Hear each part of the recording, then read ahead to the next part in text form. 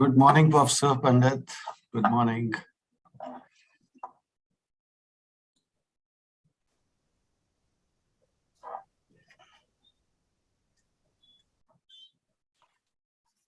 Good morning, Professor Pandit. Sir, you are on mute. Sir, you are on mute. Can you hear me? Yes, sir, we can. Yes, sir. Yeah. So, Chairman Dr. Datla, Professor Unnat Pandit, good morning. With your permission, may I start today's session? Yeah, you can go ahead. Thank you. Thank you so much. A very warm welcome to all the dignitaries present here today at the World Intellectual Property, at the National Intellectual Property Convention on the occasion of World IP Day. World Intellectual Property Day is observed on 26 April every year with a variety of events and activities worldwide.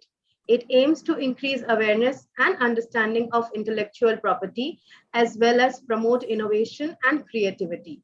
The Confederation of Indian Industry has been celebrating this day with an active participation from Government of India since 2009. This year, CII is organizing one-day exhibition cum convention on 26 April 2022. The theme of the convention is 360 degrees perspective on principles, policy, and protection of IP in the current global context. With this context, may I now invite Dr. Ramesh Datla, Chairman, CII National Committee on IP and Executive Chairman, Elico Limited, for his opening address. Over to you, Dr. Datla. Thank you, Pooja. Distinguished members on the opening session, eminent speakers, invitees, and delegates. Good morning to all of you. This day is a very important and a special day for all of us. Intellectual property is the key driver that influences our day-to-day life, business, social and cultural development, and overall progress of the nation. I am delighted to welcome you on behalf of CII on this occasion of World Intellectual Property Day. I thank you all for your kind presence, which gives us a boost to expand and further build upon our initiatives. We are truly delighted to have with us Professor Unnat Pandit, Controller General of Patent, Design and Trademark, Intellectual Property Office, Government of India, gracing this IPO CII partnership on National IP Convention. We also like to thank Dr. Darren Tang, Director General, World Intellectual Property Organization, for sending his message on this important occasion. On behalf of CII, I would congratulate you personally for your leadership in driving India towards knowledge-driven innovation and IP ecosystem. We really appreciate Dr. Pandit, Professor Pandit's time with us today. Since 2009, Confederation of Indian Industry, in association with Department for Promotion of Industry and International Trade and Intellectual Property Office, Government of India, has been celebrating this day in a very special way by working together, honoring through national awards those individuals and organizations who have made outstanding contribution to the national intellectual capital. But due to COVID-19, we are observing the World IP Day in some different manner. Let me now highlight the IP initiatives of CII. CII IP initiatives is an effort to catalyze human resource development, facilitating and providing support for IP protection and enforcement, and advocate policy reforms conducive for Indian industry to do competitive business in India and compete in the global market by enabling Indian industry to attain global leadership by harnessing, leveraging IP. CII's IP focus areas are on three major areas. One is policy advocacy, enactment, enforcement, and implementation. Second is on awareness and capacity building. Third is on IP advisory and protection services. CII actively undertakes several initiatives relating to IPRs, including sensitization workshops, training, policy advocacy, and filing of IP applications on behalf of industry, especially SMEs. I think here I like to bring my own experience. I think I had a scientific instrumentation company, and 20 years back, we associated ourselves with CII on the concept of what was IP, creating an awareness within our organization. Today, we are proud to say that we have filed about more than 100 IPRs, which include patent, design copyrights, software copyrights, etc. And for the last 20 years, we have been associated with the CII cell, which has been supporting us in this endeavor. I think we have come a long way, and this IPR initiative helped our company to compete globally. CII has been the frontrunner in establishing India's first PPP institutions in the state to facilitate IP protection by industry and innovators. So far, all these centers have facilitated filing and protection of over 400 patents, 1,200 trademarks, 1,700 industrial designs, 170 copyrights, and 35 geographical indicators across the country. CII closely works with other IP offices such as United States Patent and Trademark Office, USPTO, European Patent Office, EPO, Japan Patent Office, JPO, etc., to conduct workshops and seminars. There is an active engagement with these offices on legal and other policy-related matters of mutual interest. In the year 2019, CII has taken the first IP delegation to Japan. CII supports the new industrial revolution and always explores the scope of building IP-intensive ecosystem and enable its impact on the world. The national IP movement of CII would highlight and reinforce the unique strengths of Indian industry, academia, and other institutions. The vision of this movement is transforming India to an IP-intensive economy. The global theme of this year's World IP Day is IP and Youth Innovating for a Better Future. It is very appropriate for India also. Youth of today are incredible and largely untapped source of ingenuity and creativity. Their fresh perspective, energy, curiosity, and can-do attitude, their hunger for a better future are already reshaping approaches and driving action for innovation and change. Young people will be able to gain a better understanding of how the tools of the IP system, trademarks, design rights, copyrights, patents, plant variety rights, geographical indicators, trade secrets, and more can support their ambitions to build a better future. In order to leverage the global theme, a special session focused on IP and youth innovating for the better future has been included in the National IP Convention today. I also like to thank our partner, Intellectual Property Office India, Ministry of Information Technology, and Biotechnology Industry Research Assistant Council for the support today for organizing this conference. I also like to extend thanks to World Intellectual Property Organization, US Patent and Trademark Office, and other industries and law firms for supporting this flagship event of CII. I wish you all the best for the day-long intellectual property discussions and look forward to your suggestions. Thank you very much. Thank you, Dr. Datla, for an insightful address and for sharing the CII IP initiatives reaching new heights under your leadership. I would now request the IT team to play the video message from Mr. Darren Tang, Director General, World Intellectual Property Organization. Requesting IT team to play the video, please.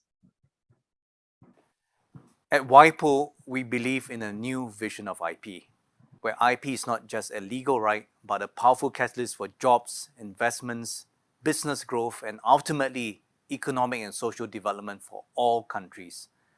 As part of this, we need to develop a more inclusive IP ecosystem that works for everyone, everywhere. One that connects not just with IP specialists and IP experts, but with new, broader and more diverse communities around the world at the ground level.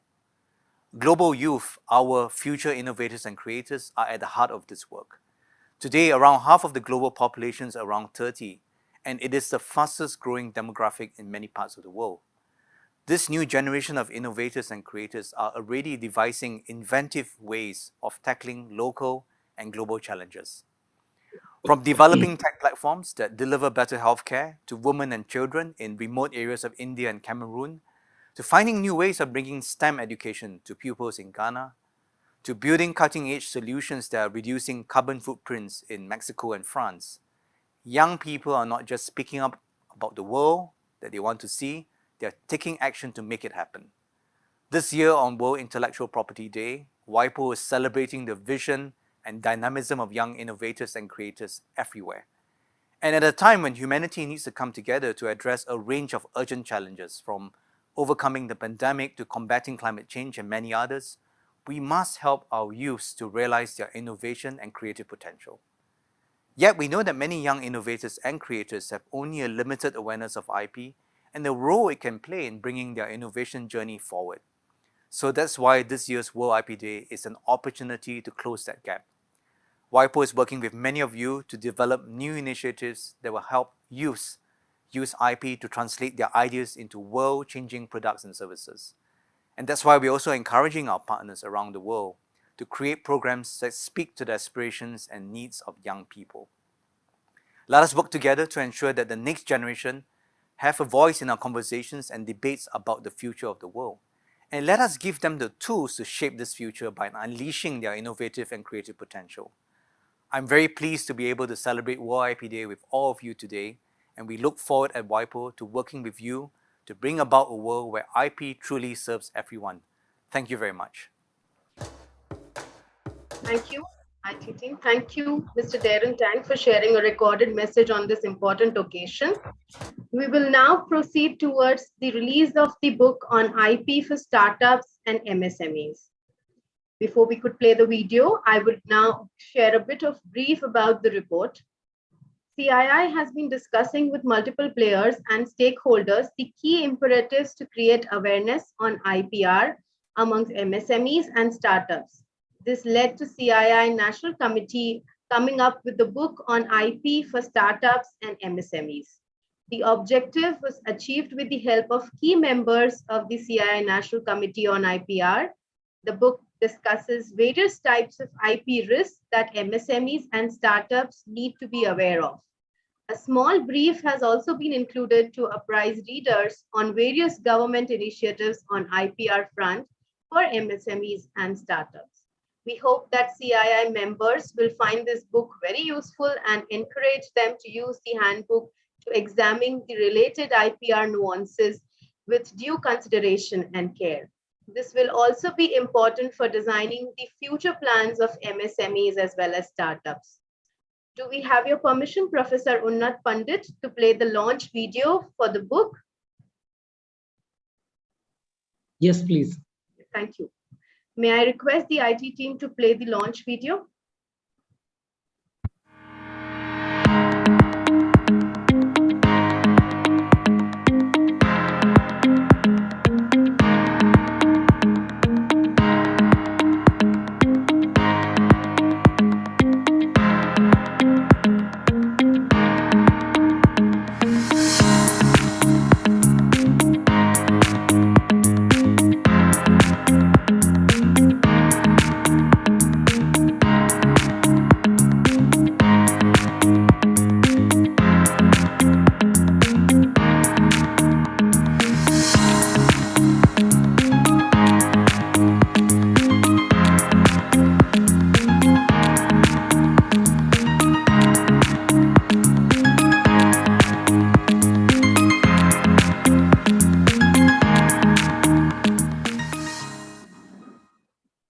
Thank you, Professor Unnat Pandit. Thank you all.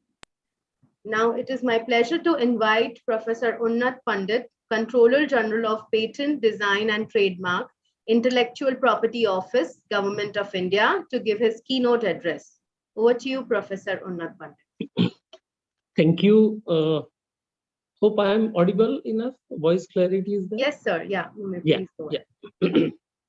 So, indeed, this is the moment wherein we are conducting this program in a virtual mode. Otherwise, the IP office and CII were celebrating the success of the IP creator, and we were recognizing the creative talent of our country.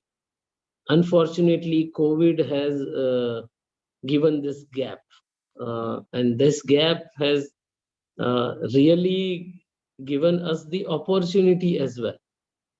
The opportunity to see the intellectual property from the different angle.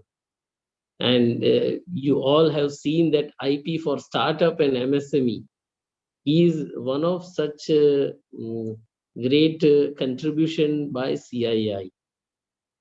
Many more to come in future. In my view, if we want that the IP driven industry, which is the vision for us, then we need to have a IP by design. IP by design is the mantra wherein we are going to encourage the catalyzation of a IP. The IP activities, its creation, its protection, its deployment is the need of a time. Research on various aspects which we want to bring in the system or ecosystem need to catalyze it. And well-informed research is again the need of a time. CII is bringing the Global Innovation Index. This index, how this can have more relevance on by balancing the input-output tool. We need an informed research and study in India.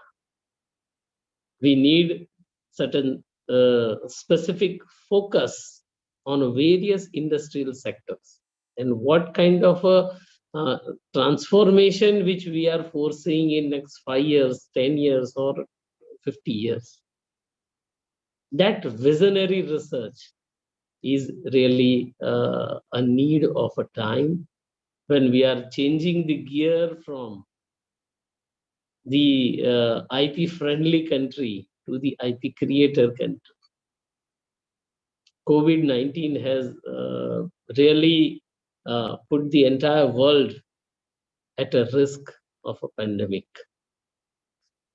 While traditionally India used to get the vaccines after 10-15 years of any such event, in less than 6 months we were having a vaccine. We adopted the technology. We have retrofit this into the ecosystem, and we have ensured that this process is adopted well enough and produce the ultimate vaccine candidate, which may be useful for the society. And as a result of that, we were not just open enough to adopt the technology created for the society, but we have successfully produced millions of doses. And all those doses we have delivered to the community. Year, month over month, this intensity was increasing, and we created a world record of offering such a vaccine at a mass level. And journey doesn't stop here. We have also realized the mantra of a Vasudhaiva Kutumbakam by offering this vaccine to the 58 countries. This is the power of IP. If we create a unique IP and have a vision of serving the society through IP, what is the contribution of India and how, at what scale we can contribute it. This is something where we need to change the gear. We need to create the IP which is beneficial to the society. On this special IP day, DG WIPO has also given the same message that IP is contributing to the society. Focus of industry should be to partner with various such IP creators and how this partnership can benefit to the society. Academia can also play a major role in this journey. We have not given enough challenges to them, that these are the challenges and find the solution for us. On one end, MSME startups are in need of the advancement in the technology. Startups, by their own genes, they have certain IP in their hands. But traditional MSME sector is always hungry of a new knowledge, technology, innovation, IP. Whereas on another hand, academia are creating the knowledge, creating the IP, creating the innovation, but they don't have a fair amount of understanding on translating it on the commercial front. The industry associations like CII can catalyze this entire momentum in the country. The journey has begun with this document which we have seen just before this. Celebrating the success of youth IP creator and innovator is again going to be a mantra. We committed for this and we are going to have this celebration in future also. IP change we all want to see, but from where this will begin? I think this will begin with this serious attempt on offering the IP to the society. One IP, one industry is the mantra which I have seen here. But this one IP for one town and affecting the life or livelihood of at least few thousand people is the end destination of IP. IP and youth innovating for better future, nothing better than this. The end destination should be this society. And I think celebration of a World IP Day with this note, one IP in one industry for one town and at least influencing the life of 1,000 people. The mantra will be complete if we offer this as an end destination and end outcome, an impact creation. This impact should get visualized in our plan, our action, our activities as well. And I'm sure this entire day of a national IP convention hosted by CII will offer a fruitful outcome, designing our roadmap to ensure that whatever we are trying to make an attempt that has the end destination of serving the society. And that's why IP by design, the design aspect has a strategic roadmap which is yet to be defined. This entire day is with you for defining this mantra. Make sure that we utilize this time, efforts, and have a rigorous brainstorming on strategizing this entire IP-driven ecosystem with a vision to serve the society. Thank you very much.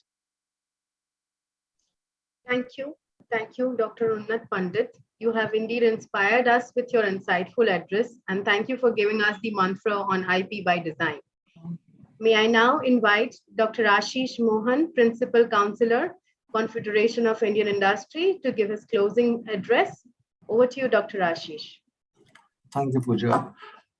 Thank you, everyone. I would first of all like to say special thanks to Professor Unnat and Dr. Datla. Both of them inspire us through a lot of, they give us a vision to work on. And this IP by design itself is a great vision to take forward, Professor Unnat, definitely. And Dr. Datla, under your leadership, we have launched this this book on IP for startups. I think we owe a lot to you in saying thanks for superb leadership, and my heartiest congratulations to all the members who have been associated with this in launch of this book. Thanks to both of you.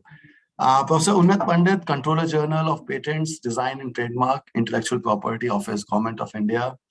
Mr. Darren Tang, Director General, World Intellectual Property Organization, and Dr. Ramesh Datla, Chairman, CII National Committee on IP and Chairman, Alico Limited. Ladies and gentlemen, the Confederation of Indian Industries has been celebrating the World IP Day with a lot of vigor and energy and a lot of passion through all these years. It's been more than 10 years now. Unfortunately, this year as well, we have to do it virtually, but safety precautions get the priority, and but the vigor and the zeal remains same. The passion with which CII take forward the IP initiatives under leadership and in combination of this force with all of you remains the same. My compliments to all of you on this World IP Day and the IP Day that we are celebrating with each other. I just noted a couple of points from the thoughts which Chairman said and which Professor Unnat you mentioned. Professor Unnat, you mentioned about the Global Innovation Index on which India has been consistently rising for last 5 years now. We were at a rank of 81 as a nation in 2015. Today, we are at 46th rank in 2021, and we aspire to go further. And seeing this in perspective of what is the theme for the IP this year, IP and youth innovating for a better future. I think combining these two, one, a country rising consistently on innovation index. Second, the focus on the youth and the talent for innovating and for the IP for a better future. I think these two, if combined well, can lead to a lot of good things to happen, a lot of ease of doing business to happen, and a lot of growth in economies and sustainability. And CII, by all its means, would like to enable this. You gave us a good mantra to extend our one company, one IP theme to beyond this point. You talked about extending it to one town and at least touching to one socio-economic factor, which means essentially that we should have IP clusters which work on problems which are relevant for the country, which are relevant for the society, and in solving them and in generating the intellectual capital to solve them, we would be contributing towards the growth of country. And that is a great mission that you have given us, sir. Thank you. Towards the launch of the CII book on IP and startups, I think, as I said, I must thank my chairman for this.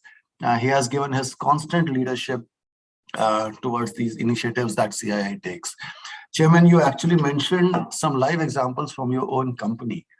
And these are some inspirational stories which actually motivates us further to take forward such initiatives which have such a huge impact on the national IP repository. Taking this inspiration from your points and the interaction from Professor Unnat forward, so I also jotted down that some new initiatives to increase the visibility and reach out of CII and IP initiatives of the complete ecosystem. We would be setting up some interactive sessions, some podcasts, some video Zoom sessions, which can be put live for a larger audience to view it. So we'll connect back with both of you separately for details of such podcast sessions on these themes. And we will integrate it with design and with well-informed research, definitely. I'm happy to share once again this that CII has submitted more than 875 recommendations on the pandemic resolution and some efforts towards that, and out of which more than 200 have already been accepted by the Government of India. And as India rapidly advances towards the knowledge and innovation-led economy, IPRs are actually poised to play an important role. It is the IPR capital the intellectual capital which the country is generating, which is making us more confident as a nation. A strong IP regime has been contributing and will continue to contribute towards our success, like Make in India, Digital India, startups, working for betterment of MSMEs, and all these. And a strengthened IPR portfolio is also required because India actually aspires big. It aspires to become a 5 trillion economy in coming years, for which I think IP is going to be important, and we all realize it. We have a good faith and trust of this community, and as CII, we will take it forward to further work in this area. Recently, CII also submitted reports to Parliamentary Standing Committee on the Department of Commerce on review of IPR regime in India, working with Mr. Saha and the IP team from IP member committees. It is heartening to note that a significant number of CII recommendations are actually got reflected in the July 23rd report of Rajya Sabha, which is last year, which gives us a lot of confidence and morale boosting as well. Today, sir, we are going to talk about 4 key points, 4 key themes as a sub-themes of the topic of discussion. Understanding IP waiver in global context, and then a session on IPR challenges in global supply chain management. Likewise, IP and youth innovating for a better future under the overall theme, and early settlement of IPR disputes. So these are the 4 themes that we wish to deliberate upon in the coming hours, when experts and eminent speakers would be deliberating on these points. We look forward to have a very insightful and a very engaging day on IP today, and we'll take forward many actions to work upon and make India a further robust IP regime, IP country in coming years. On behalf of CII, I would like to once again thank all of you who have been helping us, supporting us, and are well-wishers of our various initiatives that we are taking in order to boost and grow India as a IP economy. With this, I would like to pause here and look forward to have engaging sessions. Ashish, I want to add 2 points and bring it to the knowledge of Professor Pandit. Sir, I think you raised very important points, IP by design and IP by research. I think here I like to bring to your notice the initiatives taken by CII when the IP division itself was spun off from the technology division. The whole context was to bring in IP by design. And it has come a long way. I agree with you that we have to push much further and a lot of effort is required in the industry. And we have been focusing on those areas. And IP by research, I think CII has taken up this initiative more than 15 years back. And this initiative was appreciated by Ministry of Science and Technology. And they introduced this concept of PM fellowships. I think our company was one of the biggest beneficiaries, where we had 6 PhD programs with the 3 universities, and we had 4 patents out of the 6 PhD programs. And we still continue on that. And CII has been pushing on this concept of IP, because in this competitive environment, what we felt is for Indian industry to survive, unless they work a lot on IP, they'll not be able to survive in this competitive environment. So these 2 points I wanted to bring to your notice, sir, because you have mentioned about IP by design and IP by research. Thank you, sir. So many actions and initiative can get triggered if we do a well-informed research on IP. And if we want certain amendments, if we want appropriate enforcement of IP in India, what is the data? And data and research will speak how we can catalyze the enforcement of IP and make people aware. Making awareness is important, but enforcing the IP right will put India in the forefront. If we want a sharp jump on a GII, this is where we are practicing so much of enforcement, but we are never coming out with the well-informed research reports.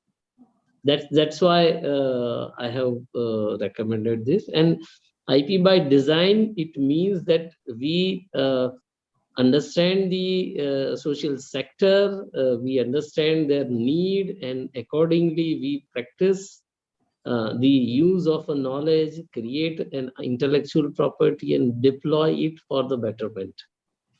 So that's the design mantra through which we want to create the IP. And I'm sure under the dynamic leadership, CII and various industry associations will join hands together to realize this for offering a better and improved IP which can influence the life of society. And the people who are desperately need of a solution to the grassroots challenges which community is facing. True. So that was Thank my you. mantra on IP by design and Thank you, sir. IP research, which we want to have it in society. Thank you. Thank you, Professor Pandit. Thank you, Dr. Datla. I would once again thank all the distinguished panelists for their time and valuable insights and for gracing the launch event today. I would also like to thank all our partners who have supported us in this National IP Convention. World IP Day lead, Lal and Shetty. World IP Day partner, UPL. World IP Day co-partner, Tata Steel and Singh and Singh. World IP Day associate partners, Amazon and Semilabs, and institutional partner, USPTO. I would like to thank all our partners once again for their wonderful contribution. The next session of today's convention will commence at 11:15 a.m. We would request all the delegates to stay tuned at CII Hive platform. Thank you all. Thank you all for a good opening session. Thank you very Thank you. much. Thank you, Dr. Datla. Thank you, Namaste. Professor Pandit. Thank you, sir. Thank you, sir. Thank you, Sahasra.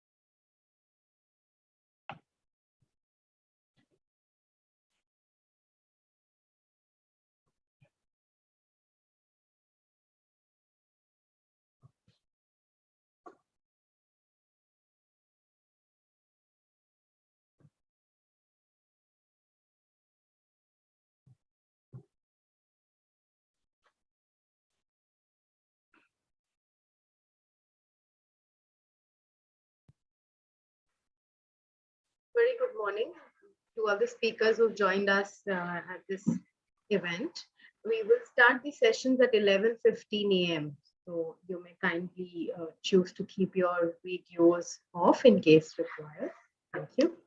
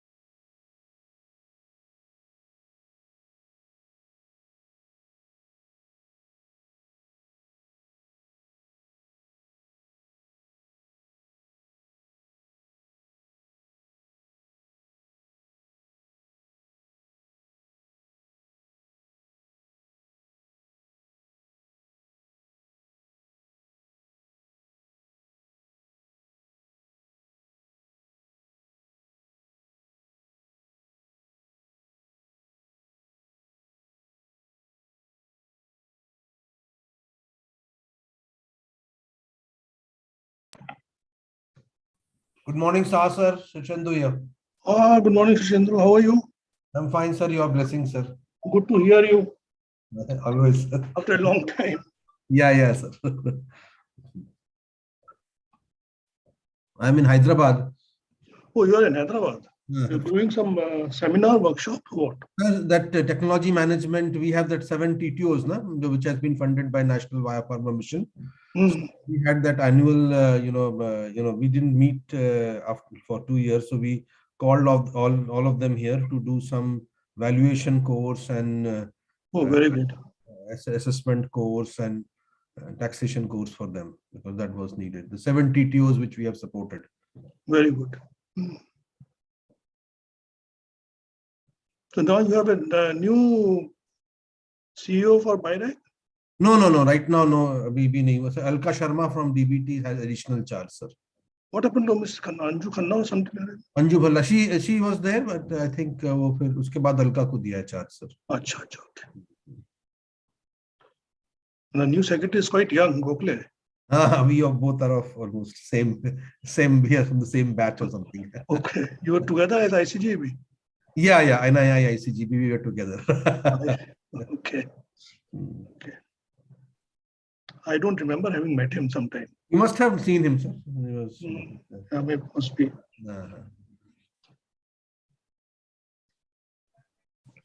So, Mr. Saha, we are at exactly 11:15 a.m. Sure. Yeah, thank you. So, good morning, everyone. After an encouraging start and forward-looking opening session, we will now move towards discussing various topics in line with the theme of the National Intellectual Property Convention. A very warm welcome to all the esteemed speakers at the session on IP and youth innovating for a better future. Innovations by youth needs to be supported. Just give me a second. Innovation by youth needs to be supported by IP rights to transform their ideas into reality, generate income, create jobs, and make a positive impact on the society. Concerned efforts are creating awareness and educating young about IPR. The global theme of this year's World IP Day is IP and Youth Innovating for a Better Future. It is a very appropriate topic from Indian context as well. With this brief, I may now introduce the esteemed speakers for this session.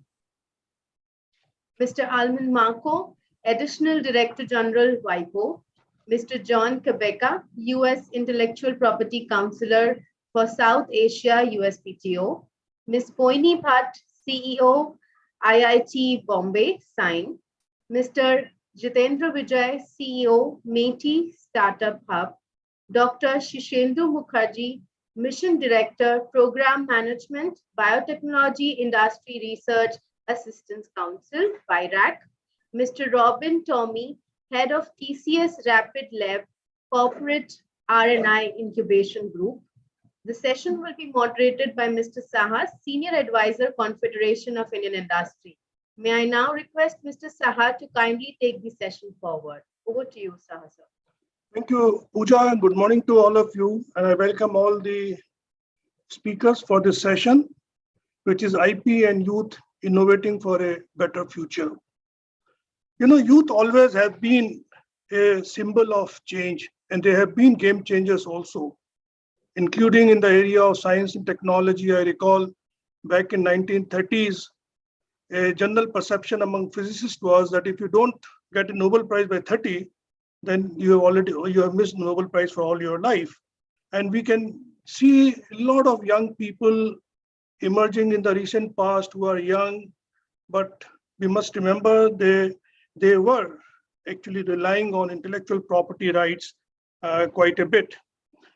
This time, in this particular session, we are focusing on how youth can make best use of their IP for ensuring that their IPs lead to innovations which will do good to the society. At this point of time, we also must realize that innovation is much larger than IP. Innovation is not equivalent to IP. IPs or IPR help in expanding innovation, making it practical. So this is an important thought which I would like to share with you. The demography of the world is such today that a very large population is young. Even in India, the population in the age group of 15 to 24 has moved from 20 crores in 2011 to something like about 25 crores, but is going to go down by 2036. Of course, since there is no good definition of youth, and all of us have got different perception of youth. So a person who is 60 years old, he will think I'm still a young person, I'm still a youth. But we have to realize that today we are at the peak of population pyramid as far as this age group is concerned. Many people want to equate startups with youth, which is technically not very correct, because for becoming a startup, you can belong to different age groups. So in nutshell, what we have today is we have very high youth energy in the world, and our effort should be how to harness this energy in whatever manner we can. It is not only linked to inventions which lead to patents, but I think we should also look at very carefully at the copyright industry and copyright innovations, because the invention term may not be applicable, which contribute perhaps more than to the society than what is contributed by patents directly. In India, Government of India have got a large number of schemes to help youth and youth startups in the country in various efforts which are taken by them for converting their IP into innovation and products. I'm sure our speakers are going to look at some of these aspects, but in my opinion today, I think key issues would be awareness and education of youth about IPR. Training on IPR, which is little more than awareness, including contracts, licensing, and things of that kind, which are not only related to IPR, but they cover a large number of different aspects. Young people need large amount of mentoring in the area of IPR. Incentives at state and central levels should be available, which are there, but I think we need to take a step further to organize these steps properly, and so that they can reach the stakeholders as quickly as possible, give them awards.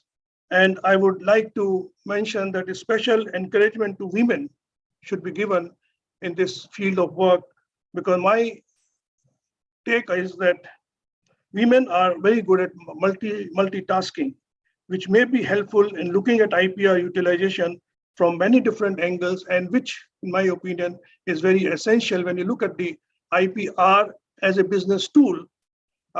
Then this kind of perspective is highly required. So with those initial remarks, I would like to go on to the speakers. So our first speaker is from WIPO, Mr. Aleman Marco, who is the Additional Director General at WIPO. So he's not able to join online, but he has sent a video talk, which I would request my colleagues to play. Talk of Mr. Aleman Marco. Pooja, can you take on? Yes, sir. We are requesting the IT team to play. Just give us half a minute, please. Yeah, there it is.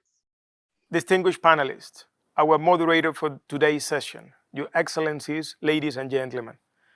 I would like to congratulate the Confederation of Indian Industry for organizing today's virtual National Intellectual Property Convention in collaboration with the Department for the Promotion of Industry and Internal Trade and the Intellectual Property Office of India. WIPO is very happy to join this event as an institutional partner. The convention celebrates the World IP Day, whose aim is to promote the contribution of intellectual property to enterprise growth, sustainable development, and strengthening of innovation ecosystems all around the world. This year, the chosen theme of the World IP Day is IP and Youth, Innovating for a Better Future, which is also the topic for this session and this particular panel I had the privilege to participate. With over half the planet population under the age of 30 years, young people have the largest stake in the future. Their energy, talent, and inquisitiveness will shape the future landscape of innovation, in particular in developing countries such as India. The government of India places high importance on youth empowerment and the role of young entrepreneurs in building the economy. His Excellency Prime Minister Narendra Modi mentioned recently that India's youth has taken the nation to the top 3 in the world in terms of creating startups, and that over 50 unicorns created during the COVID-19 pandemic show the strength of India's youth. Business intermediaries like CII and other stakeholders, in partnership with the government and responding to the demand from young people to equip them with the skills that will make them economically self-sufficient in running businesses, developing useful new products and services, and bringing them to the market while improving condition of the community is essential for the future of innovation in the country. Given the aspiration of many countries to become knowledge-based economies, young people would do well to take an interest in the IP system in order to easily adapt to the fast-paced and competitive environment it would create. Understanding how to use the global IP system will allow young innovators to monetize their creative ideas. On the other hand, young people in developing countries can play an important role in shaping IP system in their home countries and to leverage the policy and regulatory gaps that might exist in the current global IP system. In this particular regard, WIPO just welcomed this year its first cohort of 11 young experts under the WIPO Young Expert Program. They will spend 2 years at WIPO's in Geneva headquarters, working with various sectors to broaden and deepen their IP knowledge. They will become the IP leaders of tomorrow. WIPO Youth Focus is premised on the priority given to youth in the organization's 5-year medium-term strategic plan. The aim is to assist them in unlocking the benefit of IP and to support young people in the journey as entrepreneurs, startup owners, innovators, researchers, and IP professionals. Like Kazumi Muraki from Japan, who has invented the world's smallest carbon capture machine and wants to manufacture one for every person on Earth, and in that way to contribute addressing global warming. Or Mark Bantugon, a young aeronautical engineer from the Philippines who used agricultural waste to create a sealant to stop fuel leakage on aircraft. It made the aircraft industry eco-friendly while also increasing the income of local farmers. Or Kavita Shukla, born in India and later emigrated to the United States, who invented fresh paper, a simple but a smart solution by using botanical infused paper to keep produce fresh for longer and prevent in that way food waste. She got her first patent when she was 17, and her company is marketing the product globally to farmers, food retailers, and agro-industry in more than 35 countries. These stories tell us that successful innovation and commercialization depend on an efficient IP system and a supportive innovation ecosystem.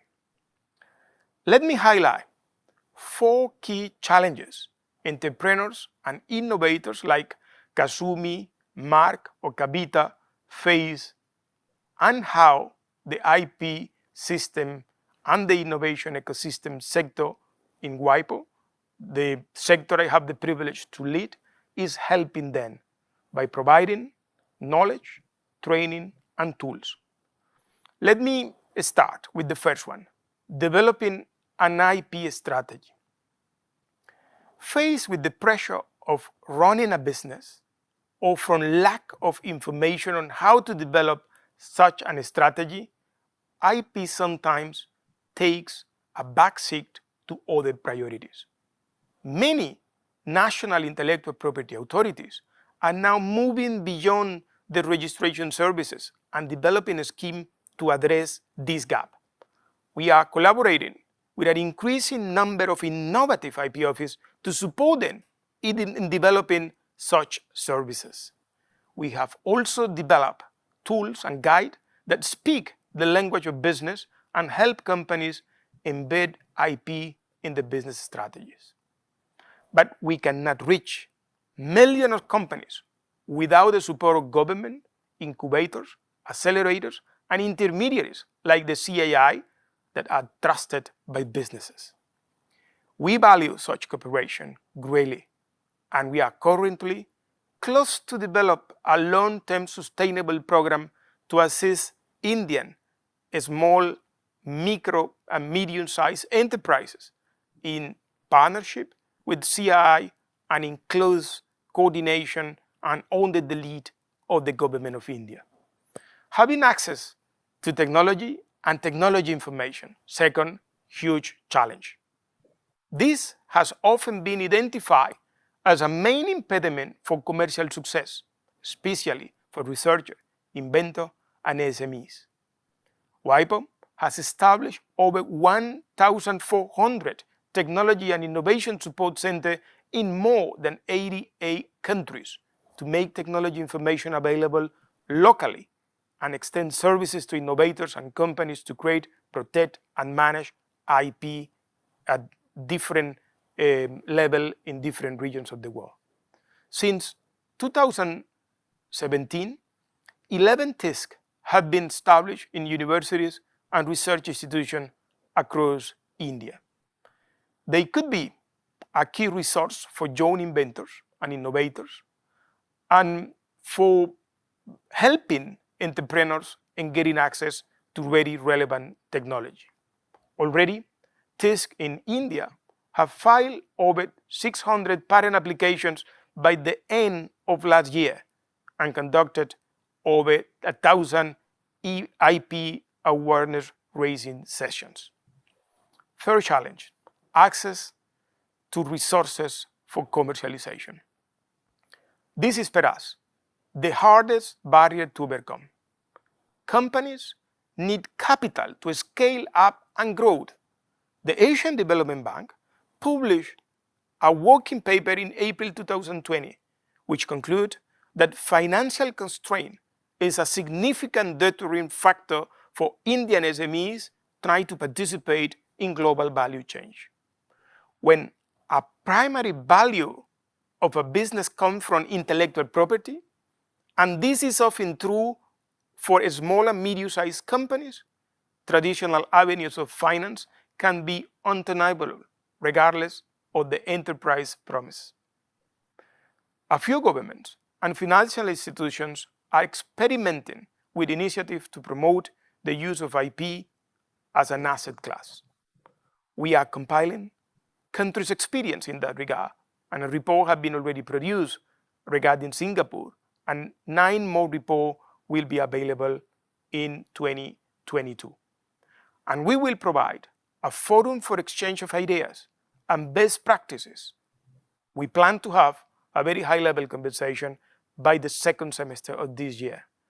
And we have a project to develop interactive tools to help businesses understand the potential value of their IP assets and the component of IP assets in the overall portfolio of those companies, and be able, this is particularly important, be able to present it to lenders and inventors in order for them to facilitate different decisions like making business or the decisions to provide the financial resources they need to grow.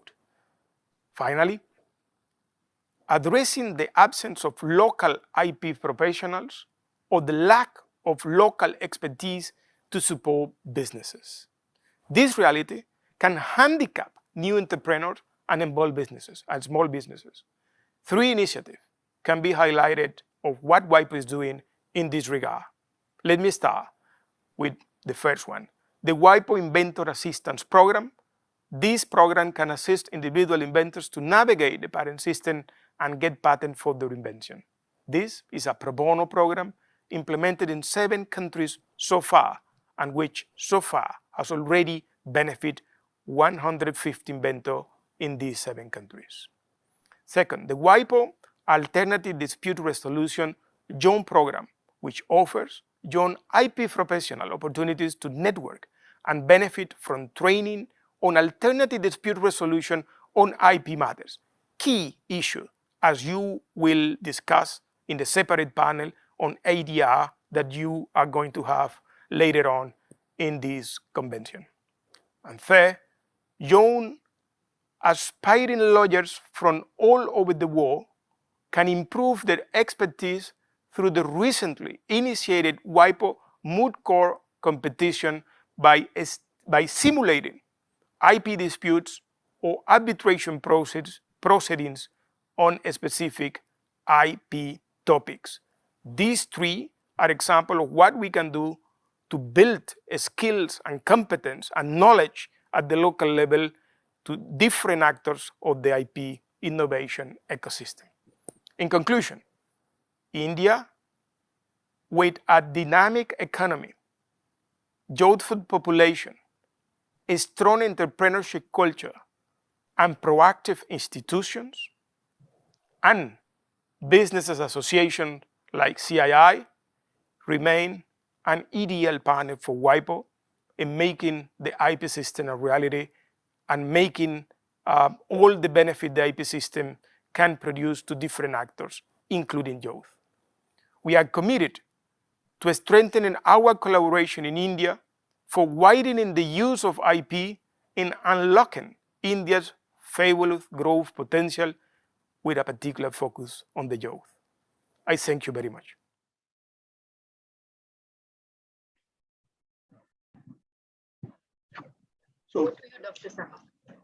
So we had this address by Mr. Marco from WIPO, which was very insightful and gave us a lot of ideas, and all the participants who are there, they must have taken notes to see how they can benefit themselves by various WIPO programs.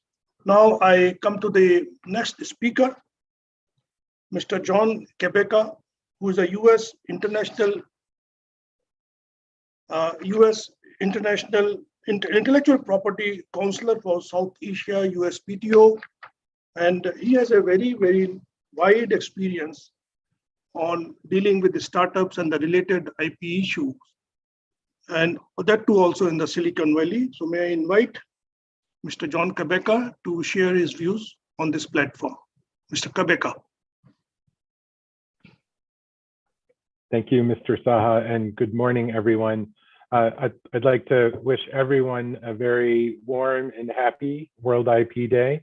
It's exciting to come together, especially on such an important topic. I will just take a quick moment to share. I'm getting a message saying my bandwidth is low. So as long as you can hear me okay, great. I'll leave my video on, but if you're not hearing me well, please let me know and I can turn the video off.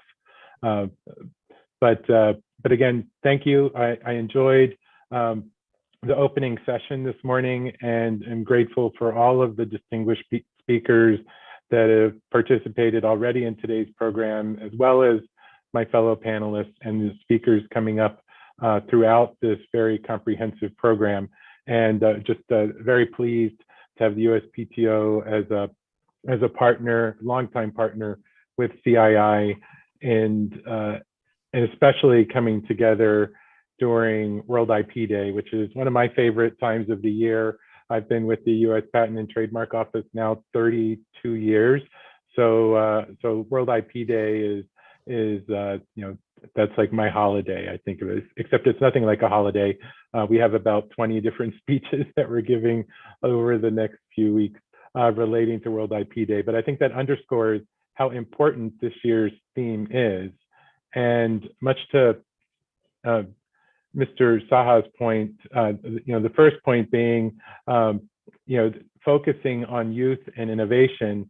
I've been saying essentially is everyone younger than me is playing in the innovation ecosphere can be considered youth. But also Mr. Saha made a great point that oftentimes when we talk about youth, we use it in interplay with startup activity. And I have a long storied career in the Silicon Valley working with startups, but I did want to focus on today's particular theme of the importance of youth, and understanding that distinction is really critical. I had an opportunity recently to visit with another government outside of India, and who has a very, very early stage intellectual property system. And in meeting with not just the government officials, but also with industry and other institutions throughout the country, I realized that there's absolutely no culture of intellectual property at all. And we have a lot of work to do. Fortunately, that is not the case in India. There's a lot of promising work taking place at the school level, at the preschool level, school level, and in the colleges and universities to help encourage intellectual property awareness, raise respect for intellectual property. And I do commend India's efforts in that regard and look forward to working together on that. But first, taking a big step back, I think it's important to note that the IP rights can significantly support the goals of entrepreneurs and creators. It helps them transform their ideas into reality, generates income, creates jobs, makes a positive impact on the world around us. And overall, establishing an intellectual property culture is very important, not just for the economy, but for industry, for academia, and strengthening an IP ecosystem in all of our respective countries is the need of the hour as technologies continue to advance and outpace our growth. We've gotten to the point now where technology is at a point where we can't just rely on being users of technology, and we have to continue to inspire new generation of inventors to seek careers in science, technology, engineering, and math in the STEM fields, and to continue the pursuit of advancing technology and coming up with new and better ways of doing things. The future generations of inventors will go on to invent things that we can barely dream of today. And I can't wait to see what they'll achieve next. But without our support, achieving this will be very difficult. The truth is that people at any age can innovate. No matter what their age, their gender, their race, or background, we can all be inventors. And to truly advance innovation and human progress, we must work to broaden the innovation community and make sure everyone knows that they too can change the world through the power of a single idea. So STEM training is still the prerequisite to sustaining a competitive and growing economy. And we must never forget that, especially in the world of discovery and the thirst for innovation, and how that begins at a very young age. It should be encouraged and nurtured, helping our young bridge that gap between creativity and innovation. And a key factor is there are very real economic benefits. In the US, we recently released, the US Patent and Trademark Office recently released an updated report on the intellectual property and the US economy. And what this report showed was that IP-intensive industries directly and indirectly support over 1/3 of all employment throughout the United States, and contribute to 41% of the US gross domestic product, which is 7.8 trillion US dollars, or 530 lakh crore Indian rupees. So it is a significant part of our economy. But you might be asking, well, what are IP-intensive industries? And IP-intensive industries are those industries that reinvest and redirect a portion of their revenue back into research and development to create new technologies, improve on existing technologies, and they do so within their own research and development, but also through partnering with academic institutions.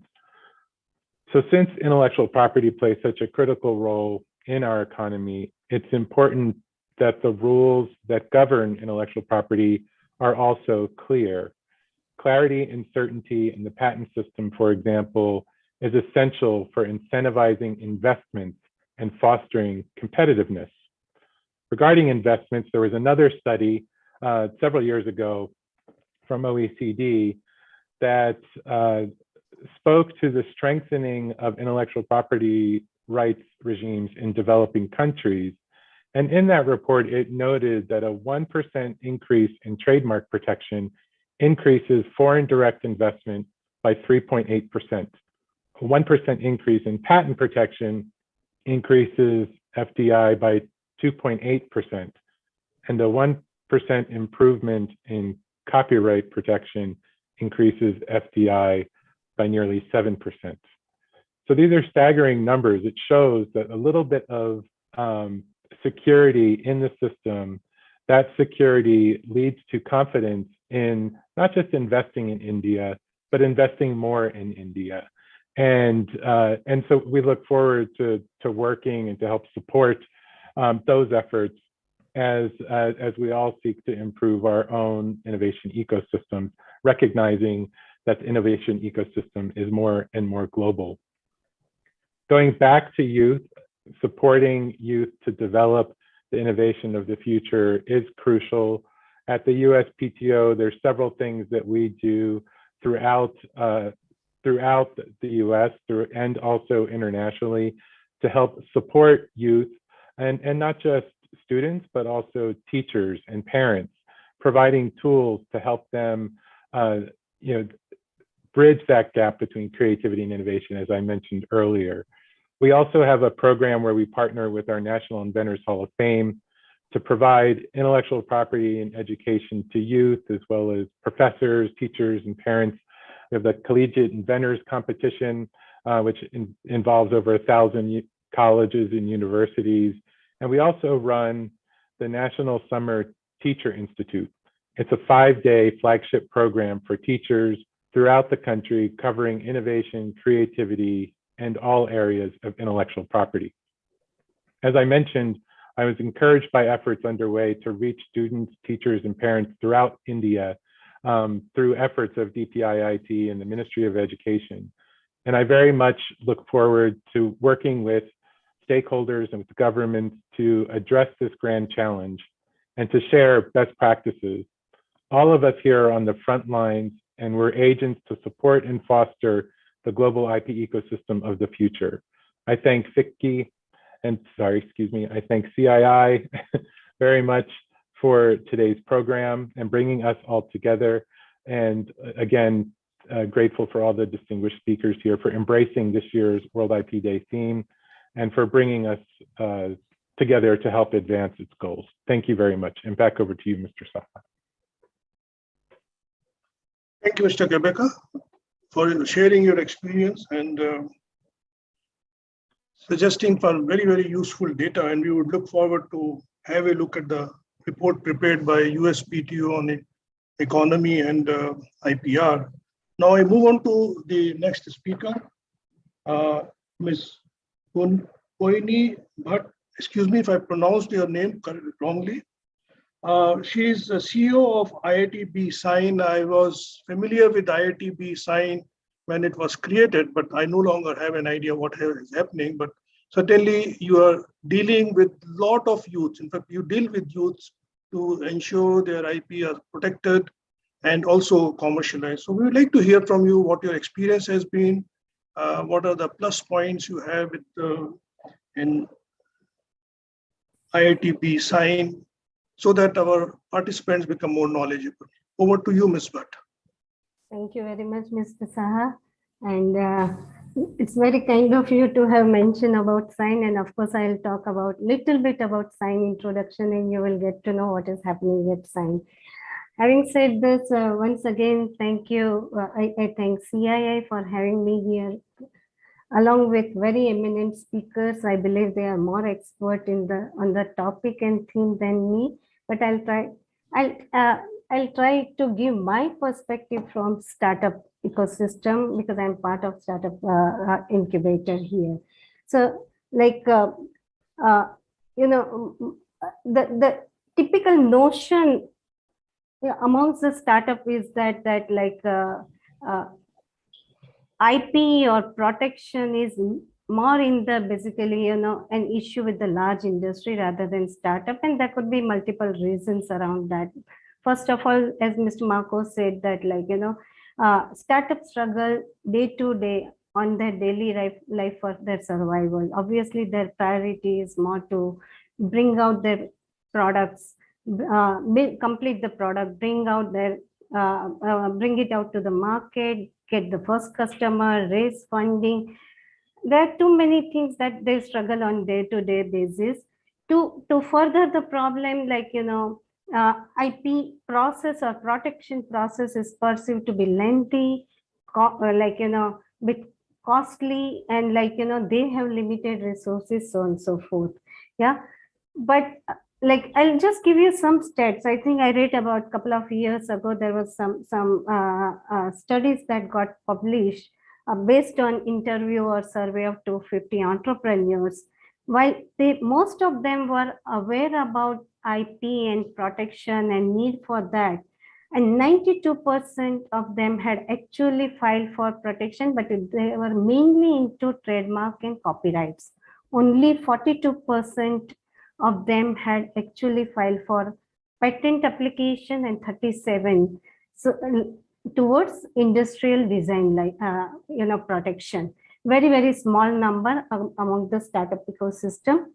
This is despite the fact that most startups engage in innovation.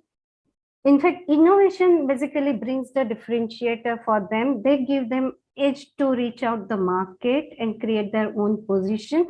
Yet they basically give lower priority on protection. So and especially like India is a third largest, as again like it was mentioned by previous speaker. India is a third largest startup nation globally.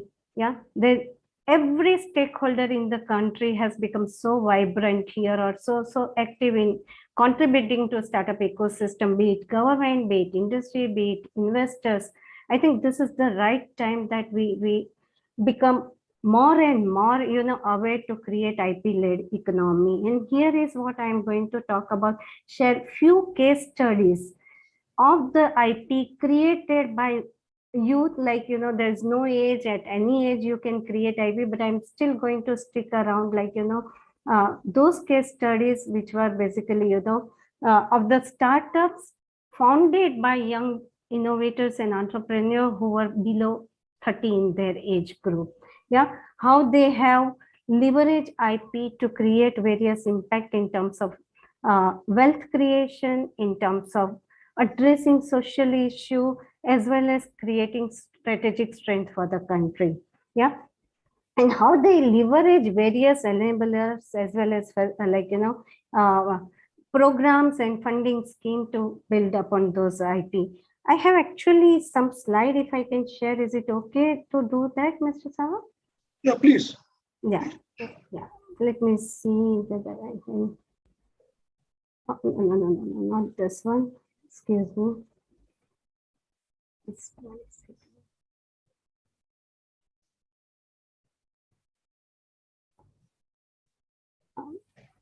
Here we go. Once again.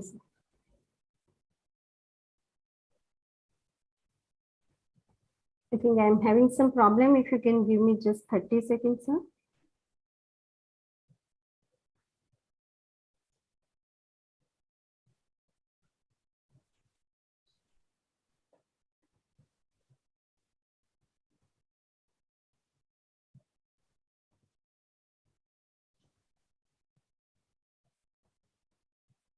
Yeah, can you see the screen? Yes. Yeah, thank you very much. Yeah, so I think let me start with some kind of a good note here. Like the good news is that in last 7 years, like, IP filing or patent filing in the country has increased almost by 50 times since 2014-15. And it is not a coincidence. 2016 was the year when IP laws in the country were reformed, make it more innovator friendly, more easy to understand. Yeah. Nearly 5 times of the increase in the grant of the patent in 2021, which was like, 30,000 plus patents that were granted compared to approximately 6,000 patents. Also, reduction in time of the patent examination, which used to take very long, 5 years, 6 years, it has been reduced significantly to 6 months to 2 years, depending on the technology areas. Yeah. And these are the government published data. So in last quarter, like, some of us might have read the news that in just last quarter, for the first time in last 11 years, the number of domestic patent filing has surpassed the number of international patent filing. Yeah. And out of 19,796 patent applications, 10,000 were filed by Indian applicants. Of course, there is a this number doesn't reflect when we talk about startups. Startup basically number is really very small in the whole thing, and a lot more work is to be done. But what I'm trying to say is that we are really on a very good and positive path here, and startup can leverage. Yeah, there's a lot more facilitation that is happening in the country for startups. There are government policies, there are funding schemes, there are enablers like incubators and academia. In terms of government policies, like laws were amended to make it more innovator and startup friendly. There were new provisions created for expedited examination, as well as new category of startup as a applicant was created that out there. DPIIT and several government initiatives providing the support for IP protections by startup. There is a, I think previous speaker spoke about attorneys, basically right attorneys who can help applicants to file the patent. So there are facilitation in terms of, attorney resources. If there are facilitation in terms of financial support, state governments are also supporting local filing and as well as in international PCTs and so on and so forth. There are good number of grants that are basically, given for innovative products and solution. I think Dr. Shishandu will talk more about it for the programs that is run by his ministry or department. But lots and lots for lots of focus has been given to build innovations, innovative product and solution, and generate IP out there. Then there are incubators like us who are facilitating creation and supporting young innovative startup based on technology and sciences by providing low cost support, infrastructure support, intangible support. Yeah, give the access to technology, expertise and talents in academia. We ourselves also build laboratories where startup can come, entrepreneur, innovator can come and develop the product at a very, very reasonable cost. And then academia are actually the hotbeds of innovations. They have been basically, over a period of time, they have been creating lots of startup friendly IP policies and commercialization policies. So I'll give you some of the examples how the young innovators have leveraged all this ecosystem support to build their ventures, which are really doing very, very impactful here. So some of the examples, this 3 company I'm talking about, Idea Forge, Atombug and MedPrime. These are very, very known names in the ecosystem. First 2 companies actually are having the revenue worth 150 crores, actually more than 150 crores revenue that they are doing on year basis. Yeah. While there were students in their academic activity, they actually indulge in IP creation by undertaking various projects. Yeah. And this is what those basically, understanding, knowledge, skill, and project that they built, they took it forward in creating that startup. Yeah. IdeaForge is the first company to have sold surveillance drone to the defense authority, and globally in their category they are the best drone which can fly in the harsh terrains like Ladakh or high altitude level, and they give real time input to the at a ground level. Atomberg, it's a company which is actually making simple product like fan, but their fan basically saves energy up to 65%, yeah, on the wall. Like, so typical fan uses about 78 watt of energy. Their fan uses only 24 to 25 watts of energy, and every Indian household has basically more than one fan running in their house. Imagine the impact that they are creating basically in terms of energy saving. MedPrime, they are making smartphone based portable digital microscope, huge impact for especially in remote area. Yeah.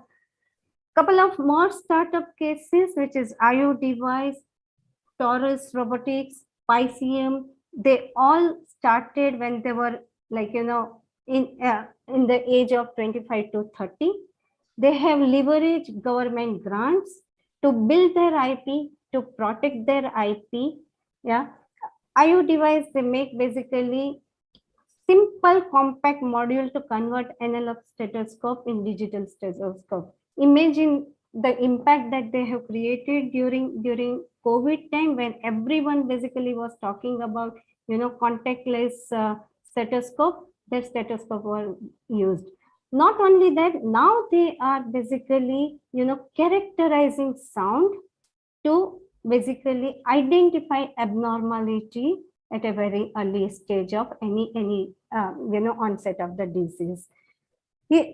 The point about this startup is that they have leveraged various government grants from BIRAC, from Ministry of MeitY or Department of Science and Technology, and they also have leveraged support from the government to protect basically their IPs. Yeah.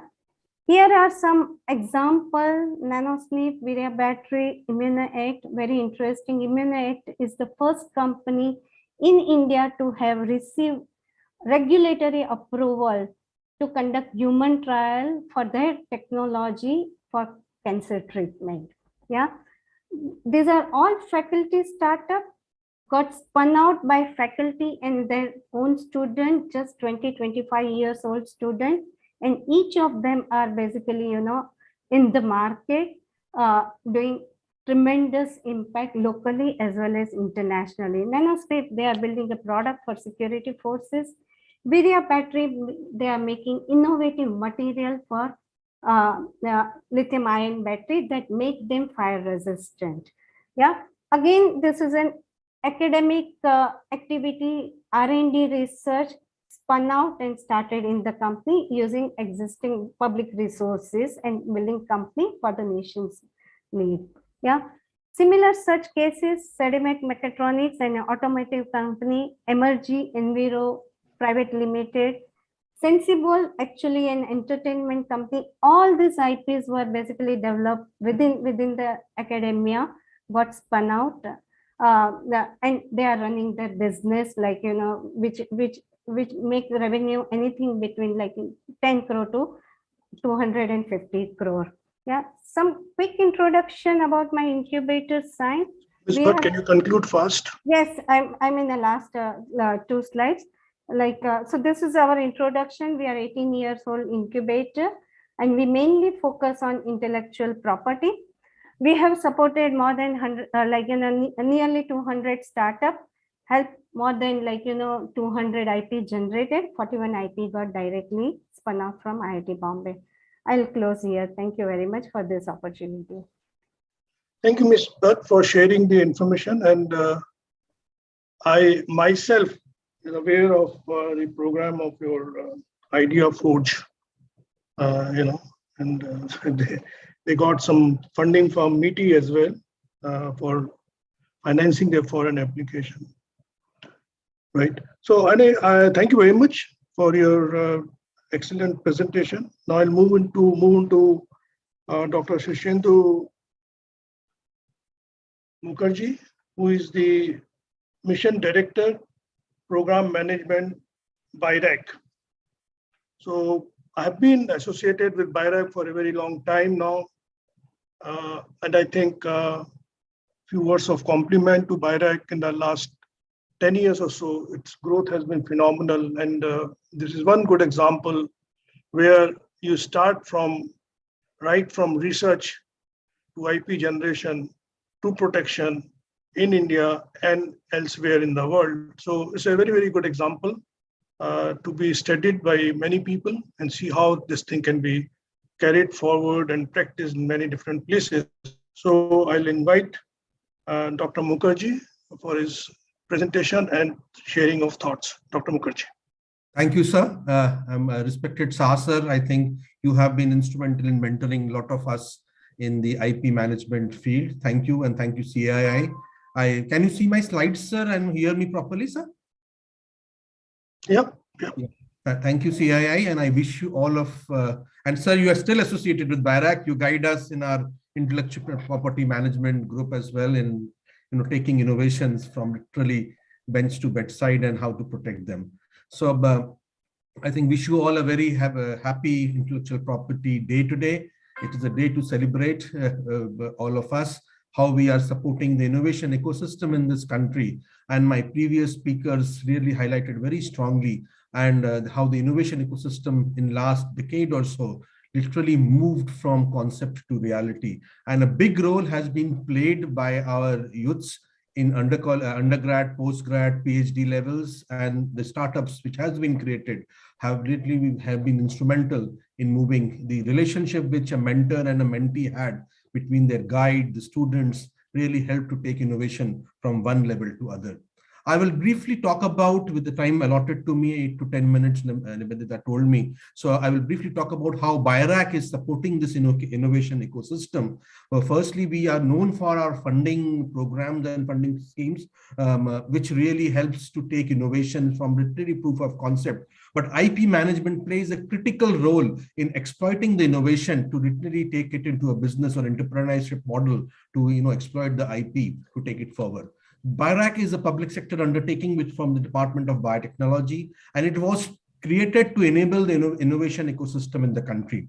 60%, 70% of our job is funding, but remaining 40% is critical, which is area which governs the how to take the innovation. We support IP management, we support business development, we support enterprise creation, and through this is done not only through it sitting at Delhi, but through the networks of our incubation center. And Hoini just described one of our incubation centers is at CII Mumbai. So the network of our around 7 core incubation centers and 60 plus bionests across the length and breadth of the country, which takes innovations from literally the bench, from the student innovators to faculty innovators, from bench to the field or bench to the bedside. And we support in BIRAC to facilitate. So we call ourselves the enabler in the innovation ecosystem in our country. So just to tell you how we do that, this slide helps us to understand that we look at ideation to idea development, to proof of concept, to validation, and to late stage development and to product commercialization. We work, I'll not describe in each and every scheme, but this is done that actually starting from the the concept generation, what the country needs, what is the unmet challenges we are facing. It may be infectious diseases, it might be medical technologies, it might be mobile health solutions. We work on length and breadth of the problems to understand the problems and take it. And this is done through our programs as well as the support from the incubating ecosystem, which we get across. So we have a full length of programs to move from. Recently we launched the product commercialization grant also to see how the product can move into the market. And these all programs, we keep handholding them, right, starting from helping them to write their grant applications, to defend them in front of the committee, then to handhold them into identifying their innovations, to the IP protections, and to exploit that IP as well. So I think this angle, this scheme, and I will describe you briefly, Mike. So IP and technology management, apart from providing incubation space, access to research resources, and mentoring, IP and technology management is one of our key elements. And my colleague Vinita is also here online. I think she leads the IP portfolio here. So we help all the teams, the young teams, and all the basically the innovators to do patent search. We have an in-house patent search through our your other slides are not visible. Only the first slide is visible. I'm moving it regularly. It is not visible, sir? No. Oh, nothing is visible? No, first slide is visible. Only the first slide. Oh, I'm moving it. I'm on the 5th slide right now. 6th slide actually per se. Okay. I don't know. Dr. Shushendu, you are not in a slide mode. It is still like, if you can share, put it in slide mode. Yes, I think you can put it in slide mode. Yeah. Yes, now it works. Now it's okay. This is okay. Yes. Yes. Okay, I will move it this way then. I was doing slide share, so I just literally covered this structure to show how we support the innovation ecosystem from concept to reality. And then I said the IP and technology management is one of the key elements. And then I moved to this slide. So I'll move it like that only then. Sir, you can make it in a full screen because it might be better to view accordingly. There is a full screen just before 71. There is an icon. You can click that. I did that. Yeah, so this that one. time, this looks better. This looks better. Yeah, this is better, sir. So now it's okay, sir? Yes, it's fine. Okay. So patent search, we help the team. We really enable and help the patent innovators to do the patent search, help them in patent drafting. Of course, we have a committee, which is, and Sasar really helps us in that, managing that program, which helps the innovators to identify innovations, and then follow on, we help them to draft patent, understand the patent landscape, and take the programs that really help them in handholding them. Because these innovators are science driven and they understand science very well. But it comes to IP, we really handhold them and take them to the next level. I move to the next slide. Is the slide moving right now? Yes. Okay. So now the technology of IP and technology management still really works with the research institutes. We do technology and IP evaluations. We do market evaluations through our partners, technology marketing, economic analysis. Right now we are doing a workshop here on that, and negotiation and concluding of technology license agreements. We handhold them because IP, if it is not commercialized, if it's not commercially exploited, doesn't make much sense. So our idea is literally handhold them to make it a commercial enterprise or an entity. We take, the BIRAC Path program is one of the interesting programs where we take all BIRAC funded projects through and we fund them starting from filing of the provisional patent application to complete to PCT and to enter the national phases. And 3-year post filing of the national phases, we really help them to maintain that application. And within that time, they have to have a commercial exit so that it can be taken forward. So BIRAC Path scheme literally helps that to literally fund the innovators to take their innovation and de-risk their innovation in such a way that it can be taken to the next level. Then we have IP Law Connect Clinic, which is held every second Friday of the month, where the innovators can walk in with their IP challenges and solutions. Our team here sits with the lawyers and the attorneys, IP attorneys, and help them to find out solution, whether that needs any help from us, how we can handhold them to protect their IP. So anybody can take an online appointment with us, and all the innovators can walk in every second Friday of the month. Vinita leads on that from I think 4 o'clock to 6 o'clock in the evening, it happens. We were initially doing it physically, but right now we have changed it to virtual mode, but slowly we would like to go back to a physical mode as time permits. So this is absolutely a very important program. We are literally hand-holding them. There are a couple of innovations which we have supported. I will not describe each of them. We have one of the newborn resuscitation devices, which has been commercially exploited and taken to a next level. The hearing device, the pediatric hearing device, the Flexi OH device, which is supported by OrthoHeal. These are all patent protected, and our teams and the experts have identified these innovations to be and they have all been strongly commercially exploited and taken to the next level. I will stop here, sir, and these are my contact details, but happy to answer any questions. So BIRAC, as an enabling agency, is supporting innovations from, and we work at the very collegiate level to an academic setting as well, to identify and help our innovation ecosystem, especially the youths, to take the innovations literally from the concept to reality. Thank you, sir. Thank you for the opportunity given to me. Thank you, sir. Thank you, Shendu. I think we will have time for some question answer, because one of the speakers is not able to join because there's some family emergency at home, and that is Mr. Jitendra Vijay. He is the CEO of MITI Startup Hub. And this hub was started about 2 years back, or maybe 2.5 years back, to bring the startups at one platform and see how they can be helped in either commercialization or something of that kind. But at the same time, since I'm associated with their IPR programs, I just wanted to inform people on this platform that MITI has got a scheme for supporting foreign filing of patent applications by these startups and MSME up to a certain point. No, it's not 100% support, it's only 50% support. So now I'll move on to Mr. Robin Tommy, who is the head of TCS Rapid Lab Corporate and Incubation Group. I know TCS has been recruiting a large number of people for their data sciences and AI inventions and problem solving.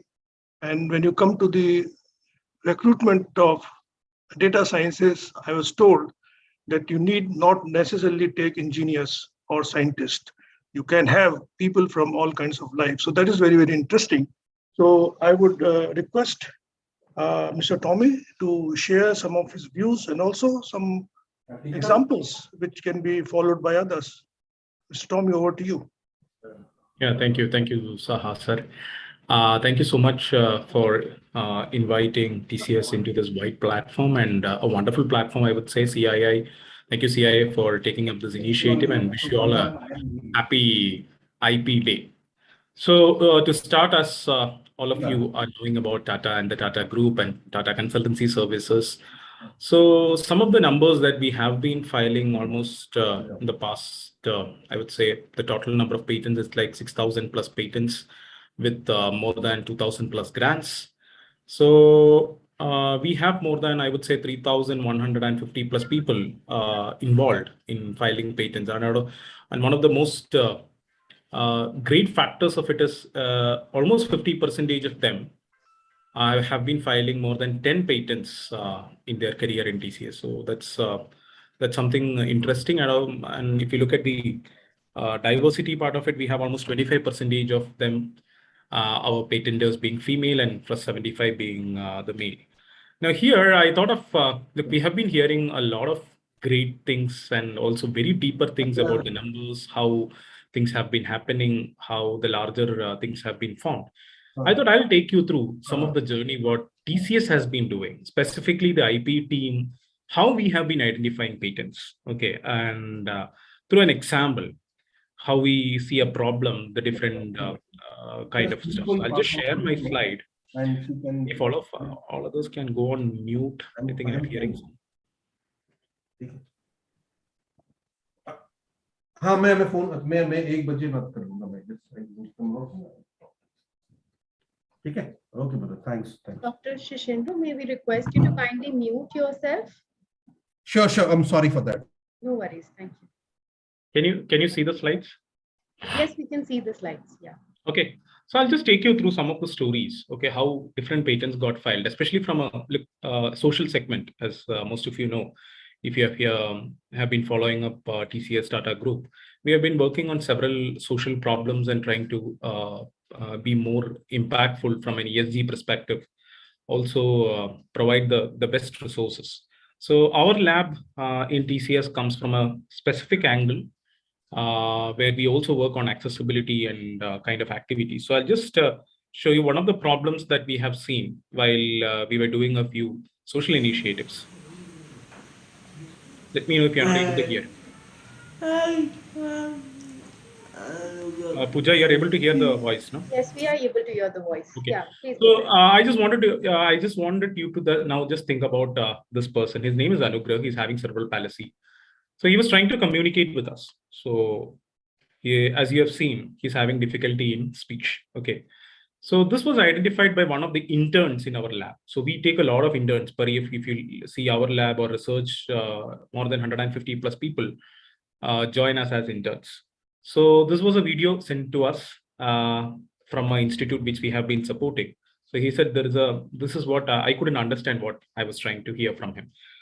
So we started identifying patterns. So that's how what TCS does also. So TCS, from a person who joins, as Saha was mentioning, each and every person who joins TCS, they undergo, from any background, let them be, they undergo through a strict IP training process. What is IP? What is the process of safeguarding the IP?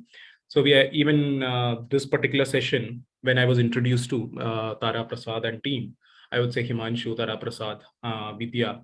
So I would say all these people, there is a huge IP team who make sure that each and every person inside TCS, or the 5 lakh plus people, are aware of each and every nooks and corners of the IP. What is the filing process? How you should identify problems. So, and why IP is really important for us, and also not only IP, trademarks, copyrights, and so on. And here, majorly what we do is, because I wanted to also talk about how we identify specific patterns. So our interns, our entire workforce, we go behind patterns. We identify what are the different ideas that's possible. Then our company as such, TCS, has been focusing on the 3P methodology, which is patents, products, and platforms.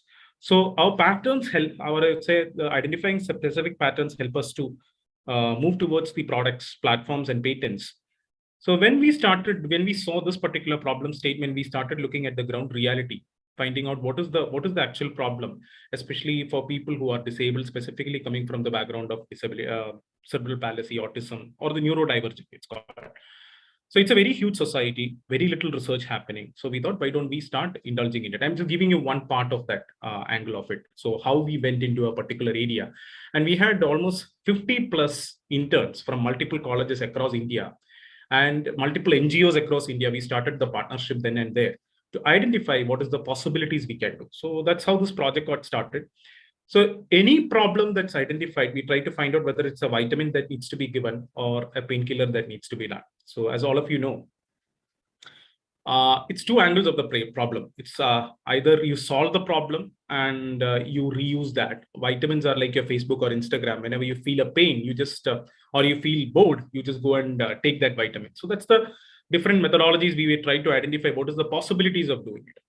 So there is a huge process that we have put forward, like different stakeholders when it comes to accessibility, you know, parents, beneficiaries. A lot of study happened, a lot of papers were published behind that study, business related, technology related. Then we went for a user-centric design journey. So a lot of design of experiments happened, explorations happened, failures happened, and then we created multiple MVPs there. And that is where, which led to a lot of, I would say, patents generating out of this exercise. So we usually, from the TCS research part of it, we create new behaviors. So that's what we want. So that's where even patents or trademarks or copyrights lies. So we try to create new behaviors or new habits where it would be starting with a pleasure-seeking capability, especially in the case of Anugrah you have seen. He wants to communicate. Okay, that's a pain. He's completely demotivated because he's not able to communicate properly. Others are not able to understand him. He needs a scriber during any exam for his day-to-day living. So he needs something for him. So starting with a pleasure-seeking activity, then a pain-alleviating activity is what, in any kind of an exercise, especially from a patent perspective, we have been trying to do as an organization, create new behaviors like the Uberization of concepts, or decentralization of concepts, or even democratization of the technology kind of. So we have a specific model: engage, empathize, and empower. So especially from the social segment, we start engaging with them, then we start empathizing and understanding what is the right problems to be identified. Multiple problems come out. Then we start partnership models and then empower the entire society. So as usual, so we find a problem, we try to scratch it. So that's what is the human tendency. But here scratching is directly converted into a platform, or I would say a product where a patent is, if patent is required to safeguard the interest, as well as making sure that that is not copied in a different way. Like Nintendo estimates almost 720 million counterfeit in a specific country per year. So we don't want counterfeit products coming, low-grade products coming. So because of that, we do design patents. We go into the utility patents of it. So we do a lot of study of existing range products. Then before even going for the patent, what we do is we sit with the major activities, or I would say the experts of the world, understanding what is the existing devices, usability experience, contextual studies, feasibility studies. Then we create stories around it. Look, as you know, the youth of India, especially, there is a very important aspect in the youth of India today. So if you motivate them in the right direction, and if you're able to give them the variable rewards, they are the best people who can actually uncover the secrets behind multiple things. So stories run, I would say, the better the way you tell stories to them. So that's the reason why I wanted to take the session in this manner. So it's all the problem statements. Our problem statements are stories. So here the story is make Anugrah more powerful. So he's today powerless. We want to make it powerful by adding 3 components: the word power, the word independence, and bravery. So that's why you see the Wonder Woman concept here. And we invented a device for him.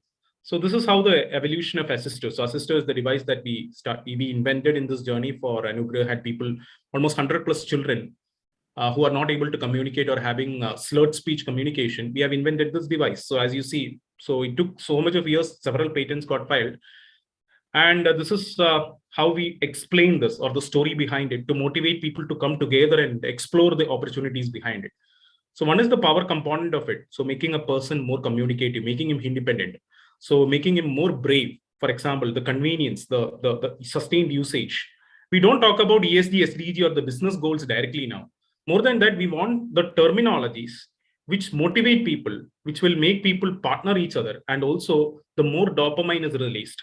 Now let us hear how, you might have heard now how Anugrah was communicating. Let's hear what Anugrah was asking us when we reached there to talk to Anugrah. He was talking.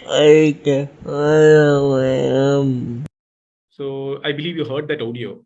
He was asking for something. Okay, he was asking half a day for this particular thing. Now let us hear actually what he was asking for. Actually, he is asking in Malayalam. Enikku vellam venam. Enikku vellam venam means I need a glass of water. He was asking for half a day. We never was able to understand. We called his mother, and his mother was explaining us in tears that he was asking a glass of water. So that is what we wanted to change. So this is the story we wanted to create. Make him a superhero, okay, by himself, so that he can live independently. So each patent has a story in TCS, how it is changing the customer life or social life, or everything adds economic value. So more than the economic value, what is the ESG parameters that we do?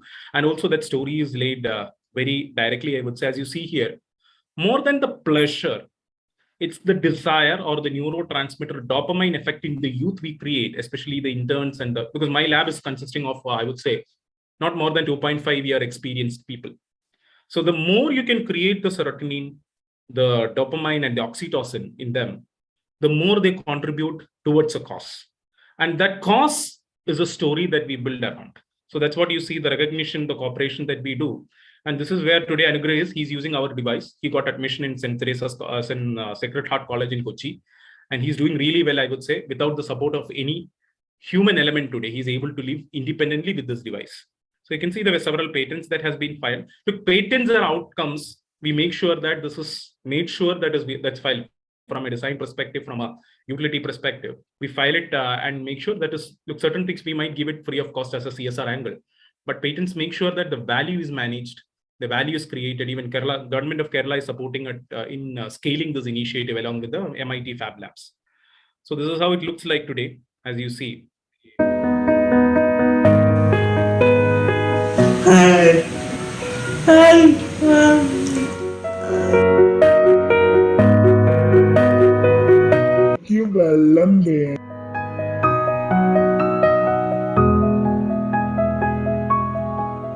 Nugraha, very much enjoyed session with Manu and Robin sir from TCS.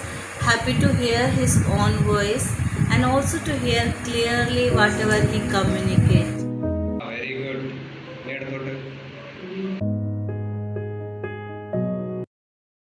So 4,000 plus children are today enabled. I'm not going through this, some of the community related outcomes, how we are leveraging the partnership for creating multiple patents together in this ecosystem, several awards that we have won. Then I would say, this is what we say about our social innovation. Look, everything is a story. Every patent is a story. So each story has something to change, a product that is actually bringing or solving your problem or giving you some kind of a change in your life. So that's what we have been doing from TCS. And the right dopamines are released with the oxytocins to create, to empower the youth with a meaning and create the right patents for the society, for business, and finally, create value in this ecosystem. So that's what I thought of presenting today, not going more into the numbers, but what we have been doing on a larger side. Thank you so much, Saha sir, over to you.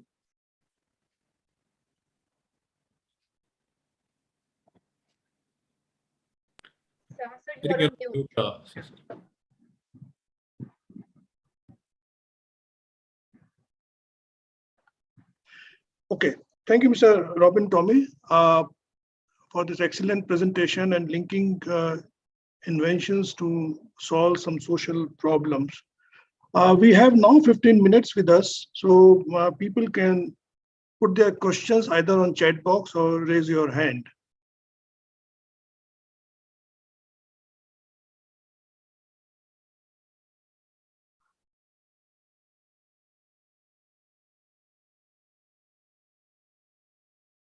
Okay, so till somebody asks question, I have few questions for the panelist.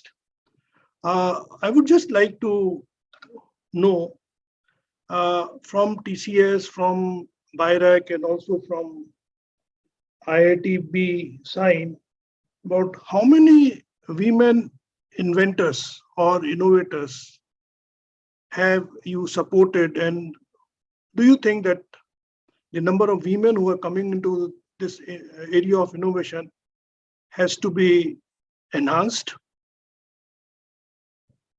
So either of you can go first. Let Mr. Tommy.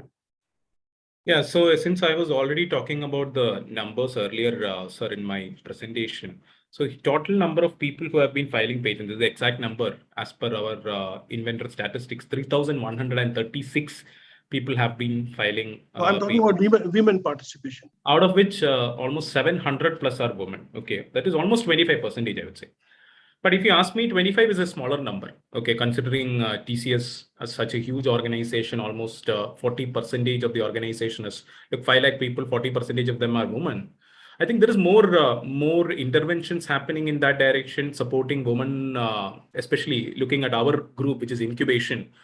And specifically my team, which is Rapid team, which is more than 60% women, and the number of patents being filed, if you look at it, out of which almost all of them are involved in the patent filing process from the first year itself. So there is a lot of support happening, but it depends. I would say there's a lot of now programs that has been brought in, specifically women being empowered for not only for patents, copyrights, and all other activities. And more than the empowerment, I think here the word I should use is they have to understand what is, first of all, IP and what is the significance of IP, and really identifying the right IP, because we might have several problems we might be solving, but it should finally result in some kind of a revenue or a social gain. So without that, I think it's not going to be worth filing an IP, because it's a huge process, huge money is involved in that. So today, that is what is happening. A lot of ideathons are running. We are specifically asking the women candidates, specifically from the research team, to participate. And there are specific women-oriented hackathons because we have a huge participation now happening. So hackathons, ideathons leading to then sessions by the IP team to make them understand. There are separate cohorts even happening here where we are bringing in the IP team to take them through the journey, tell stories to them. What is that this brings in for the entire organization? How more and more visibility gets created through IP, and what is the real business that can happen? So there is a lot of connectivity. So we are connecting the dots, I would say, as of today. There are several dots to be connected yet, but that's an ongoing process, specifically thanks to the IP team in TCS who's doing this deliberately and going very deeper into the roots of Tata Group. Ms. Bhatt, how about in IIT Bombay? Do you have many women inventors coming to you for filing of patent applications? Because I'm sure the number of PhD candidates, scholars in IIT Bombay has increased many-fold, and similarly at the BTech level and the MTech level. So would you like to share something on that account? Yeah, I think I actually our statistic is pretty much similar to what Mr. Tommy said, like roughly around 20-25%. But this 20-25% also is much improvement over what used to be last decade. Yeah, so that is the thing. And even at the startup level also the proportion remains the same. Like we have like about 22% of our total number of startups are led by women entrepreneurs, and that reflects in the proportion of the IP that get filed by women entrepreneurs or women scientists also. Yeah. This is exactly, I think we will speak the same thing, that the current focus or very the targeted program towards women, we hope to see that number going further in next coming 5 to 7 years. Thank you.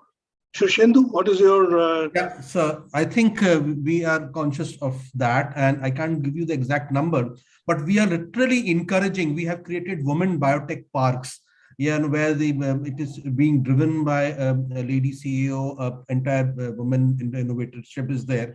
Similarly, we are supporting programs at all levels to encourage them to come out with innovations, and we are getting a big response out of that.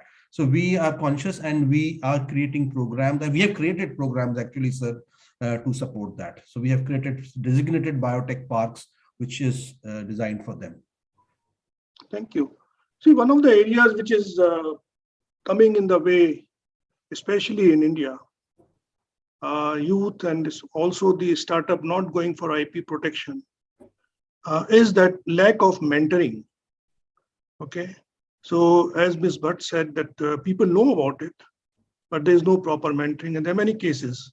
So any suggestions by the panelists on how we can increase the quantum of mentoring which is available in the country, and it has to be widespread as well, in the sense different places, different universities, etc. Sir, can I go? Can I? Yeah, sure. Sir, I think very important point. Mentoring in all levels of innovation cycle is very critical, and we are trying to create a long, these incubators which has been created by our system and other system, supported by other system as well. The main mandate is to mentor them not only on the science part of it, which they generally are very strong, but when they come into a development of a business plan and exploiting a IP to the next level, there the gap is there. So these incubators, I think Koini is leading one of them, and we have around now 60 plus bionests and 7-8 big incubators, which have given full thrust in doing the understanding them the business plan, writing a business plan, designing an exit strategy, and hovering it around an IP, how to exploit and commercialize that IP. So we are giving a big push now to it, sir. Anyone else? Yeah, I think that's one thing. And second thing is that, just to take forward from what Dr. Shushendu said, right, that the role models within your ecosystem. I think that will basically, motivate them, mentor them, inspire them to go for IP thing. Not only that, like, the realization of IT protection in terms of wealth creation or impact generation, when those basically future generation or next generation of the entrepreneurs see it, I think that will basically enhance the pace. And we see that basically, the disproportionate rise in the basically filing of IP, what got filed to within last 2 to 3 years and what got filed in last 10 years. I think the number is much larger in the latter part of the time period. Thank you. There's a question from Mr. Tommy.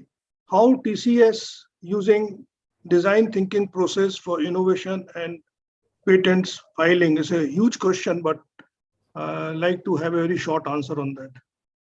Okay, yeah. Look, if you, I was just hearing to the question, the answers from Dr.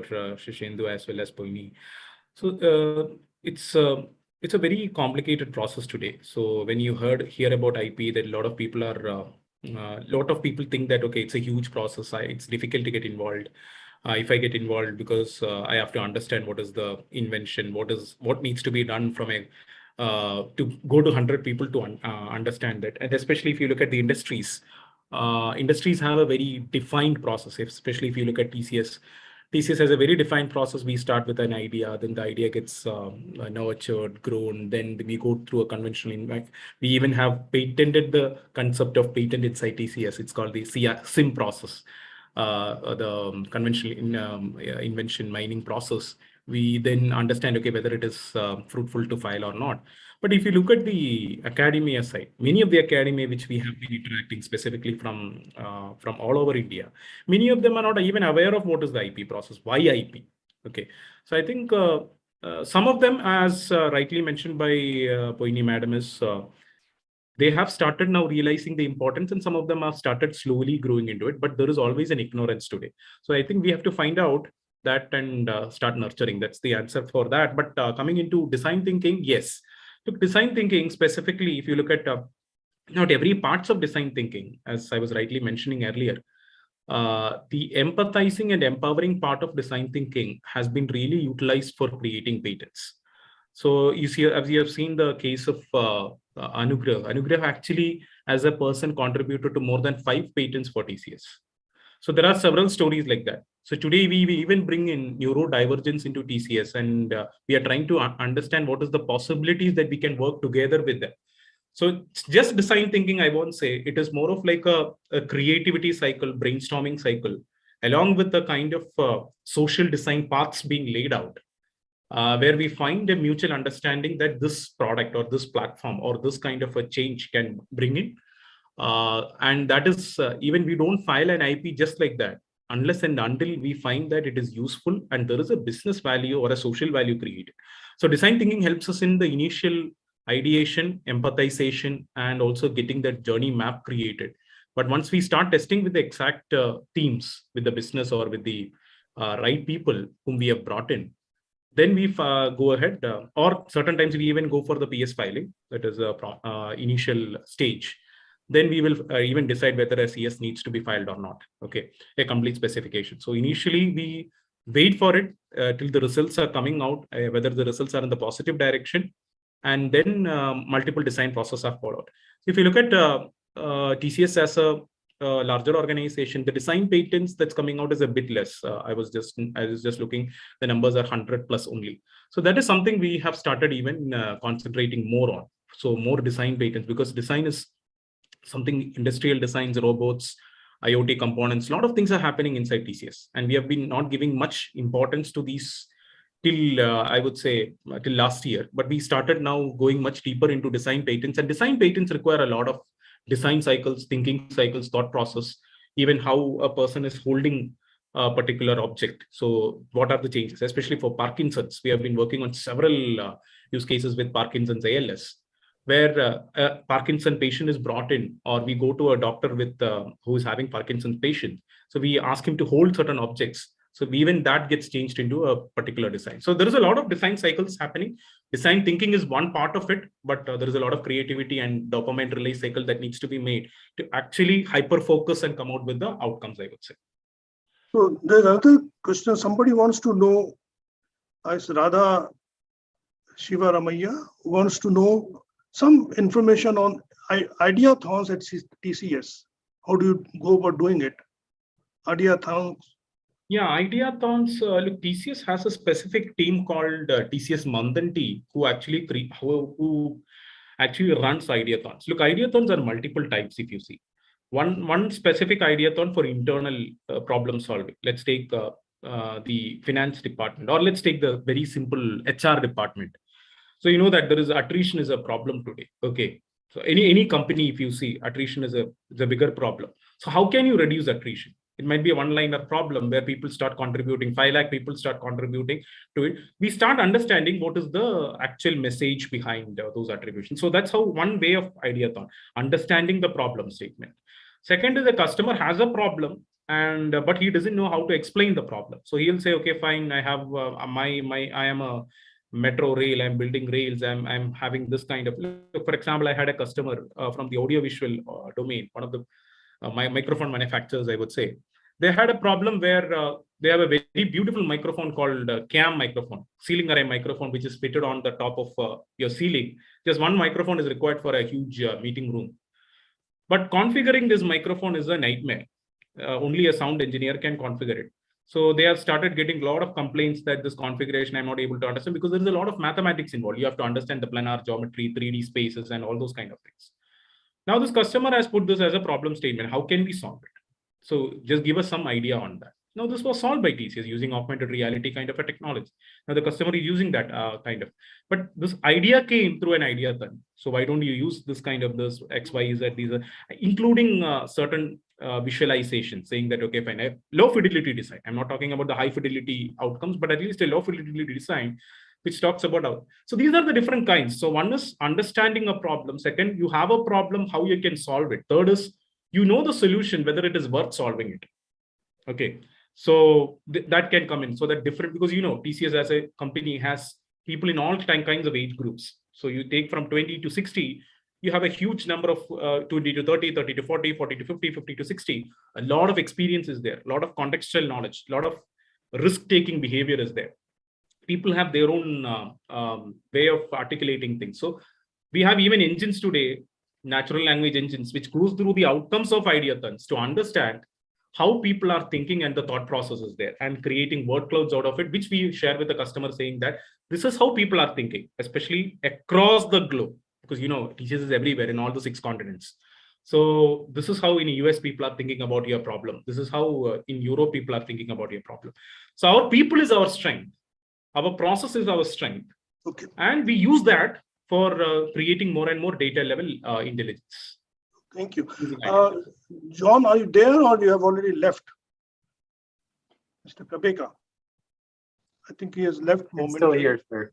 Yeah, so I just wanted to know, you mentioned about this USPTO publication on a report on IP and economy. Is it available in public domain? Yes, it's on the USPTO's website. It's a report that was recently published, but it uses data from 2019 and earlier. But yes, it just recently published in the past couple of months on the USPTO's website.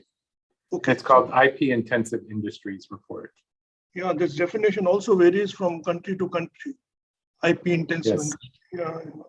Exactly. So what is your take on some of the things like mentoring of youth or IPR?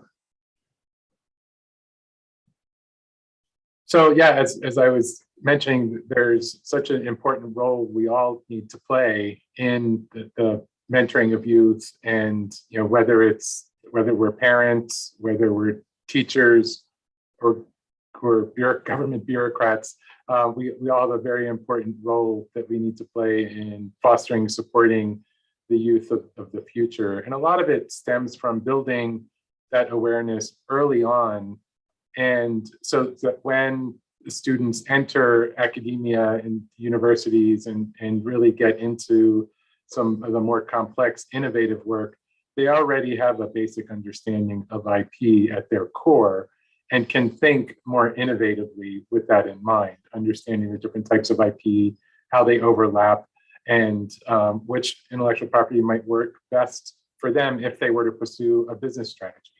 So I believe, one of the nice things about my role here in South Asia is it does give us the ability to work across the innovation ecosystem with stakeholders and innovators at all levels throughout the region and on all forms of IP. So where we can help and support each other, and we're happy to do so. Thank you. Okay. Thank you, John. And since I don't see any questions any longer, so I would be inclined to close this session with a lot of thanks to all the speakers and also the participants who have been actually actively participating in this session. Thank you very much. Over to Pooja.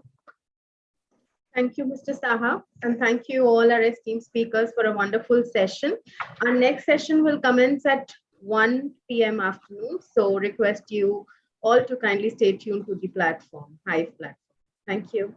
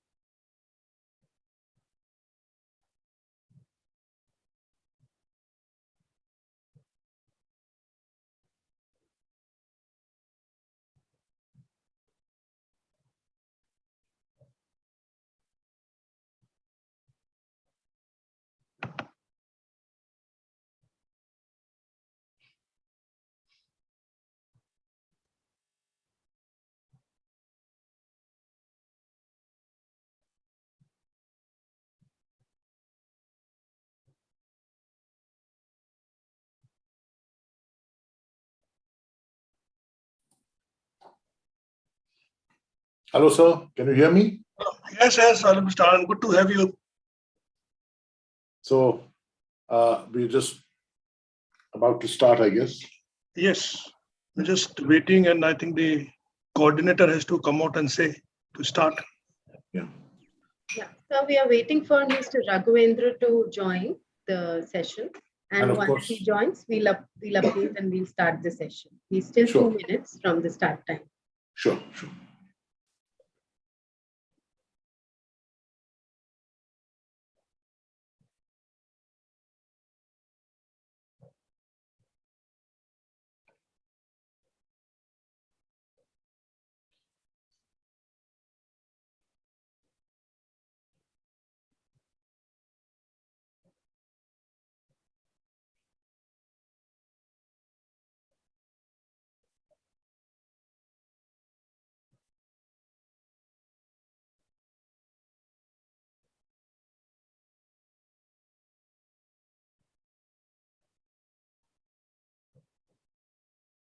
Has Miss Justice Singh joined?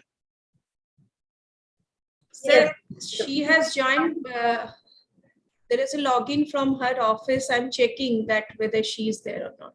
Yeah, if she has joined, then we can start. Good afternoon, sir. See, Justice Pratibha Singh Madam has joined, but she is coming from her court, and she will take the session. Okay. Join the. Another 2 minutes? Yeah.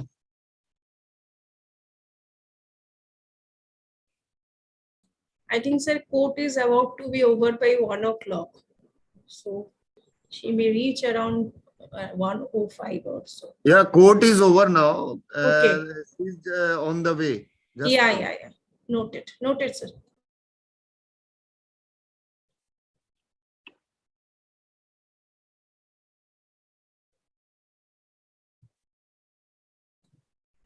Saha sir, Raghavendra sir is also joining. I just spoke to. So I think as soon as they join, we should start because Mr. Praveen Anand is already there as usual on time.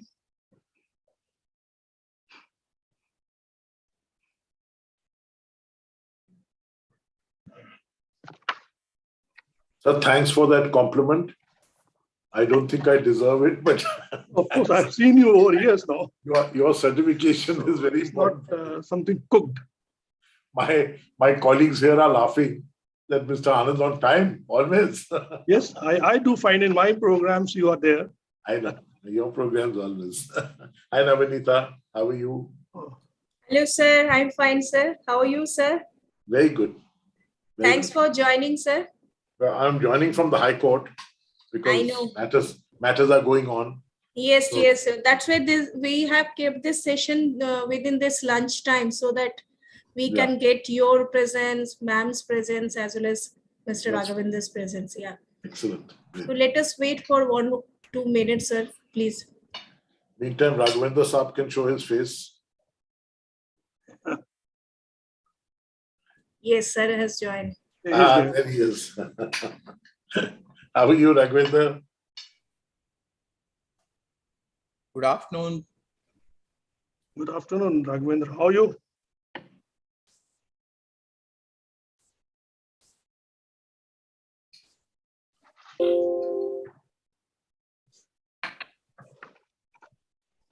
Good afternoon. Am I audible? Yes, you are very much audible, Mr. Raghavendra. Namaste. Namaste. Praveen Saab, namaste. Sir, मैंने आपको पहले ही समन कर दिया. मैंने कहा राघवेंद्र साहब आप आके अपना मुंह दिखाइए.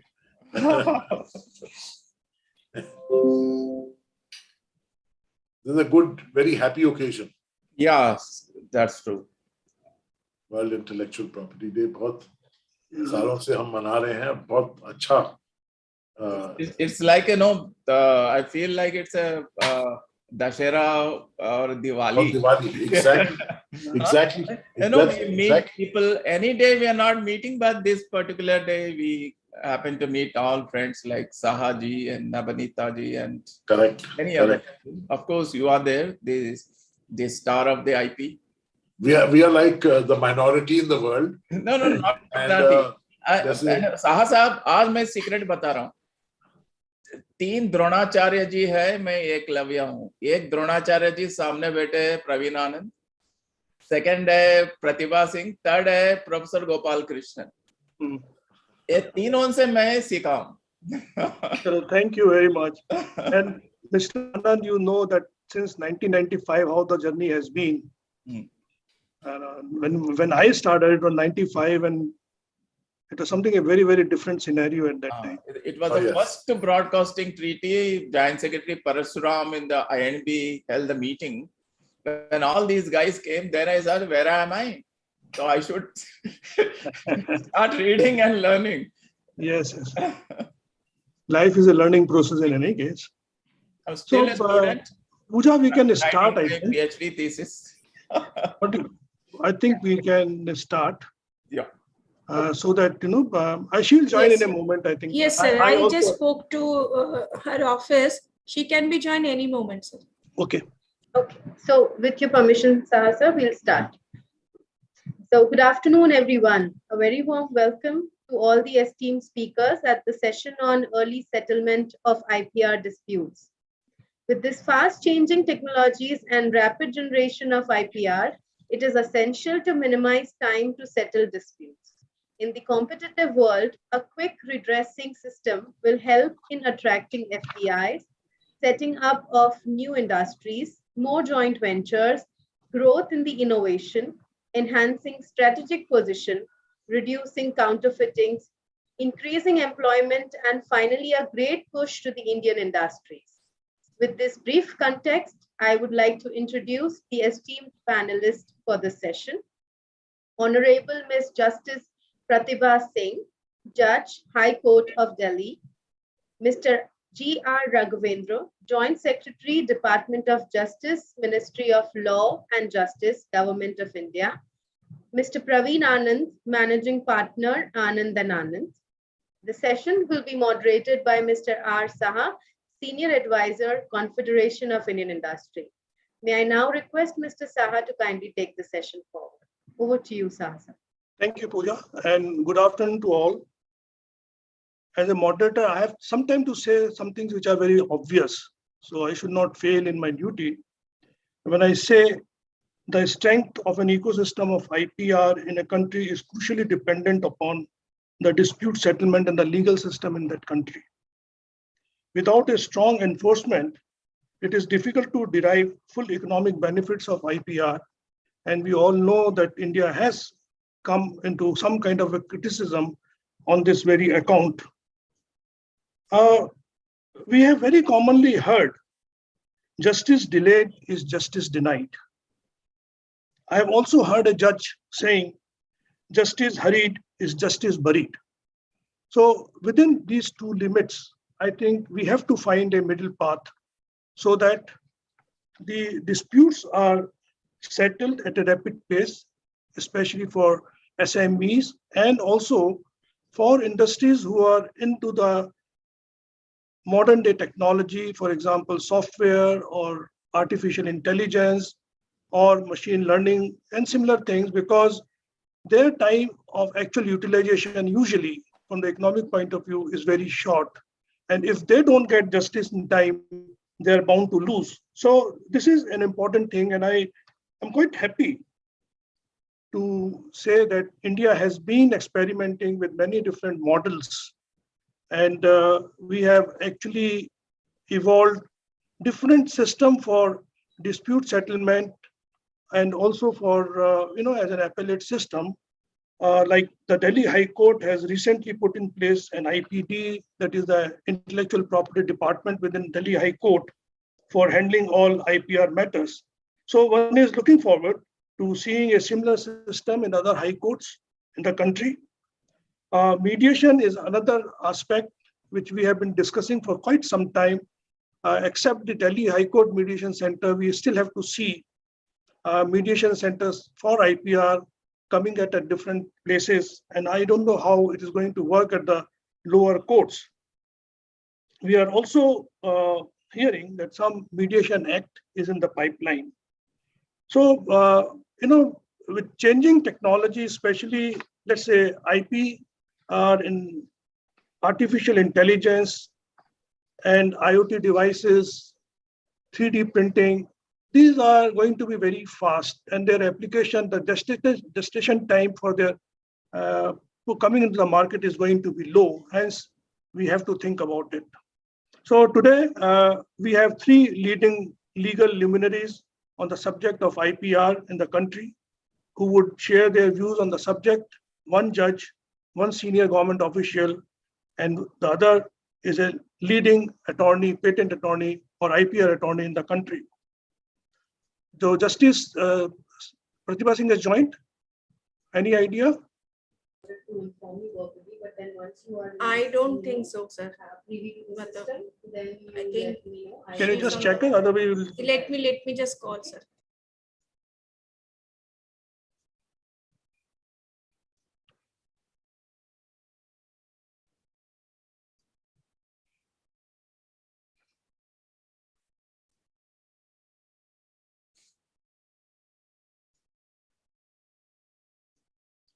So just to proceed further, I got the opportunity of going through the rules of IPD in the Delhi High Court, and I see that a lot of innovative features have been included. So that we would like to hear from Justice Pratibha Singh, who was the main author of the IPD and its rules. So we would request, as soon as she joins, the panel. In the meantime, I would like to proceed further and request Mr. Raghavendra, Joint Secretary in the Ministry of Law, who is very well conversant with the IPR laws in its broadest and specific context also. And he is now fairly well known as an IPR thinker in the country. So we would like to hear from him, government's perspective on the subject.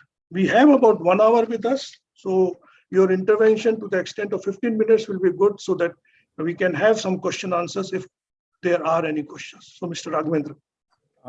Thank you, Dr. Saha. Vande Mataram. Good afternoon to all the viewers and my friend Praveen Anand ji and Honorable and respected Justice Pratibha Singh ji and Nabanita and all other organizers of the CII. Thanks for inviting me on this very World IP Day, which is promoting the youth and innovation. That is very key because if you see last year when the wave 2 was going on, a COVID baby was given, took birth, and that is the NFT art, non-fungible tokens art. And that created a lot of ripples in IP and also copyright field. Coming to the question here, the IP litigation, how to reduce the time take, the speedy disposal of these commercial disputes.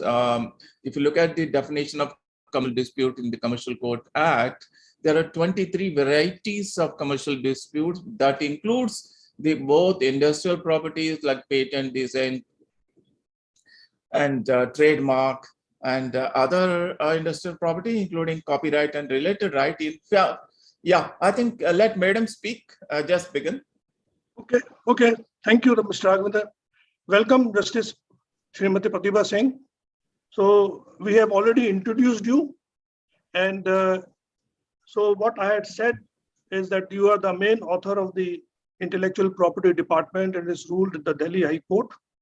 And these things are available in public domain, and you have been very active in this area of providing fast justice to the stakeholders of IPR. I'll also mention that there is some mediation act which is on the way. So we would request you to share some important features of IPD and how quickly we will have similar systems in other states. Over to you, Madam.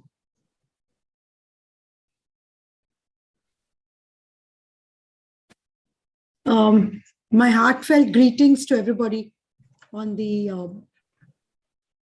occasion of the World Intellectual Property Day today.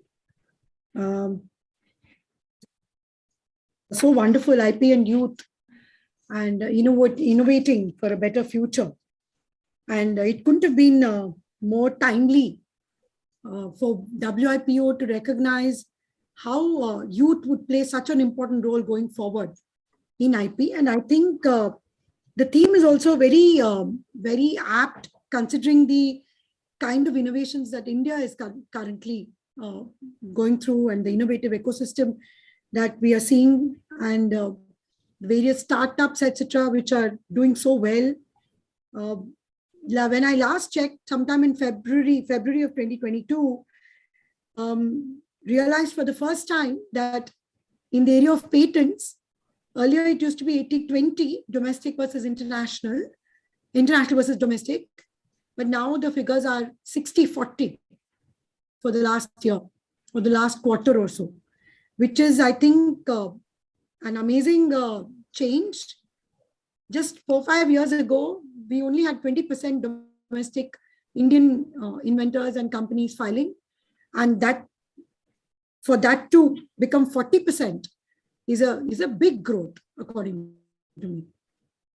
And even if they are companies which belong to, which could be subsidiaries of foreign companies, it could be affiliates, even then it's a big thing because it shows that there is a lot of investment in innovation in India that's happening, which is a very good signal. And I did read in the media somewhere, I'm not sure if I have the statistics, that recently the number of domestic filings has gone up above 50%. So it's crossed 50% in terms of half filings are from domestic applicants and half from international applicants in patents, which I think is, according to me, a watershed moment for India, because the majority of applications in trademarks always belong to Indian businesses, but in patents, for that change to occur is a milestone in my opinion. So, insofar as the IP division is concerned, I think I've spoken at a couple of forums already on this. When the IPAB was abolished last year, right in the middle of the second wave, I remember, it was a shock for everybody in the IP community, including for myself. And the abolishing of the IPAB came at a time when we were all thinking towards strengthening of the IPAB and expansion of the IPAB. So it was not known in the larger IP community. And in the Delhi High Court, we had been debating since about 2018 onwards as to whether we should have a exclusive IP bench. But with the abolishing of the IPAB, I think this was the only course of action that could have been adopted to turn a crisis into an opportunity. And that was the way in which I think we all thought within the Delhi High Court, all the judges, including the Chief Justice at that time, was very encouraging. And it immediately, sometime in July, we announced the setting up of the IP division of the Delhi High Court. And the committee was there for drafting of the rules. And the rules for patent litigation was already underway by then. So we decided that we'll do both of them comprehensively to make sure that IP division and patents go hand in hand with each other. And as of February this year, we have been able to complete the foundational structure for the IP division and for patent litigation in India. And the IP division has been established in Delhi High Court. The biggest feature of this IP division is that this division, unlike any other divisions, does not deal only with original side matters. It deals with appellate matters, it deals with original side matters, it deals with revisional jurisdiction, it deals with writ jurisdiction, it deals with all other jurisdictions relating to IP. So every matter except criminal matters which relate to IP at the single judge level are listed before the IP division of the Delhi High Court. And there are 2 judges who have been appointed. And curiously, both are ladies, myself and Justice Jyoti Singh. We are both on the IPD, exclusively dealing with intellectual property matters. And we have come across the I've also come across the recent parliamentary report, committee report, which says that the recommendation by the committee is for setting up of IP divisions in all the high courts in the country. And if that happens, I think intellectual property litigation will be kind of dealt with at the IP division level in all the high courts and at the commercial court level in the district courts.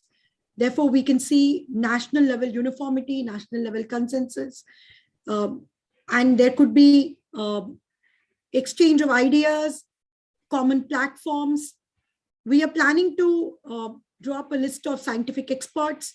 We are planning to appoint law researchers who are going to be technically qualified in the various areas of patents, maybe biotechnology, engineering, mechanical engineering, or maybe pharmaceuticals, chemistry. So we are hoping that we draw up all these panels and we can share this information. So the Delhi High Court is very happy to be, working with other high courts on this. And I'm really hoping that this marks a change in creating a new way of adjudication of IP litigations in India. That's the way I would look at it. And that's insofar as the IP division is concerned. If you all look at the rules, the salient features of the rules, etc., are all there. Some of the rules are really, really useful. We are able to consolidate matters relating to the same IP. Even if it's at a district court level, we are able to transfer them to the high court. If the same patent is involved, the same trademark is involved, we are able to put them together, have less time spent, costs of litigation can be reduced. Suppose 5 defendants are seeking revocation of a particular patent, so there can be one witness from the plaintiff's side, and all 5 defendants can cross-examine at one time instead of having multiple trials on the same patent. Similar in respect of trademarks. So I do see that there will be in the last 2 weeks or so, there is a possibility of summary judgment without an application in the IP division. So we've been able to invoke that provision and dispose of matters even before issues are framed in the suit. So we are seeing a large amount of disposals in the IP boards right now. Coming to that, one of the biggest contributors, coming to your topic, early settlement of IPR disputes, one of the biggest trends that we've seen in IP is the amazing amount of settlements that are happening in intellectual property cases, both in court and under the mediation center. We are finding that the statistics are really, I mean, I didn't know it till I got the statistics from the High Court Mediation Center. You will be surprised to know that as against the total percentage of settlements in commercial matters, which is about 33 to 35% average, in IP, the settlement percentage is between 70 to 100. So in 2017, the total number of settlements in IPR cases was 100% in the mediation center. It was a whopping 100%. 2018 was 71%, 2019, 85%, 2020, in the pandemic year, it was 97%, and 2021, 67%. So if you take an average, the average is more than 70 to 75%. So 3/4 of the cases which are referred to mediation are getting settled. Apart from that, within the court on a daily basis, I can tell you very comfortably, 2 to 3 cases are getting settled in the court itself on the basis of the submissions which are made. So I think that, and there's another trend that I see in courts now, that some costs or damages are being granted in most cases, maybe about 80% of the cases, which is another distinct trend prior to 5 years ago. Now we see that most of the defendants are being made to pay some amount or the other for the infringements that are happening. And so there is a deterrent on them.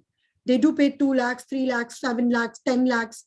In some cases, it can even go up to, in one matter, I remember I directed the defendant to deposit a sum of rupees 1 crore just about a week ago. where there was a repeated infringement by a defendant. So this is another trend that we are seeing in terms of the settlements and deposit of costs and damages.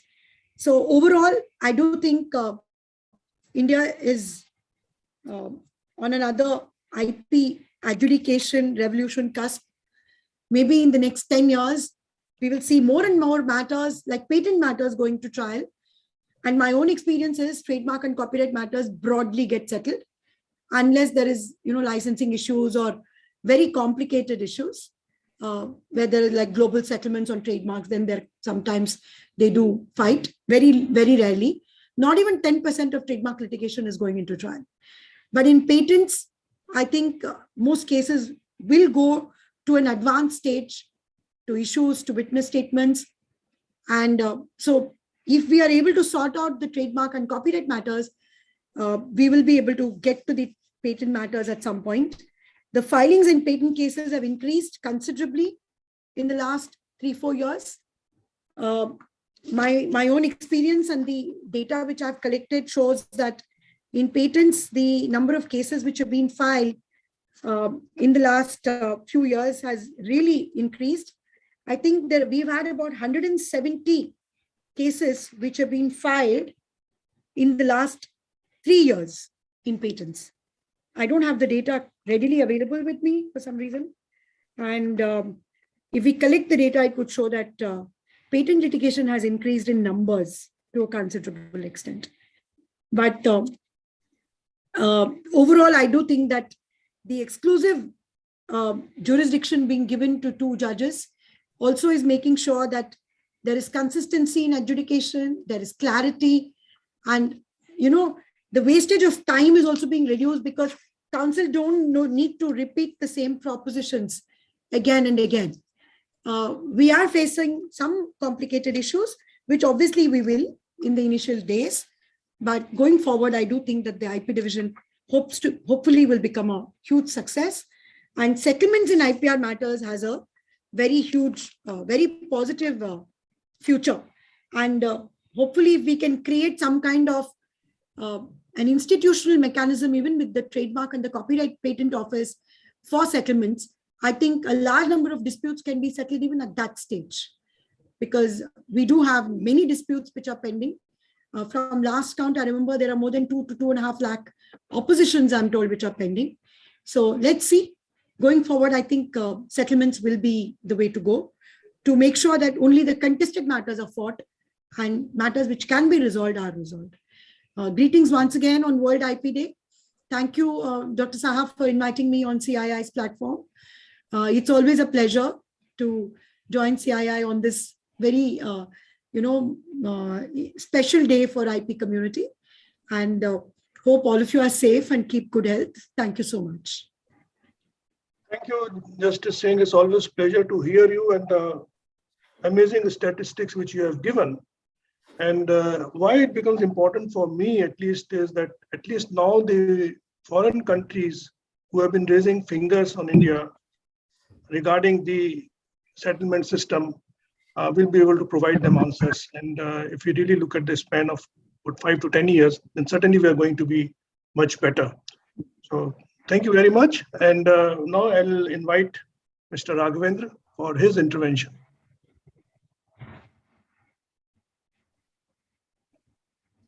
Mr. Raghavendra.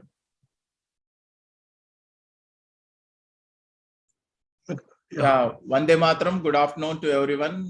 Thank you, Dr. Saha ji, for inviting me to this CII conference on the World Intellectual Property Day. And respected Justice Pratibha Singh ji and Senior Advocate Praveen Anand ji and all distinguished people who are attending this, and there are various other participants through the online networks. And congratulations and greetings on this World Intellectual Property Day. Especially this year's theme is very interesting: IP and youth, innovating for the better future. This youth, which have been focused this year by the World Intellectual Property Organization, Geneva, with 193 member states, because we are experienced, despite having unprecedented COVID pandemic times, youth and innovator continued innovations. I already told you the famous COVID baby called the non-fungible tokens. This NFT art has created ripples in IP circuits, especially the protection of copyright issues and all that. And basically, these are the derivative innovations created by these young minds.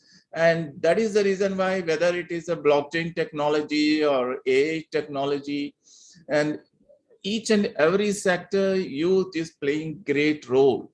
Coming to making India one of the 3 top startup countries, and credit goes to this youth for their innovations and creativity in the businesses. I mean, using all kinds of technology and continuing their startups in various sectors. Similarly, these are the people, again, in the last week only I came to know, they made India the 2nd most unicorn country in the world because of their innovative enterprises.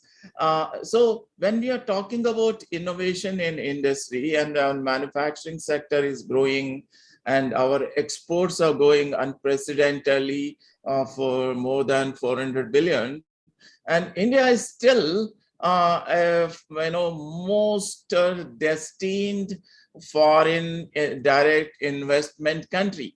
During the last year, around $90 billion were invested in India across the various sectors. And then this is happening.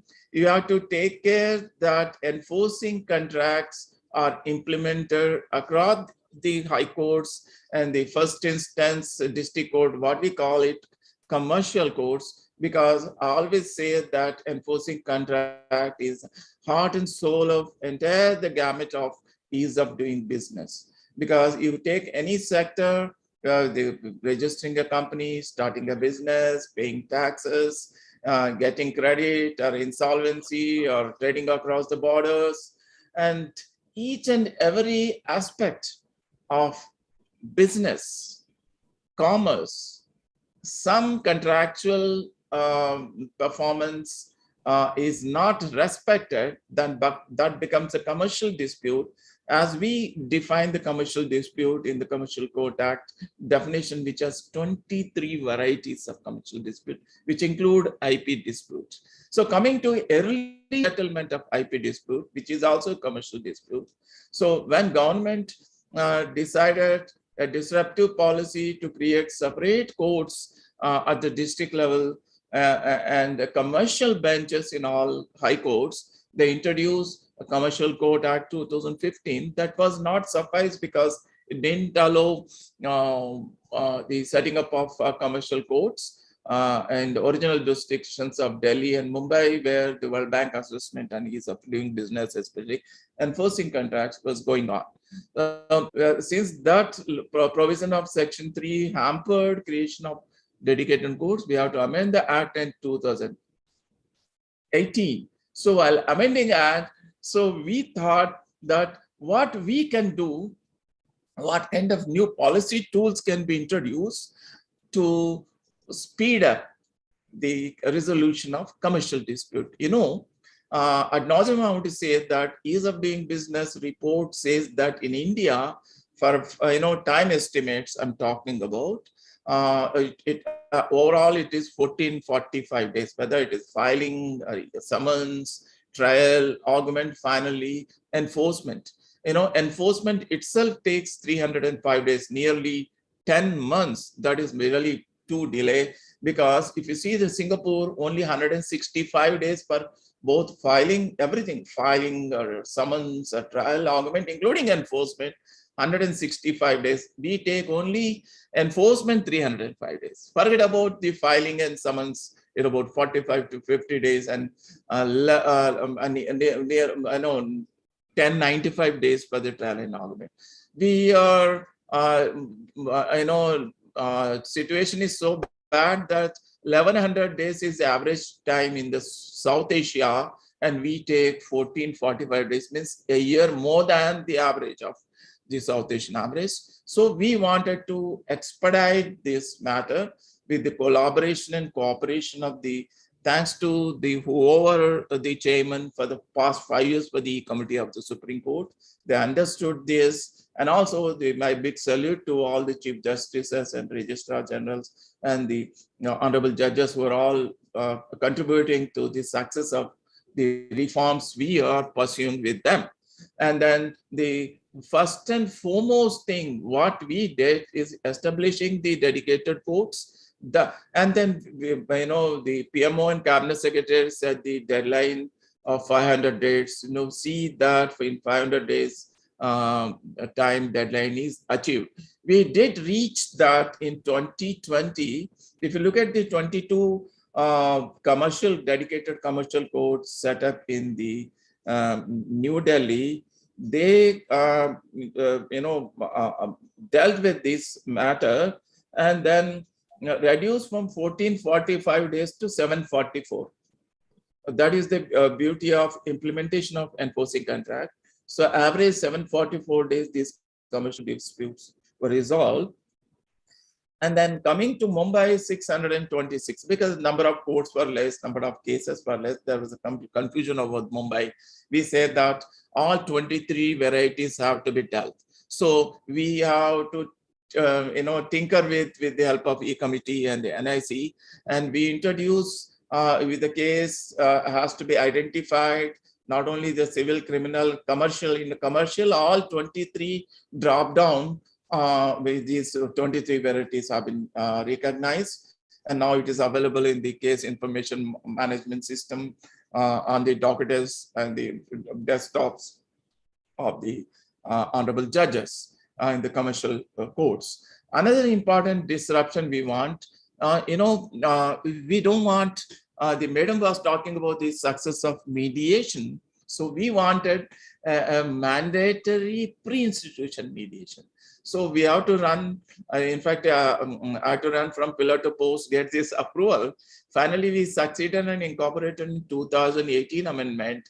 The section 12A took birth, that is the pre-institution mediation settlement mechanism.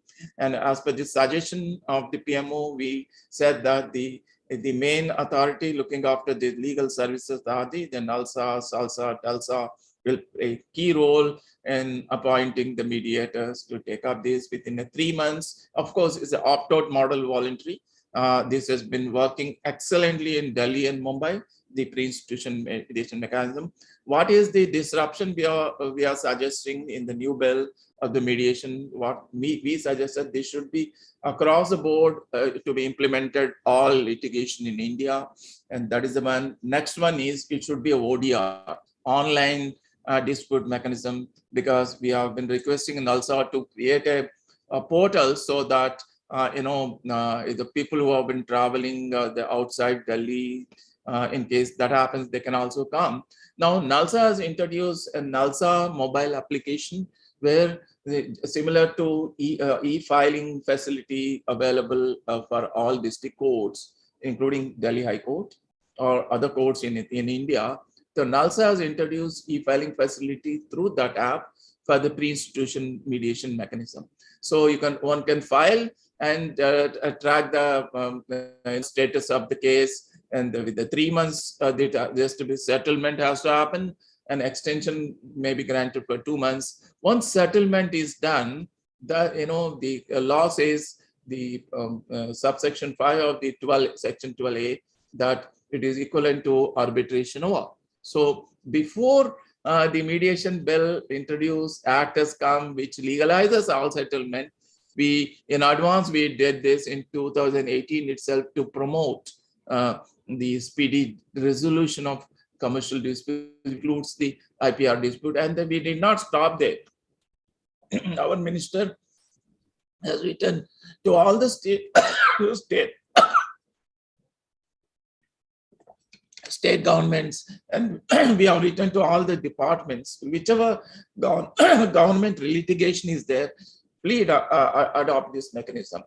And then another important thing is case management hearing, which been introduced, that pre-trial conference. In case mediation, pre-institution mediation files, the matter goes for the trial and argument, there it has to begin with the mandatory case management hearing, and this will reduce the time taken, automatically reduce the time taken for the various activities for which both the parties used to drag the matter. That will not happen, whether it is witnesses or evidences or framing the issues, documentary available to be made available, framing the issues, and then understand that Justice Pratibha Singh has become a kind of expert in this matter in implementation, and efficiently Delhi commercial courts are implementing it, including the Mumbai, the main business hubs where this need to be religiously introduced. And then even though e-filing has become a normal, but we are training various people through the e-committee experts, and YouTube videos also made available. But we wanted to expedite the summons and remove the delay. So e-summons has been recommended seriously now.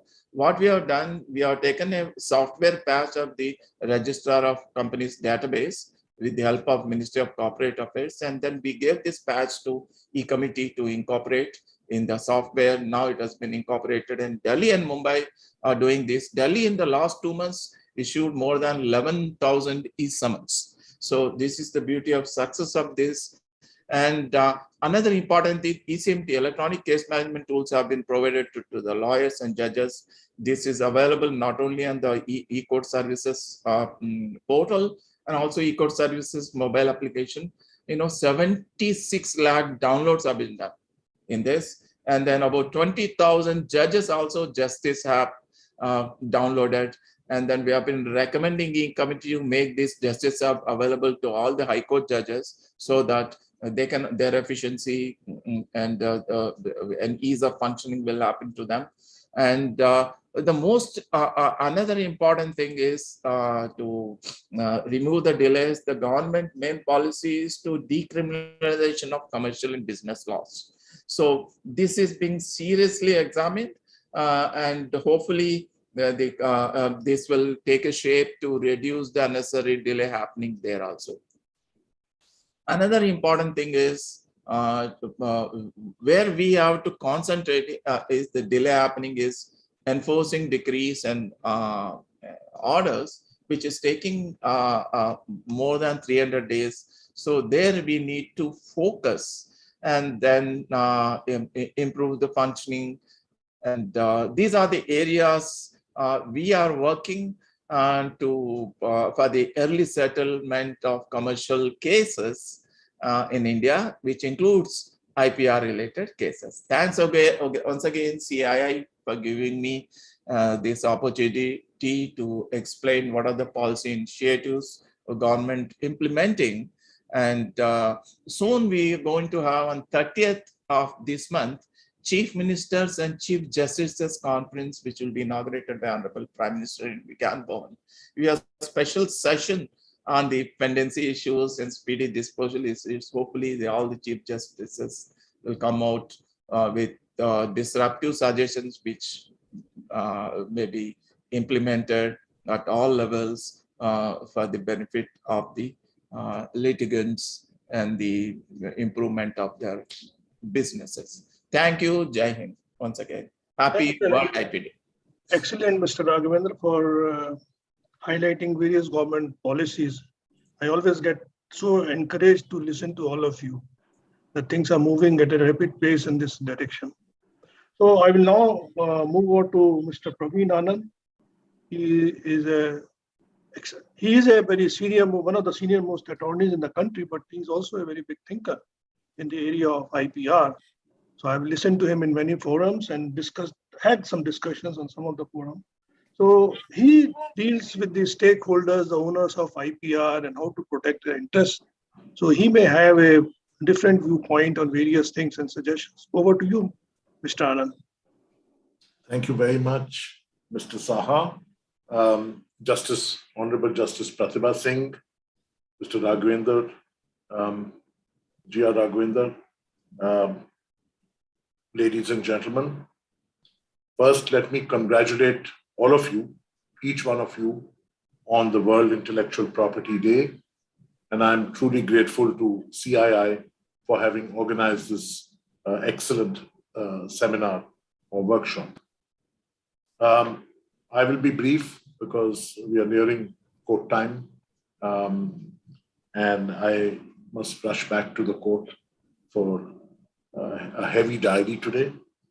What I would like to place before you are 9 points, and I'll be very brief on them. The theme given to me was early settlement of IPR disputes.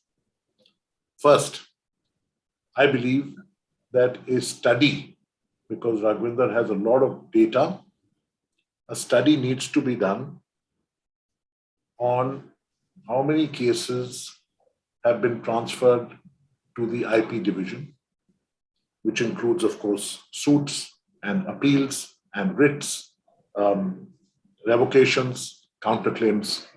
How many of them have been transferred, and how many is the capacity of the High Court judges to handle? Because you may need more than 2 judges on the IP division, but that study would be very important for you to do. That's on numbers. Second, I believe that if we are trying to achieve speed, then you also need to know who is in the IP division. And currently you've got the 2 outstanding judges who are both knowledgeable, and knowledge helps because settled principles do not get argued again and again and again, because that consumes a lot of time. Very often it happens that defendants who engage relatively newer practitioners in the field of intellectual property come and argue points that were settled in the 1980s or settled in the 1990s. And those points then will consume a lot of time. The judge may smile. The judge who knows will say this point is settled and not devote much time, and there'll be no loss of time. So knowledge of the judge is very important, and you've rightly selected 2 of the best in the whole country. The second aspect of speed is that experience in the field of IP, I believe, would generate an attitude. An attitude would generate an intuition. And intuition is very important because sometimes judges don't have all the material before them, but intuitively, they immediately are able to put their finger on the right side and are able to say, this is the right side, this is how it should be. And that saves a lot of time. So intuitive thinking is, the kind of theme that Malcolm Gladwell spoke about in Blink. That kind of a theme, that kind of approach of a judge with experience is very important in gaining speed. So choosing the right judges is very important. The third point is a strict adherence to time slots. Time slots have now been introduced in the rules, and they have started being slowly introduced by, in some cases, judges put it in the order that both the parties are given 20 minutes, half an hour, 1 hour, 2 hours to finish arguments. That's very useful, but that needs to be strictly adhered to, so much so that if a party is unable to finish in the time allotted to him, he should support the remaining arguments in a written note of arguments. But that has got to be done because judge time is public time, and it has to be equitably distributed amongst all cases. Of course, that does not mean all cases will have the same amount of time. But if a case deserves half an hour, it should get half an hour, not 0 time. If a case deserves 1 hour, it should get 1 hour, but not 0 time, because some other case came which was rightly allotted 20 minutes, but took 3 hours and ate into the time of the others. So public time, judge time is public time, and that resource needs to be divided reasonably. And so the strict adherence to time slots is the third point.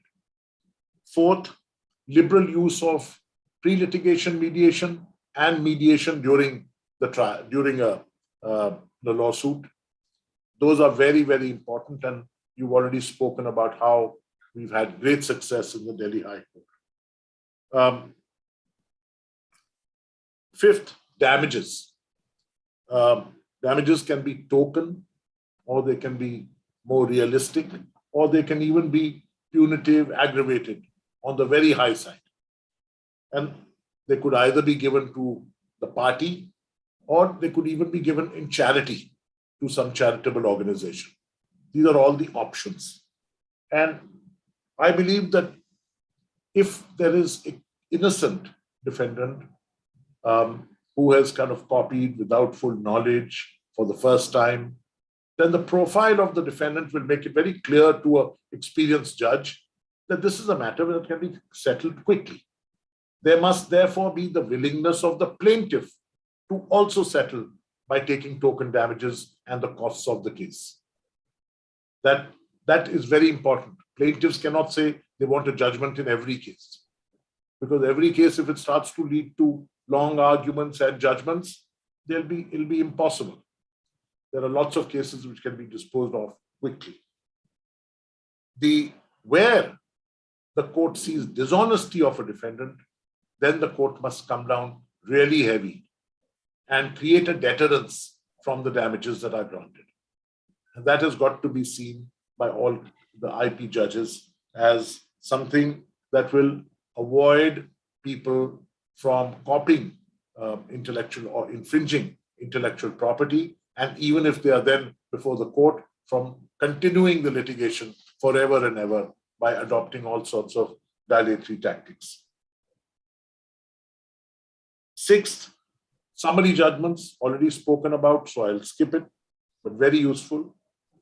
Eighth, the whole concept of faster, shorter case management has concentrated right now on the amount of time devoted to arguments, not so much on how lengthy the pleadings should be. There is no summary, there is no guideline. There is a guideline by the judges on how a written note of arguments should be, how long it should be. Judges often say 3 to 5 pages, 5 to 10 pages, sometimes 2 pages. But there's no guideline like this for pleadings. Whereas there was a time many years ago when pleadings never exceeded 20 pages. Then there came a time when they never exceeded 50 pages. Today you have 200-page pleadings and you have 5,000 documents filed in a case. How is it possible to get quick justice done when there's 5,000 documents filed in a case? Because there's no guideline for how many documents could be filed. A guideline is a guideline. There are always exceptions. It doesn't mean you're bound by that, but some kind of a figure like 250 pages is ideal.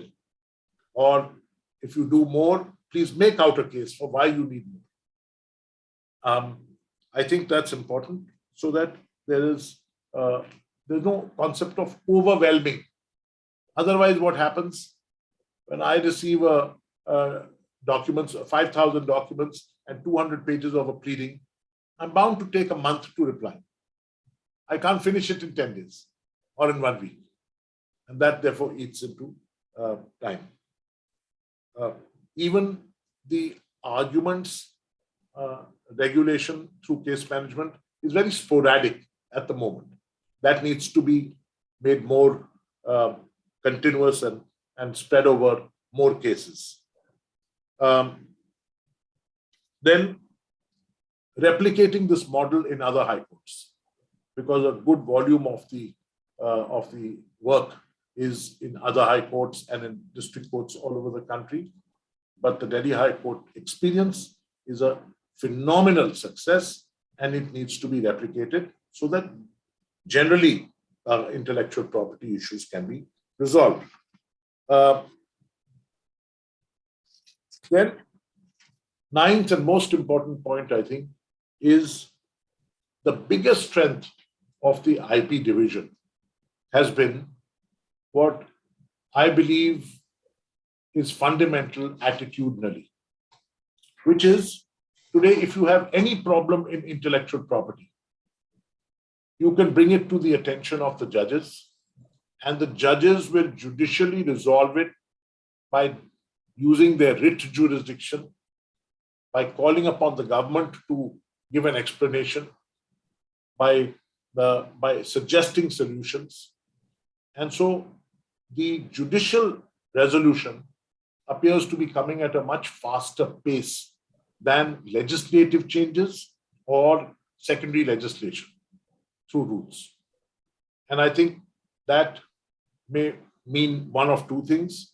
It could mean that we need to speed up our primary and secondary legislative processes, or it could mean that we need to recognize that the judicial process is working well and therefore needs to be replicated across the country. Thank you. Thank you, Mr. Anand, for a very focused presentation. And we'll also try to use with our industry members. So we have some time and we can have some questions. So if there are any questions from the participants, so I think they're still writing their questions. So I'll have one question, is that the IPT prescribes engaging experts in various areas of science, but it does not go beyond anything saying who the expert is.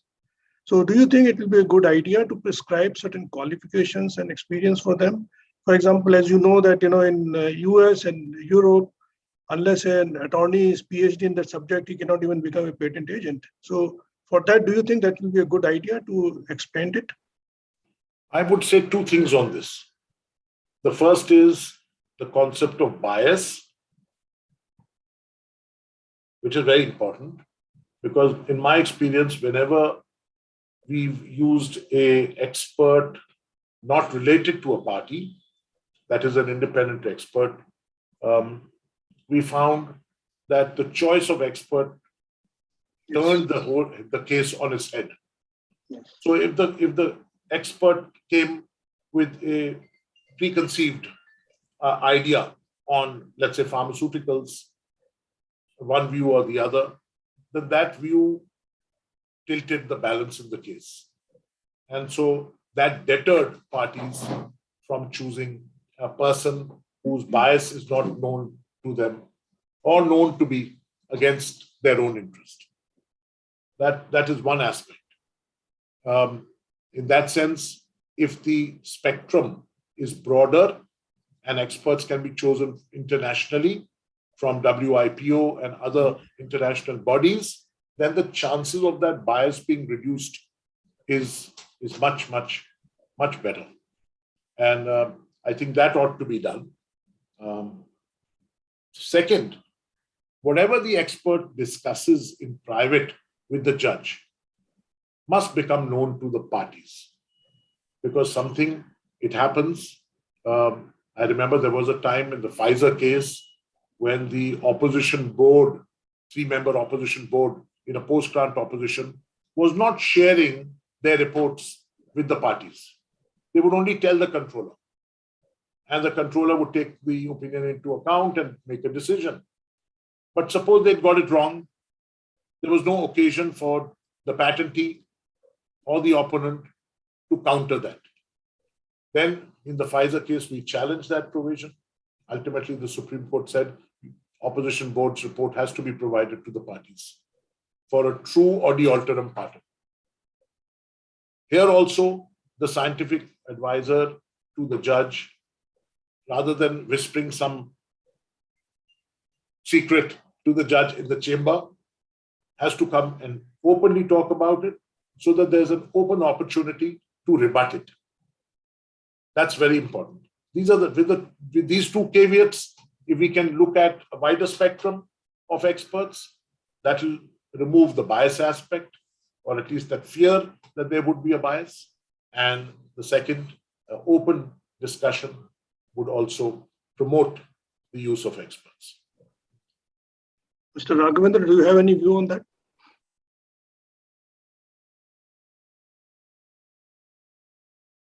I'm in complete agreement with what he's saying. So this is over and above what Delhi High Court has done in establishing the IP cell there to help the judges, and this will certainly help. But the example you are mentioning from the US, that PhD degree in a particular science or engineering discipline, the lawyer having, only he can be patent agent, will be problematic. In India, I think we should have a basic science degree minimum. And even this was opposed in Madras High Court, and that's a different issue. Yeah, thank you. But both of you in this whole profession, looking at various things from different perspective, do you think training of scientists, so-called scientists from various universities, in this whole process of legal, let's say, prosecution, will help in developing this kind of a manpower in the country? Because today I know that scientists feel a little hesitant to even go to the court and argue before the judge. I know it for sure. And at least the intellectual property cells which have been set up, you should begin with the DPIIT, IPR professors or IPR cells which have been set up in various law colleges. They should start this work initially, helping the the various scientists, professors working in the field are adopting the R&D institutions, training workshops, and regular discussion with them when they're filing patents or any other IP applications, and make them learn about the important steps in the legal process, and especially the IP disputes are very, very important. There is one question which suggests that complex judicial system may give some fear to SMEs. Do you think is the correct perception, or it's just a artificial fear?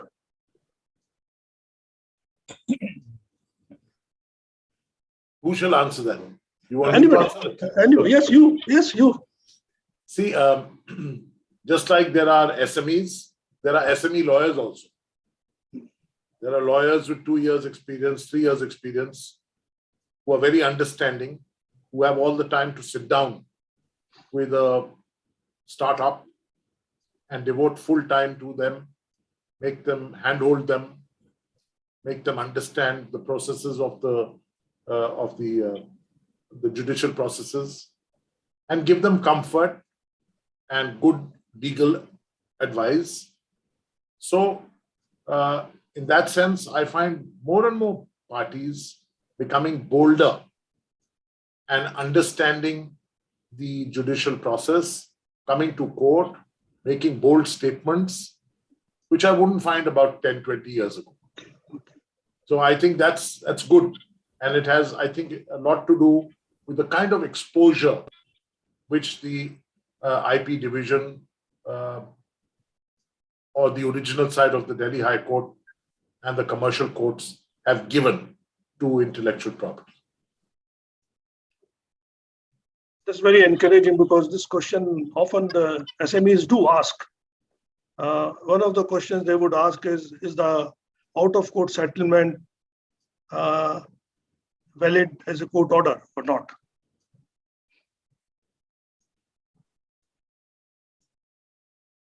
What's the question? SME? You see, what the question is that if there is an out-of-court settlement, yes, will it be honored by court at a later date? It depends entirely on where the settlement is.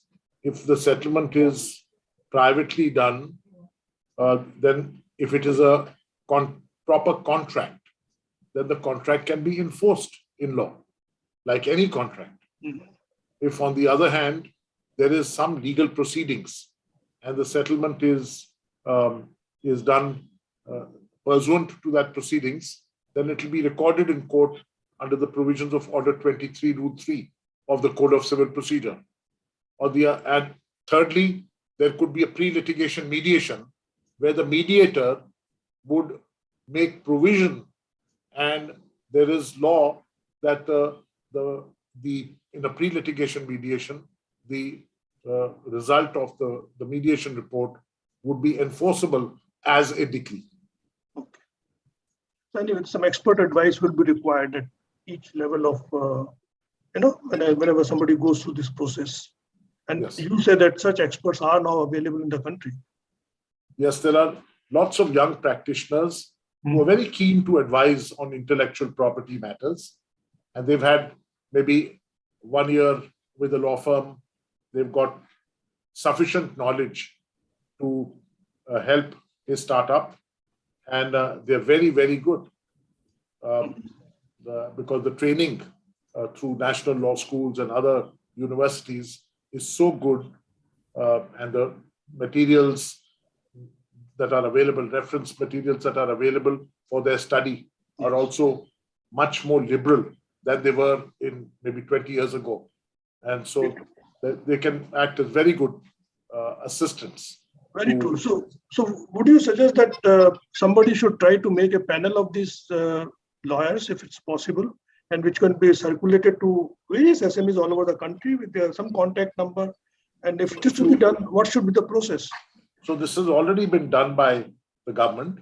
In fact, if you see the for filing patent applications, there are facilitators, but they're not really. All of them are not lawyers. Yes, there's some are technical people, some are lawyers, some are both. They don two hats. They are both technical and legal. And idea is to select the right one for the particular case, because one size won't fit all. Yes. That's an important principle to remember. You need to have the correct choice. But I think clients these days are also very smart. They pretty much know what's the best for them. So at the end of the day, the water finds its mark. Okay. Yeah. That's a good comment to end the question hour session. So we don't have any more questions. So I'd like to thank all the three panelists, Justice Pratibha Singh, Mr. Raghavendra, and Mr. Praveen Anand, for their very, very valuable contribution to this session. Thanks a lot. And I will now bring session to close. Over to you, Pooja. Thank you, Saha sir. Thank you, all the esteemed panelists, for a wonderful session. We will start the next session at 2:45 p.m. Request you all to stay tuned to the Hive platform. Thank you.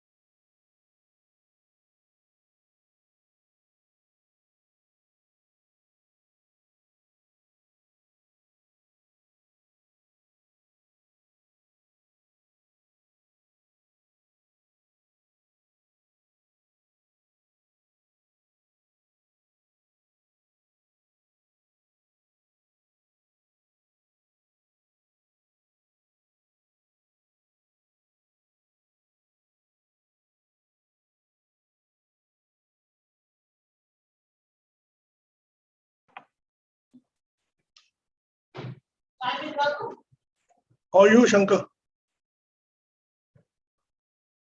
I'm good, sir. How are you doing? Good, thank you. Very nice.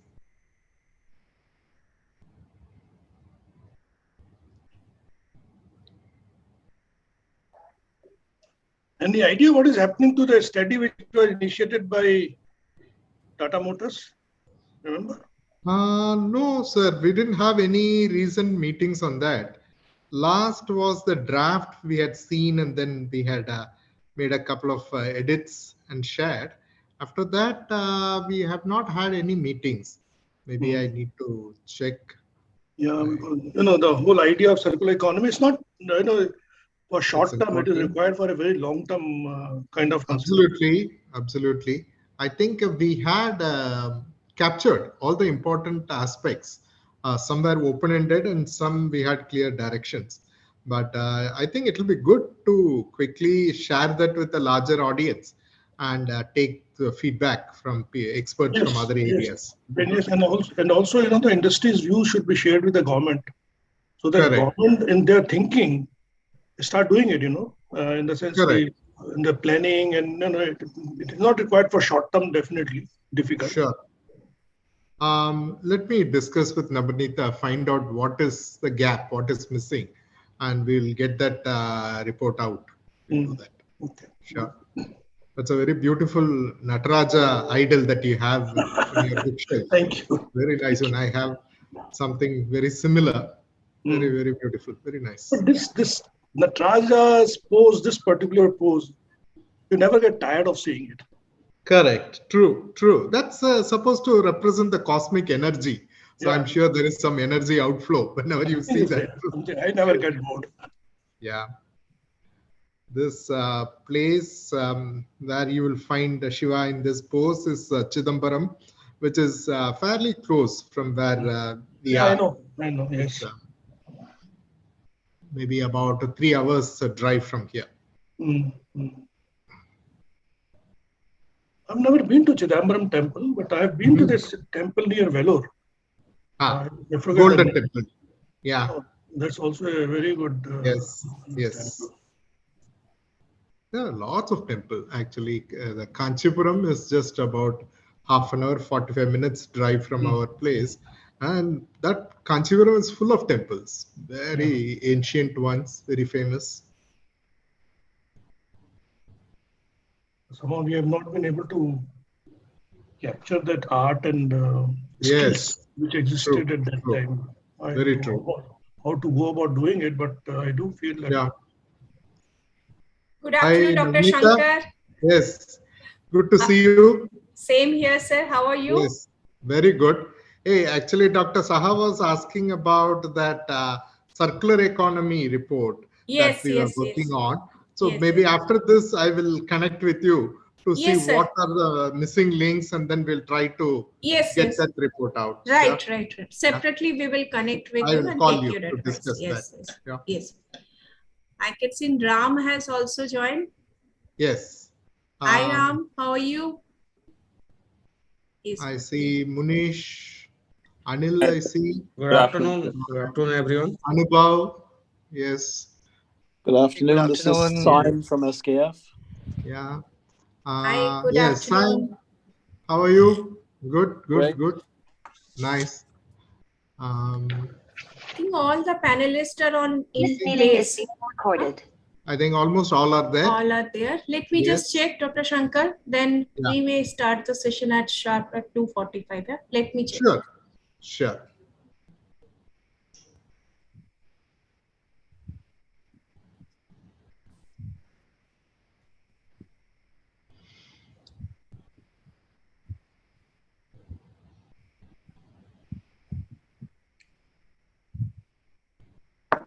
I think Pankaj is yet to join. Pankaj Munga. Yeah. You're right. So we can Sam wait. has joined. Sam.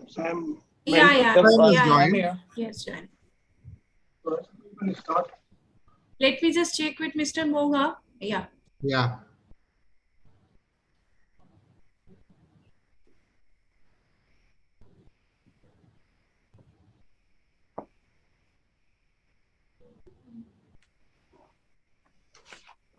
Hi, Ram.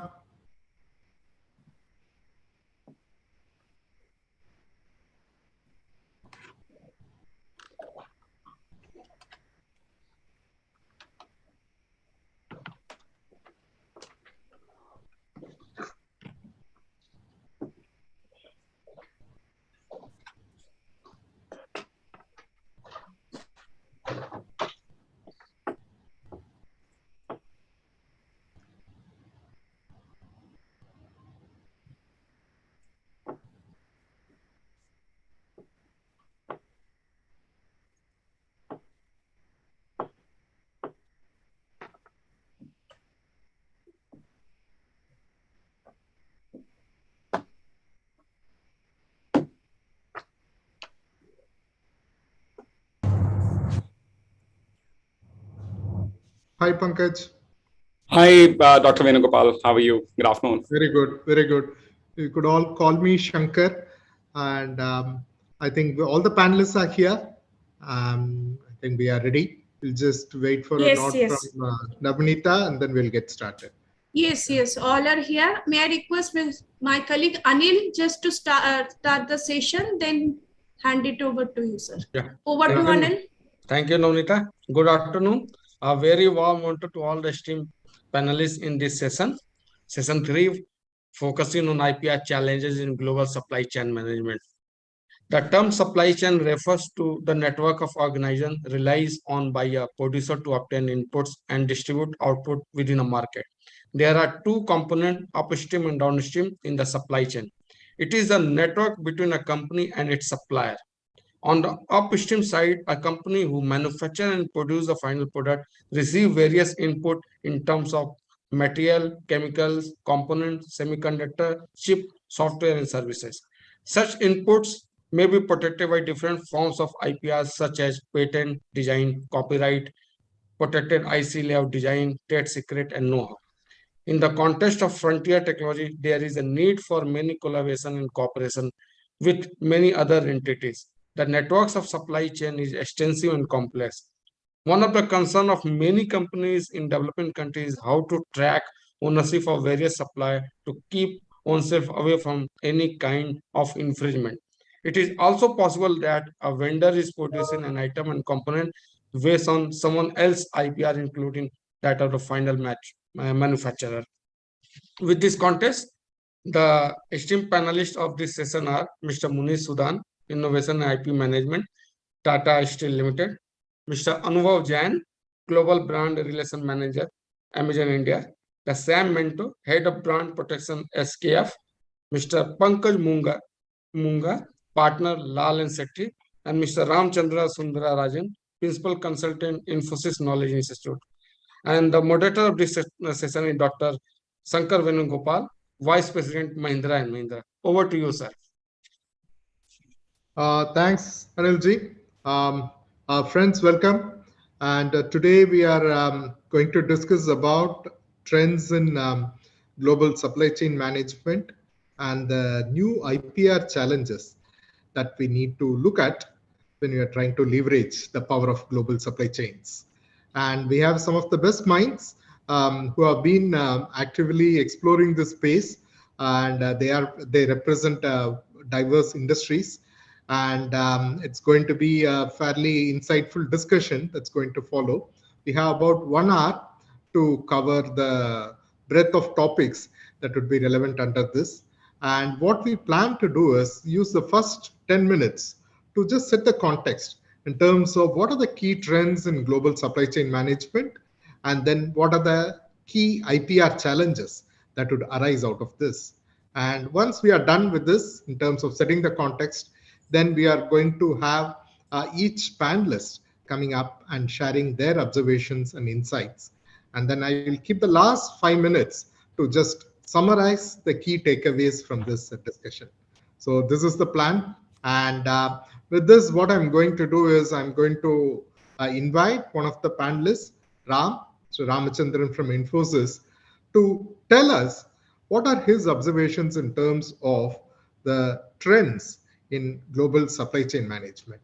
Once he does that, I'm going to give you a very brief very brief, just a one chart summary of the IPR challenges. Then you will get to hear from each of the panelists, starting with Munish. We will go across.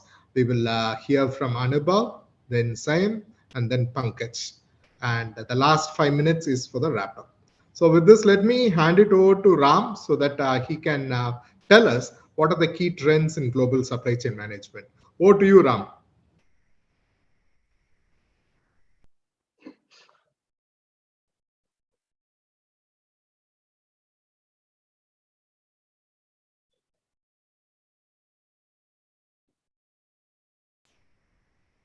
Ram, you have to unmute yourself. We can't hear you.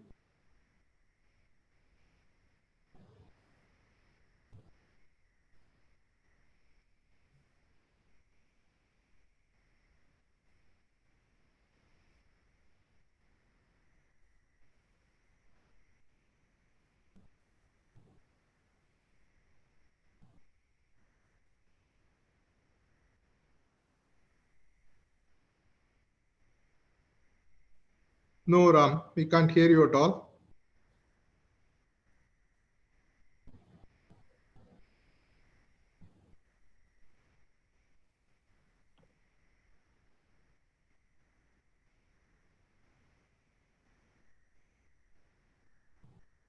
Sorry about that. We'll just wait for a minute.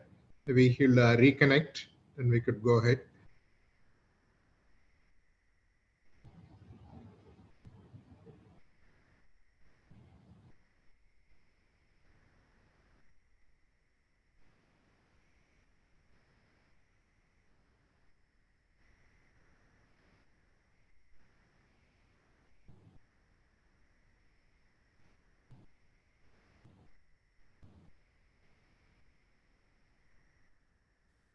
Can you hear me now, Dr. Shankar? Now we can hear you. Okay. Perfect. Perfect. Go ahead, Ram. Okay, great. Sorry for the confusion. Let me also share my screen.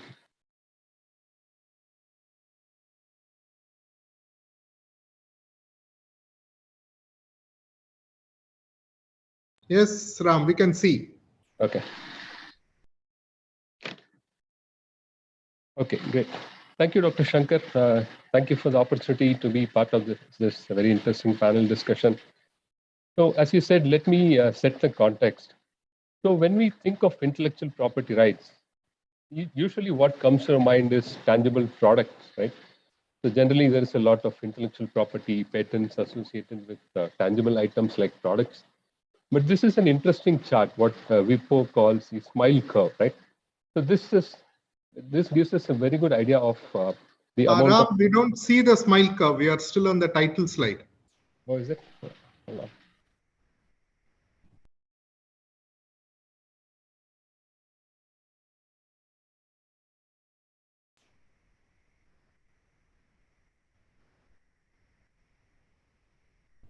Yeah, now we see. Yes. So the smile curve is an interesting tool which was published by WIPO to give us an idea of the amount of IPR that resides even in intangible assets, supply chain being one of them. So if you look at these two curves, these are two typical smile curves. The dark one was done in 1970, which was pretty flat, right? So this is the value growth that happens for a product across its life cycle, starting from R&D and design to manufacturing to its branding after sales service when it gets delivered to customers, right? So the curve was pretty flat in the 70s, but if you look at a more recent curve, which was published in 2017, you see that there is a lot of value add that happens during initial stages like R&D and design, then it dips during manufacturing. And interestingly, after sales or post sales is when there is again a lot of increase in value. These are primarily behind intangible assets like branding, after sales service. We can include supply chain also here. So according to WIPO, around 1/3 of the value of products comes from intangible capitals such as this, where we can add supply chain also. Now, specifically in the post-COVID era that we see now, the supply chains have become even more important. They offer a competitive advantage, a very distinct advantage for manufacturing companies. Now, with the chip shortage that we see, with the Ukraine-Russia war that we see, supply chains have become very important in value for manufacturing organizations. Therefore, there is a lot of intellectual property associated with it. So we'll start with this smile curve to set the context. So therefore, there are a lot of opportunities and challenges associated with IPR in supply chain. So one way to holistically look at supply chain, for all supply chain experts on this call, all of you are aware of the SCORE model, the supply chain operations reference model. It basically has these 5 stages: plan, source, make, deliver, and return. I've added design also here. So if you look at these stages in the SCORE model, each stage has opportunities and challenges when it comes to IPR. Starting with design, where today we live in a very collaborative world, specifically after pandemic, where we all work from anywhere, work from home. So collaboration has become very important, both within teams and also with outside team members. So secure collaboration, which is sharing of design, sharing of files, is becoming very important. So that's a challenge for IPR in today's world. If you look at the plan part, today there is so much of volatility and uncertainty in supply chains. So companies which are able to proactively do scenario analysis using tools like virtual twins, digital twins, or even analytical tools are at an advantage. So there is a lot of IPR associated with the plan stage in supply chains. Coming to the source part, again, you need to share designs, part details, drawings with your suppliers. So there we need a lot of care and security in ensuring that there is no theft of IPR. Coming to the make part, today, again, due to supply chain challenges following the pandemic, all these lockdowns and supply chain disruptions, many companies are de-risking their strategy by making products closer to customers, making them on demand, custom-made products. That's where additive manufacturing as a technology has become pretty affordable. It is attractive. There are still some challenges with regard to investment and skill sets, but still, as a technology, it's becoming very feasible. There is a lot of IPR there. In fact, as recent as last week, General Electric has signed an agreement, an MOU with TIDCO, which is Tamil Nadu Industrial Development Corporation, to jointly come up with a center of excellence for 3D printing, additive manufacturing in Tamil Nadu. There is going to be a lot of IPR generated there. So supply chains today have extended so much, as this chart shows. Similarly, on the deliver side, supply chain focus is no longer limited to low cost, timely delivery, order fulfillment. Today, the focus is also on the path with the least carbon footprint. We'll talk about sustainability as a major trend that's coming up in supply chain. And then on the return side, there is a lot of focus on circularity. I think Mr. Saha and Dr. Shankar were talking about it before we started, right? So there is a lot of focus on circularity, but circularity itself leaves its own carbon footprint. So companies today are talking about right to repair. How can you enable your customers to carry out repair in situ, on site itself? So SCORE model is a holistic way of looking at all IPR opportunities and challenges that exist in supply chain. We will go into each one in detail. We have experts from different industries to talk about it. Now, having looked at the SMILE model and the SCORE model, let's look specifically at what are some of the recent trends in supply chain management, right? So I spoke about sustainability. So sustainability is about usage of natural resources today, keeping the needs of future generations in mind. So one big focus is on reducing greenhouse gas emission, GHG emission. So here the priority is for least carbon footprint in terms of cost and instead of cost and cycle time when it comes to supply chain management. So Lufthansa is one example. It uses its flight planning software, and it says it has achieved 5% fuel savings. That's a big number for aviation, for the airline industry. And one more shift in focus in supply chain from the traditional cost and cycle time, faster, cheaper, better, is on supply chain resilience, right? Resilience is to spring back from disruptions like the COVID-19 pandemic. That has become a very important characteristic of supply chains. And then design for availability. As we spoke about the chip shortage that exists today, it may not go away very soon. So that's where companies like Tesla, which have adopted a design for availability approach, have been very successful compared to their competitors. So Tesla has very smartly decoupled the hardware and the software. So instead of waiting for the best chip that is required for its car, it uses whatever chip is available. It tweaks the software on board on cars and is able to ship out cars. So that way, design for availability is becoming a big trend in supply chain. And overall, businesses are shifting from a make-to-stock order based on demand forecasts to a make-to-order business model, where customization of products is also required. So Ford is one example which talks about this shift from make-to-stock to make-to-order business model. So all these trends are going to have significant impact on how supply chains are going to be done in future. So I will stop with this slide. So what is the future of supply chain? These are some of the trends which I see, very broad trends. We'll go into each one in detail. So one is e-marketplaces, right? And direct to customer business model. So if you take auto industry, for example, it has been typically a B2B or a B2B2C type of model. But today Tesla is directly going to customers. It is using digital channels. Even Maruti Suzuki, for example, out of 24 touch points, I think 20 or so touch points are already done digitally. You can evaluate cars, you can negotiate, you can try different models. All that can be done on an e-marketplace, online marketplace. The next step is where metaverse is coming into picture. Metaverse, as all of you know, is a virtual 3D environment. So here we are shifting from transactions to experiences.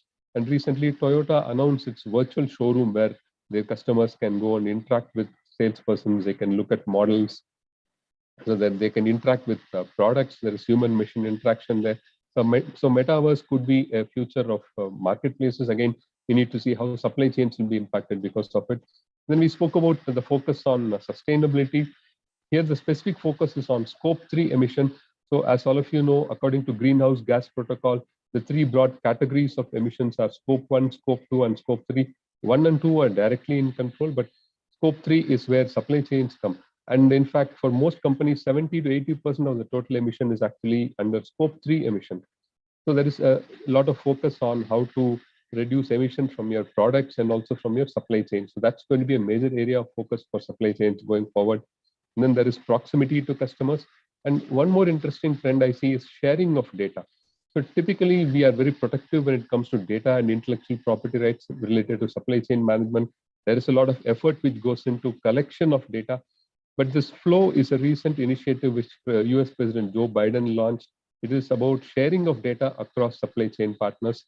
So I see this slowly extending to other industries also, because today we are not talking just about profitability, but we are talking about triple bottom line, right? We need to keep the people and the planet in mind when we design supply chains in future. So with that introduction, I will stop my session and hand it back to Dr. Shankar. Thank you so much for the opportunity to set the context. We'll go deeper into each of these trends. Thank you. Over to you, Dr. Shankar. Hey, Ram, thanks a lot. Actually, you could cover all the key trends happening in the space, both in terms of disruptive technologies and new business models coming in. So I'll just take a minute to translate these into the key IPR challenges, and then we will take it to the panelists to hear their thoughts. So just give me a second to share my screen.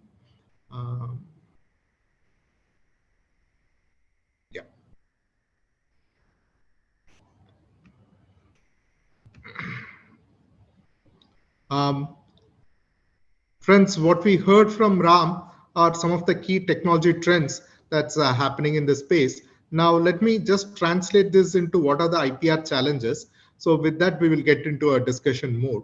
I'm just pulling up my chart. I just have a single chart summary of this. And I'm Shankar from Mahindra, based at the Mahindra Research Valley in the outskirts of Chennai. And so now when we see the current scenario in global supply chain management and see what are the emerging IPR challenges in this context. See, there has been a lot of discussion back and forth in terms of the merits and demerits, global supply chain versus localization.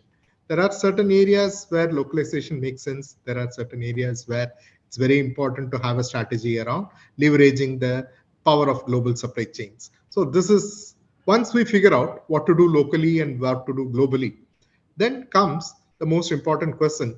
You heard Ram talk about a variety of technologies. Many of them are exponentially growing. So the pace at which the technology is entering this space is pretty fast. So the first thing is how to protect innovations that are at the convergence of these technologies. Because you heard him mention more than one technology, whether it's IoT or blockchain or additive manufacturing, a whole bunch of technologies. And many of the innovations that we see in the space is at the convergence of multiple technologies. So how do we protect these ideas? That's where we start with. Then the bigger challenge is how to protect some of the innovative business models that are the basis of competition. Because technology now, almost all players have access to all these technologies. So there is also, we see a very clear trend in terms of radically new innovative business models coming up. And again, how do you protect the IP around this? Because that's the basis of competition. It's very critical to protect it. The third is what Ram referred to in terms of the power of data and the analytics and the value that can be created through those analysis. So how to balance the data privacy versus the value creation that's coming through the analytics part of it. Okay, and because some players want to hold on to the data, some see value in sharing it, but where the data resides and what kind of analysis we are doing and how we are able to translate these analysis into insights that the customers see value in. This is a whole big opportunity out there. And of course, the next big thing when it is globally distributed environment, we need to look at how to handle IP thefts, counterfeits, and knockoffs in a globally distributed environment. This is definitely a big concern for a wide range of businesses that we get involved in. And next comes, how do we build awareness of IP in different geographies, licensing, and also recognizing the various constraints? Because it's not a level playground. Some of them are very mature IP regimes. Some of them are still evolving. The last two, how to share confidential and critical IP know-how across different players, across different regions, especially if there is no protection of IP in those geographies. Okay, this is something that we need to really brainstorm around. And finally, are my strong IP practices equally understood and followed by my suppliers and their suppliers? We are looking at least 4 or 5 levels of suppliers across the globe. How to enforce consistent protection and good practices. So this is just a snapshot of some of the key IPR challenges that I could think of based on the trends that we see in global supply chain management. So now I have stopped sharing. So now what I would request each of the 4 panelists is to take 10 minutes each to share their observations and insights and try to cover some of the IPR challenges, bullet points that I had captured in my presentation. So we are going to start with Munish from Tata Steel, then we'll move to Anubhav from Amazon, then Saim from SKF, and finally Pankaj from L&S, Lal & Sethi Law Firm. And so let me hand it over to Munish at this stage. Over to you, Munish. Thank you. Thank you, Dr. Shankar. Can you hear me? Yes, absolutely. Clear. Let me just share my presentation.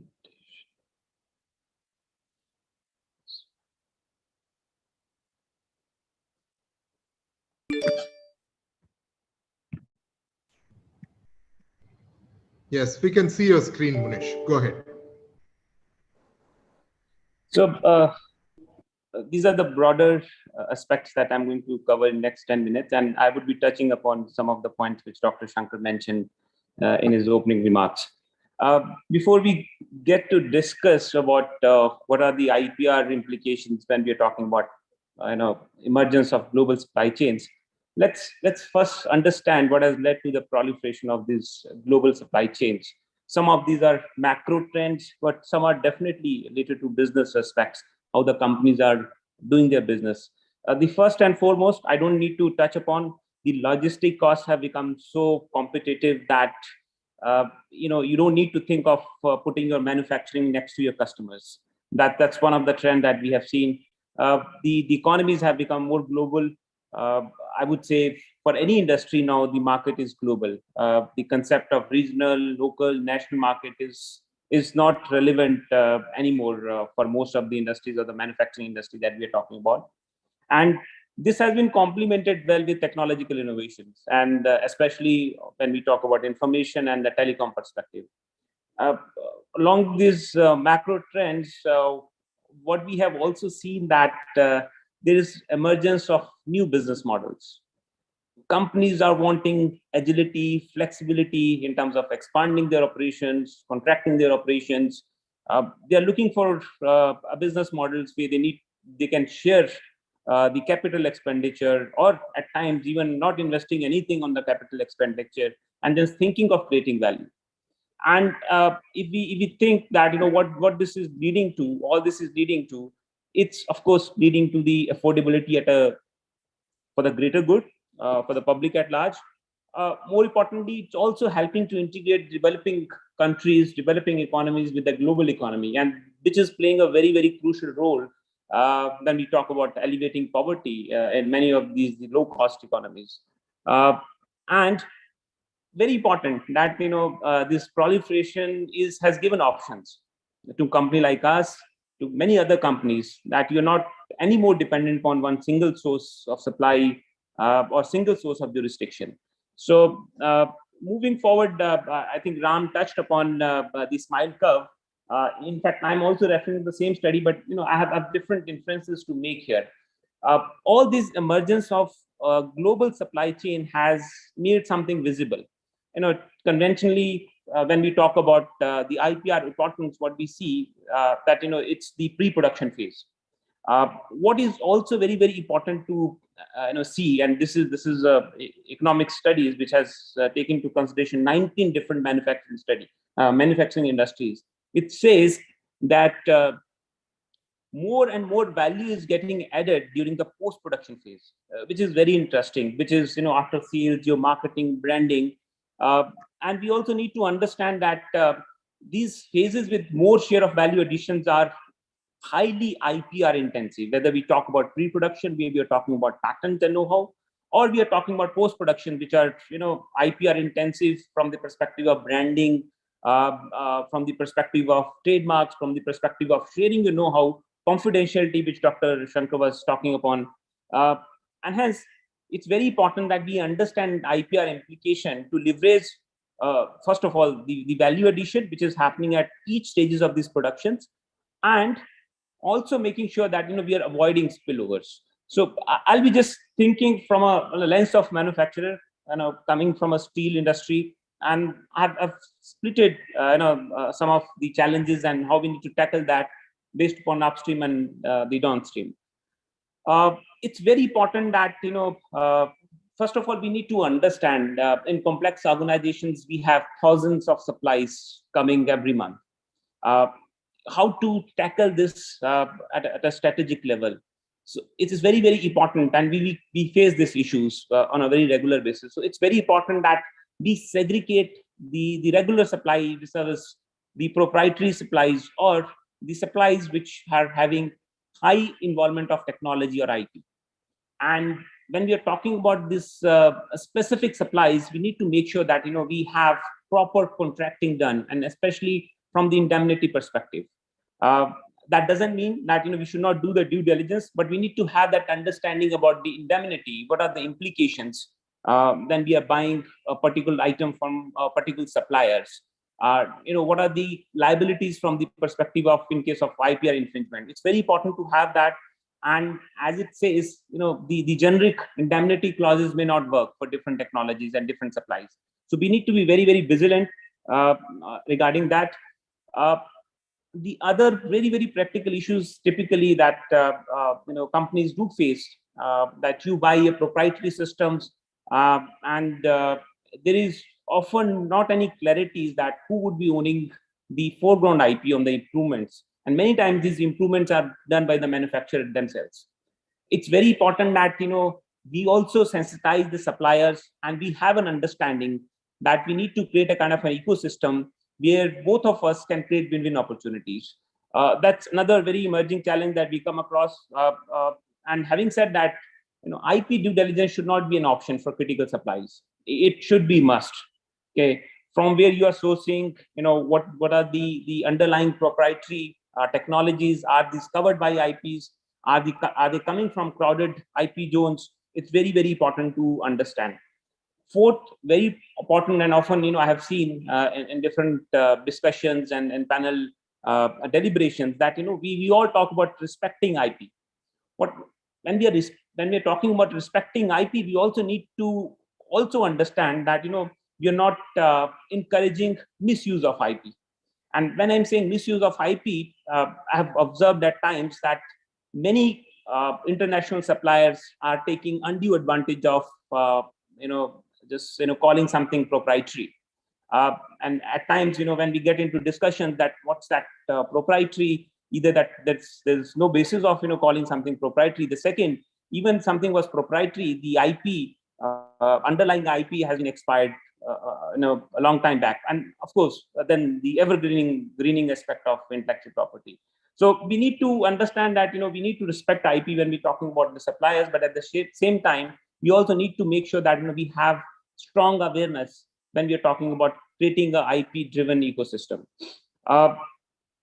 Another very, very important aspect that I have seen, in fact, I was talking to one of my friends who's a trader, that traders don't need to be concerned about IPR infringement. I'll just quote a very recent example.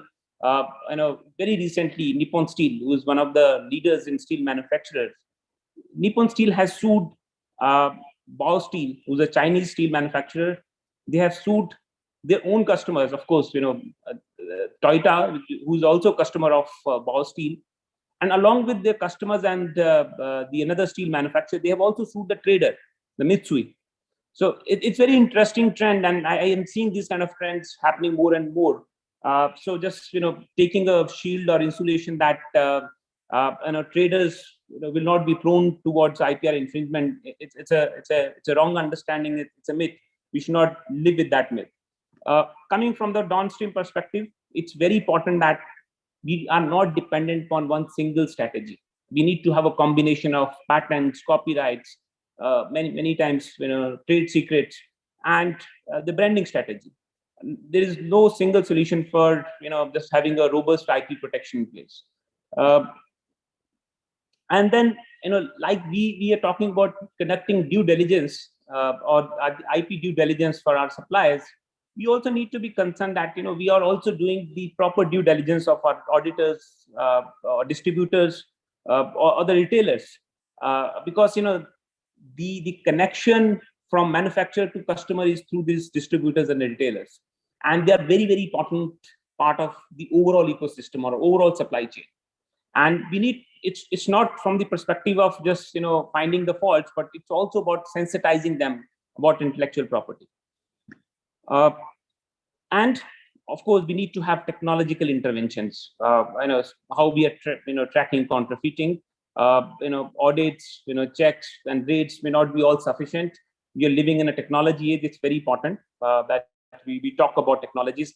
And fourth, very, very important that, as I talked about, the asset-light models, or where companies are getting dependent upon the third parties for getting some components manufactured, getting some material processed.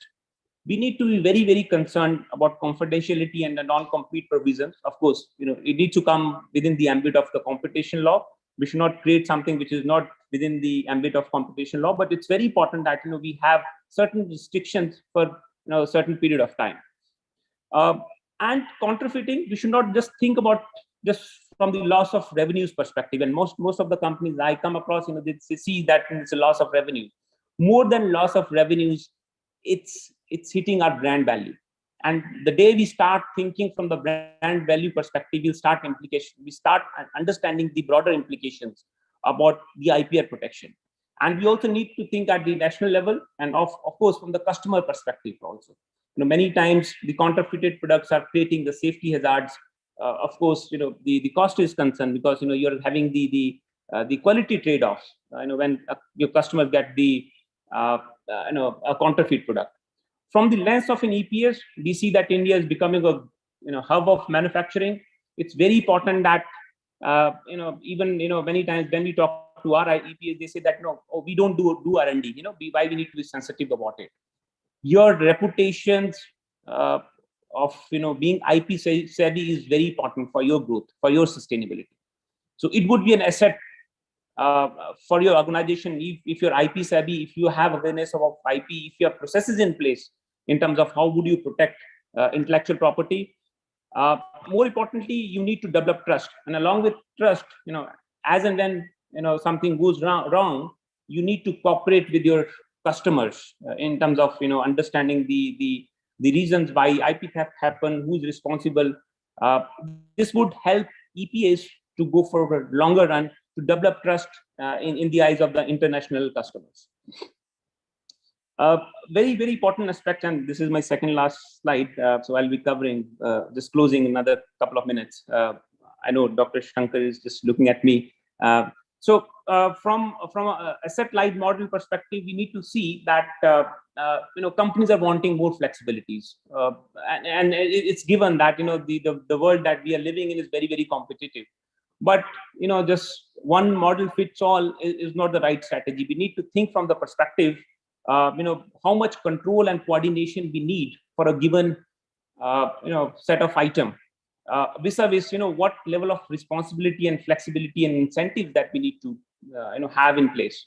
Of course, you can't just generalize it, but the way I think it's that choose asset-light model only when you think there is a strong underlying IP, and not having underlying IP. When you think that that IP can be enforced, the appropriability regime is very strong for that underlying item. You can think of going for asset-light model, or when you think there is no source of differentiation because of that. Of course, it needs to be analyzed from the case-to-case basis, but we need to have this perspective that cost can't be driver just going for asset-light model. You need to think how you are going to create value, retain that value, and deliver that value to your end customers, and that's very, very important. My recommendation is that we need to have three-pronged approach when we are talking about leveraging value in this evolving global supply chain dynamics. First is due diligence, and not due diligence for your suppliers only. You need to have the due diligence for your distributors and retailers also. The second is awareness of whole of your ecosystem. And I think Dr. Shankar touched upon this particular aspect. Do we have that kind of understanding with our stakeholders that they do understand the IPR implication, that it's very, very essential for the sustainability of the business. It's very, very critical.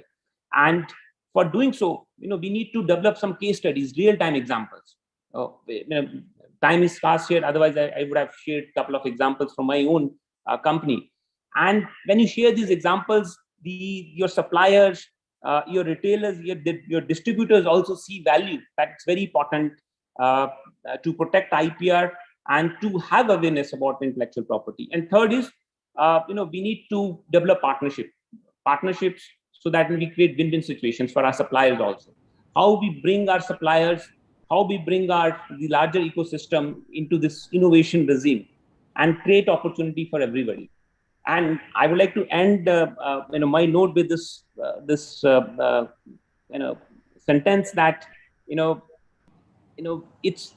need to deliver the value to customers with the same intent we have created it. And when we are saying so, we need to avoid spillovers, and we can only avoid spillovers when we look importance of intellectual property across different production stages, right from pre-production to production to post-production. Then only we can say that we have delivered the value, the same value with the same intent with which we have created it. So those are my initial thoughts. If time permits, I would be happy to take any questions. Over to you, Dr. Shankar. Hey, thanks a lot, Munish. That was brilliant, actually. You could bring all the relevant insights from the lens of a manufacturer, to a leading manufacturer whom we all look forward to. And this has really set the context from the manufacturer's perspective. Now we are going to go and to Anubhav and hear his perspectives from some of the best practices and insights from what Amazon has been doing in this space. And I'm sure we'll be able to have few minutes at the end to come back to each of the panelists with some questions or any other additional comments that they would love to make. So now, thanks, Munish. We will go to Anubhav. Over to you, Anubhav.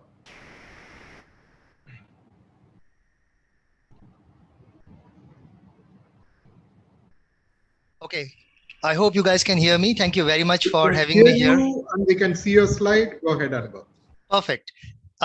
So thank you very much for having me. As I said, Amazon being one of the biggest B2C companies in the world, it has an extensive supply chain. And what we actually realized was we need to innovate in order to protect the brands as well as the customers. For example, using tools such as AI, and thereby create these industry leading programs in order to ensure that the products are safe and the customer's shopping experience is the best. So in this brief presentation, I'll talk about 3 of the most innovative programs that Amazon actually created in partnership with the brands in order to make sure that the supply chain is clean and the products are protected.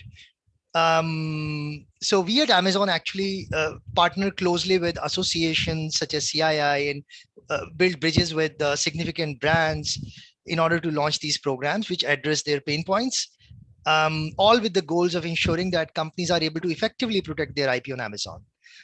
We strive to be Earth's most customer-centric company, and in that,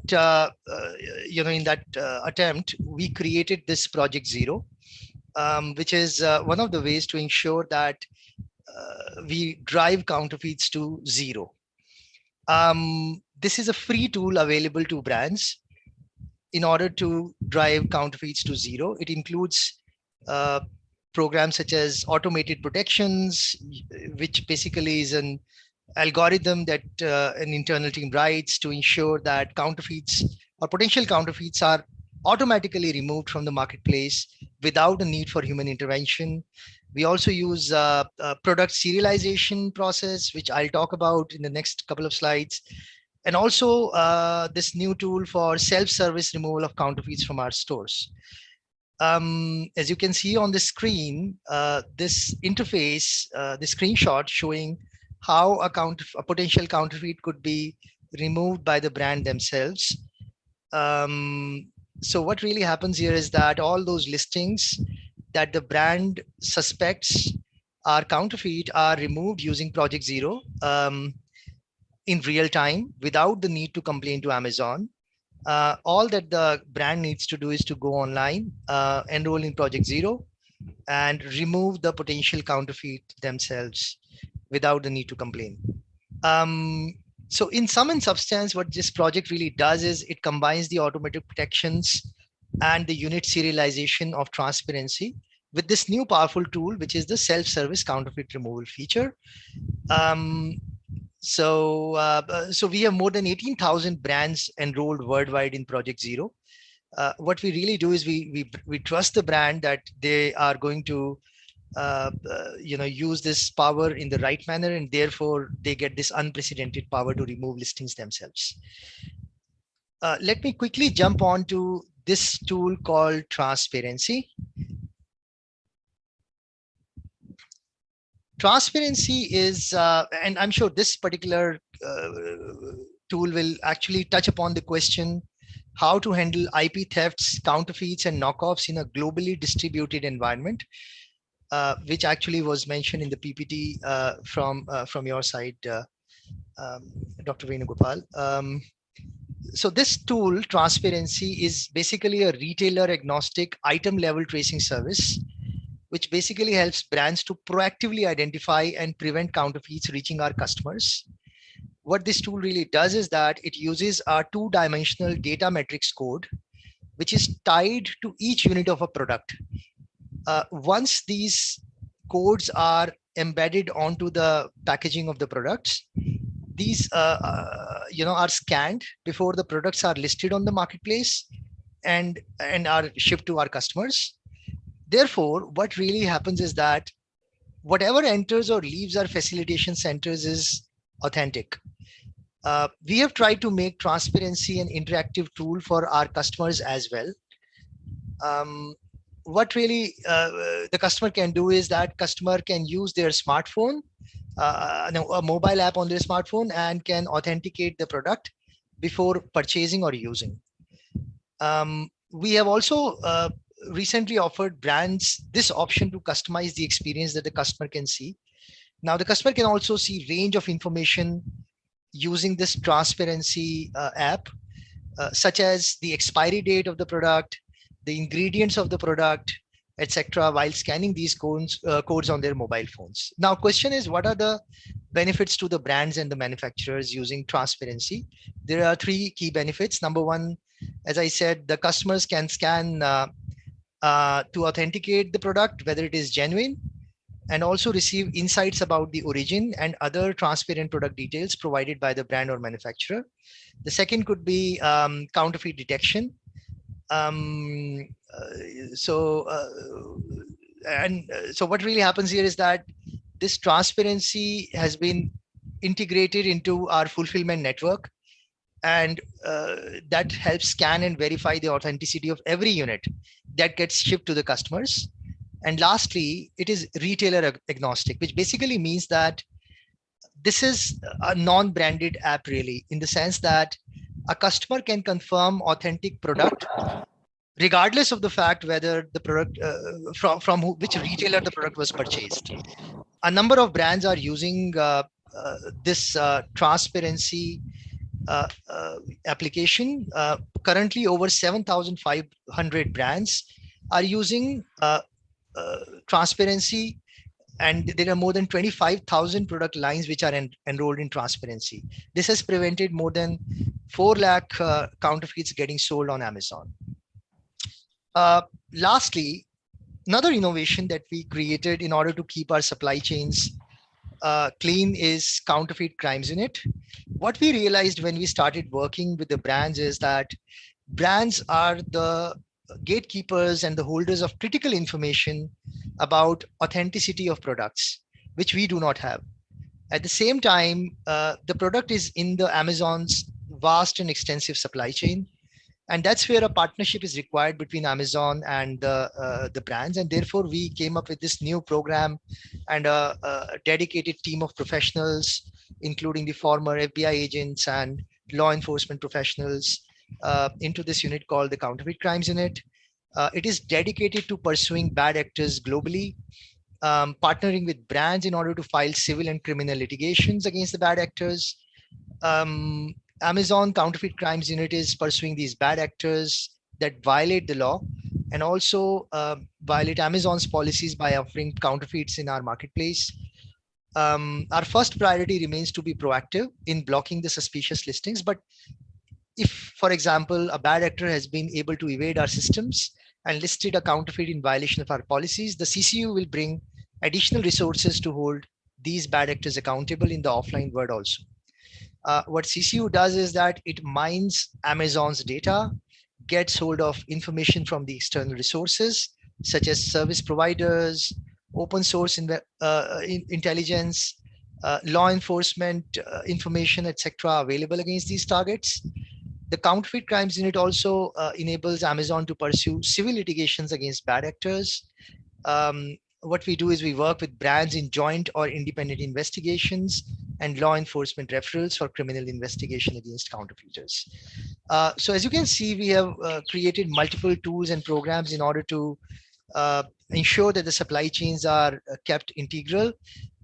We have made massive investments in ensuring that we closely work with brands to keep creating these innovative programs.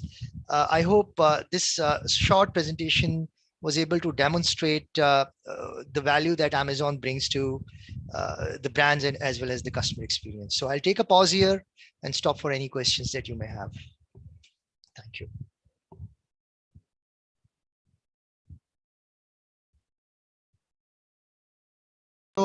Thanks a lot, Anubhav. I think this was very, very insightful comments that we could hear from you. So what we are going to do, we are going to wait for the questions towards the end, so that depending on the time available, we'll take a good number of questions. So at this stage, we would move to the next panelist, Saim from SKF. Saim, are you ready? Yes, thank you very much. Over to you, Saim. Please go ahead. Okay.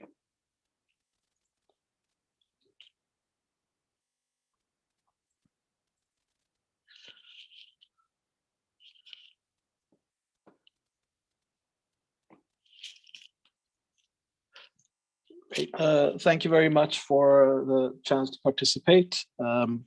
My insights today will be mainly from the perspective of SKF and talking about counterfeit and automotive industrial bearings and what the inherent risks are, but then also what companies can do then to protect the supply chain against counterfeits. So keep in mind that my my topic here from IPR is mainly connected to trademark infringements when we talk about counterfeits.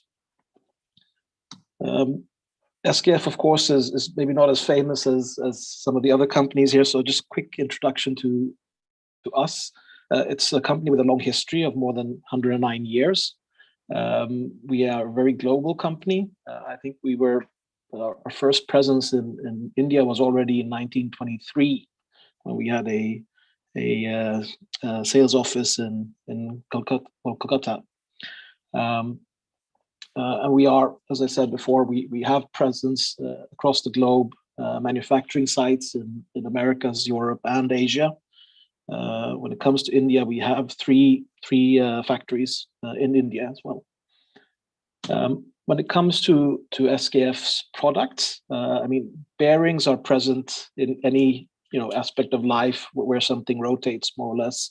So, of course, the impact of counterfeits, it does impact our business, but I would say the biggest risk is to the users, the machine manufacturers, the OEMs, because what often happens, especially in safety critical machines, I mean, they have been designed and constructed with the performance and parameters of the premium brand bearing.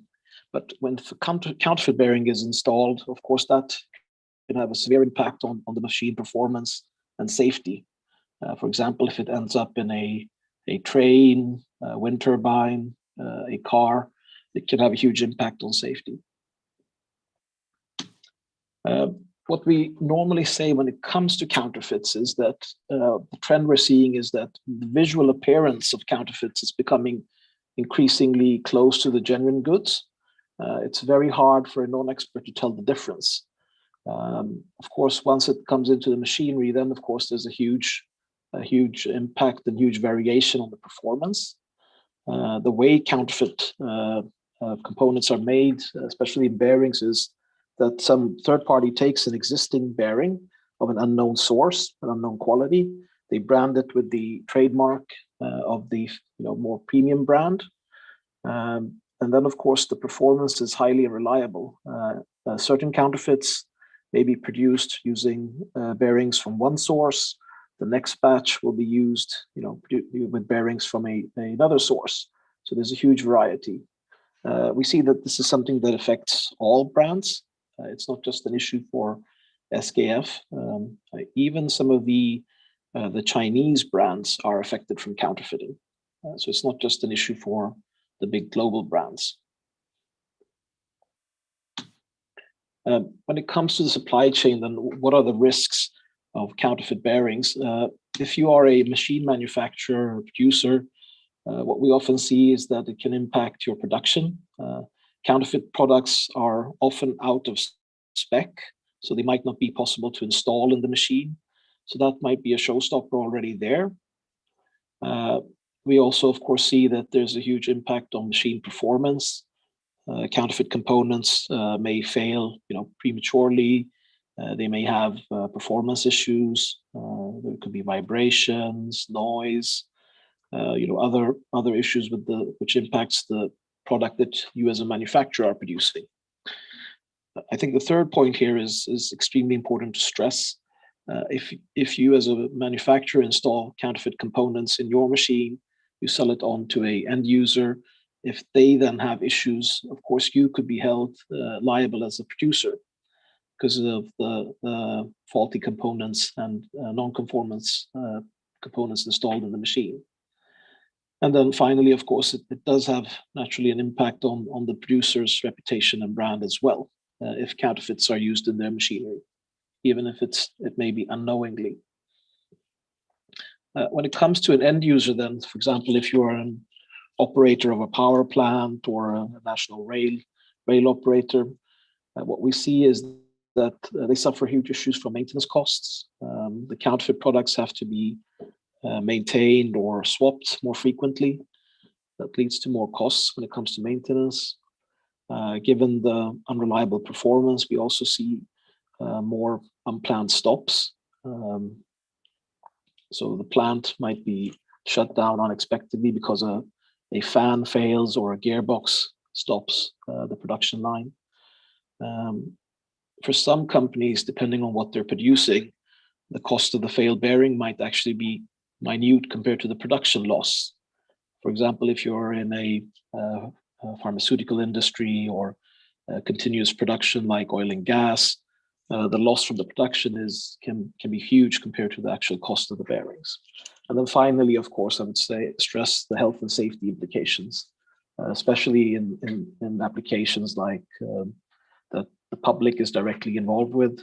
If you have transportation, cars, automobiles, elevators, escalators, anything where people are in close contact with the application, of course, it's a big risk if a counterfeit product is installed. So what are the factors then that we see allows these components to enter the supply chain?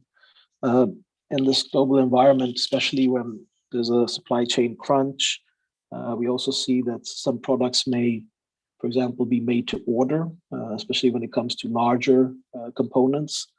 The customer or the user may actually have a machine or equipment that's stopped or failed now, and they need the component right away.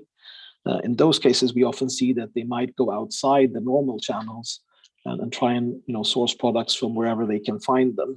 And that's often an issue that we see where counterfeits come in. Very often in these cases, then they're buying from independent traders, which then have no connection to the manufacturer. There's no traceability, possibilities to track the products. And in those cases, of course, there is a big risk, and this is probably the main entry point for a lot of counterfeits into the supply chain. Another thing that we're seeing more and more as a lot of trade then moves online, even in industrial components, is that there's a lot of fraudulent websites and email spammers, which will send offers to prospective buyers. These websites look very professional. And some of them look identical to the brand owner's websites. So it might have a slight change in the domain, but this is also a big entry point where we see that customers, unfortunately, are tricked. And then when it comes to the spammers, what they do is they will send out thousands and thousands of emails to prospective buyers, claiming affiliation, for example, to the big brands, and then that's also unfortunately an entry point where we see that some customers are tricked and then fall into the wrong channel.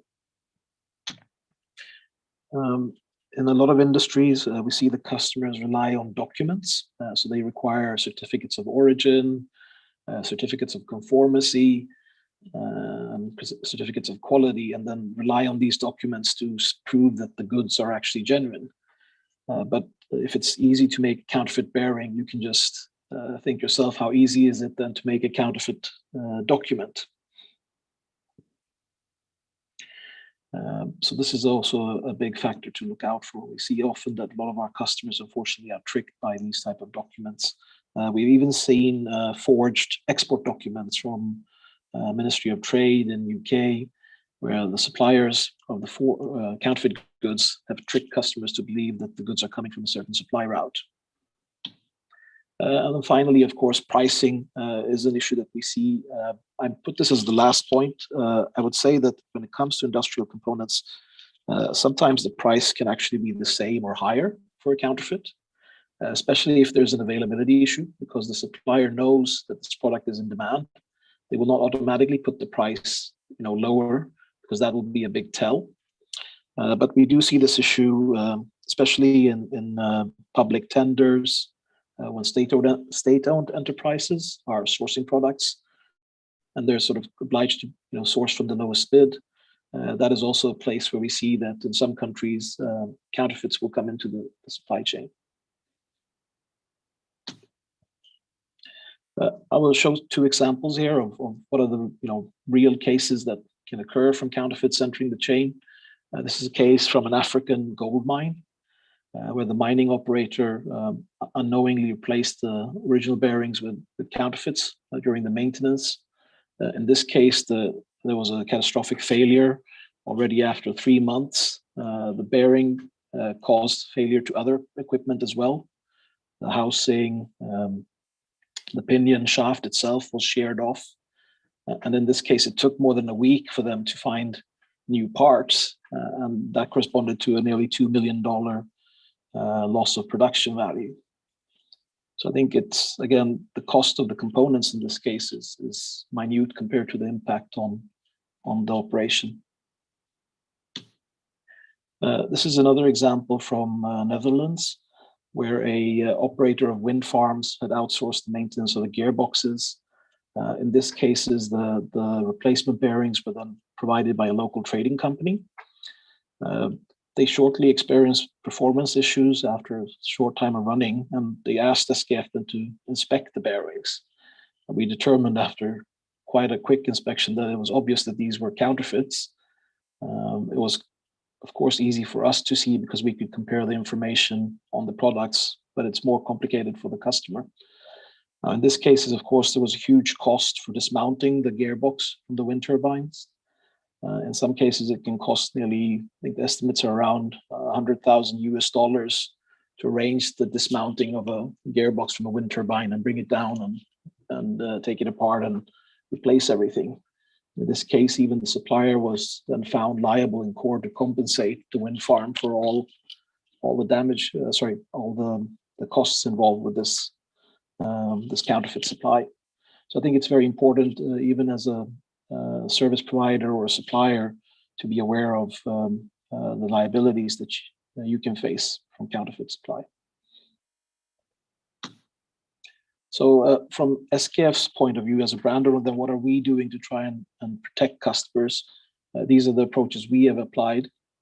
I mean, we are quite open and make sure that the customers are aware of the risks. Some brand owners, are reluctant to talk about it, whereas we and other bearing manufacturers are open. We try and share, about the existence of counterfeits and what customers can do to protect their supply chain. And I would say, from our experience, the most important way is to buy from the right source, so there is some traceability. We, of course, then support customers with verification. If we can, we will do it on site, because it's very difficult for a user to tell the difference. So we support them with on-site verification. We provide tools, a smartphone tool, which the user can, contact us directly. They can send photos of the product. On some of the products, we also have some authentication features. Anubhav from Amazon, for example, mentioned 2D codes. We have similar solutions in some of our products as well.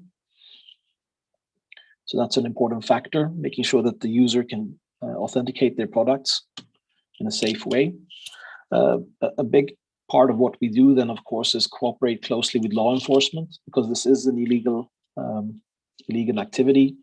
So somebody from our global brand protection team will work with the law enforcement to participate on raids, legal actions where we target the traders and sellers, but we also take action against the actual counterfeiters. Finally, an important aspect, of course, is the online enforcement, which I would say is something we have ramped up recently, the last 3 years, when we see that more trade is moving online. We take down a lot of websites that are trying to pose as SKF or being affiliated to ours. So I think this is an important factor for brands to be aware of. I think one of the best practices we have had is to work closely with the key marketplaces, like Amazon, Alibaba, Shopee. We're very happy with the dialogue we have with Amazon, for example, and Anubhav before specifically mentioned the Counterfeit Crimes Unit, which we are trying to collaborate with to work on cases. Because I think when we cooperate and work closely with these marketplaces, that's another way to tackle counterfeits and stop them from entering the chain. Okay, then finally, to round up, then what are the best practices that we see as customers and users can apply to protect their supply chain? Whenever possible, of course, sourcing direct from the brand owner. If that is not possible, then the next best option is to go to authorized distributors or resellers. And again, both online and offline. I would say in these cases, there are possibilities to trace products back to the manufacturer. Normally, authorized distributors also have another skill set than independent traders. They can support you in a different way. I think this topic was mentioned before, knowing your supplier's supplier. I mean, if you're buying a machine or a component or a subsystem from a supplier, you should try and find out where are they sourcing their key spare parts. That's an important factor. Very often we see that the third parties that are trying to trick and trade counterfeits will often make statements and claims. It's always important to go and cross-check that with the official channel. Somebody claiming to be an authorized distributor of a certain brand.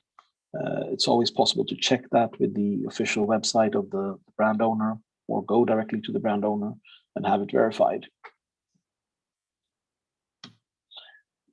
This point is very important, especially on industrial components. We see that they're very, very difficult to verify by the buyer themselves. At least in our products, we see that it's visually identical, but there are some factors that we can reference about the production information, which we can then help to verify the product.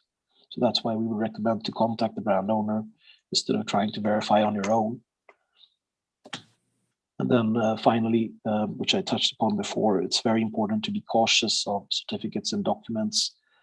There's a lot of counterfeit certificates that look very official, are being circulated with counterfeit products. So always contact the manufacturer or the issuer to cross-check those documents. That is a recommendation from our side. That's it from my part. Thank you very much. Thanks a lot, Saim, for sharing these insights from the perspective of a ball bearings manufacturer, especially focusing on the counterfeiting aspects and what we can do to protect it. We have time just to hear from the last panelist, Pankaj, who represents the Lal & Saiti law firm. And over to you, Pankaj. Thanks, Dr. Shankar. My co-panelists have covered most of the challenges that we have and that we foresee in current times for our supply chain and the IPR risk, etc. They've touched upon some solutions as well. From a lawyer and from a business support function perspective, I would just want to highlight and get on to a solution mode pretty quickly, because the problem has been highlighted. Some of the key solutions have been shared, which are industry agnostic. I'm going to be journalizing in my discussion and getting on to specifics as to what would make sense when it comes to ensuring our supply chain security. So just giving you a complete overview of IPR risk. So there's an increasing threat of product counterfeiting, product diversion, product tampering, and IPR thefts. And that, coupled with the attractiveness and high value of brand assets, the need to pursue new channels, online, offline markets, and different models, it creates increased risk and challenges for brand and for the IP holder. So when we talk about the risk, so the companies are at risk of potentially losing revenues, and in some industries it is as high as 30%. And more importantly is the consumer and the patient safety, which is getting impacted by these IPR thefts and substandard material which is out there. Our assets, which are both tangible and intangible assets in terms of trust mark, our reputation, the brand equity, and the leadership position, as also business value is getting impacted. There's a escalating risk to the channels, and my colleagues have mentioned about the online sales and sales typically in emerging markets. There's an inherent risk when we talk about using external manufacturers, simply because of the fact, not doubting their integrity for a moment, but because of the lack of control and visibility into their operations, puts them in a high risk category. So we'll touch upon that as well. Then essentially, when we talk about price arbitrage, which is primarily because of various factors, as also the technology is enabling these offenses. And then you have additive manufacturing and 3D printing as well.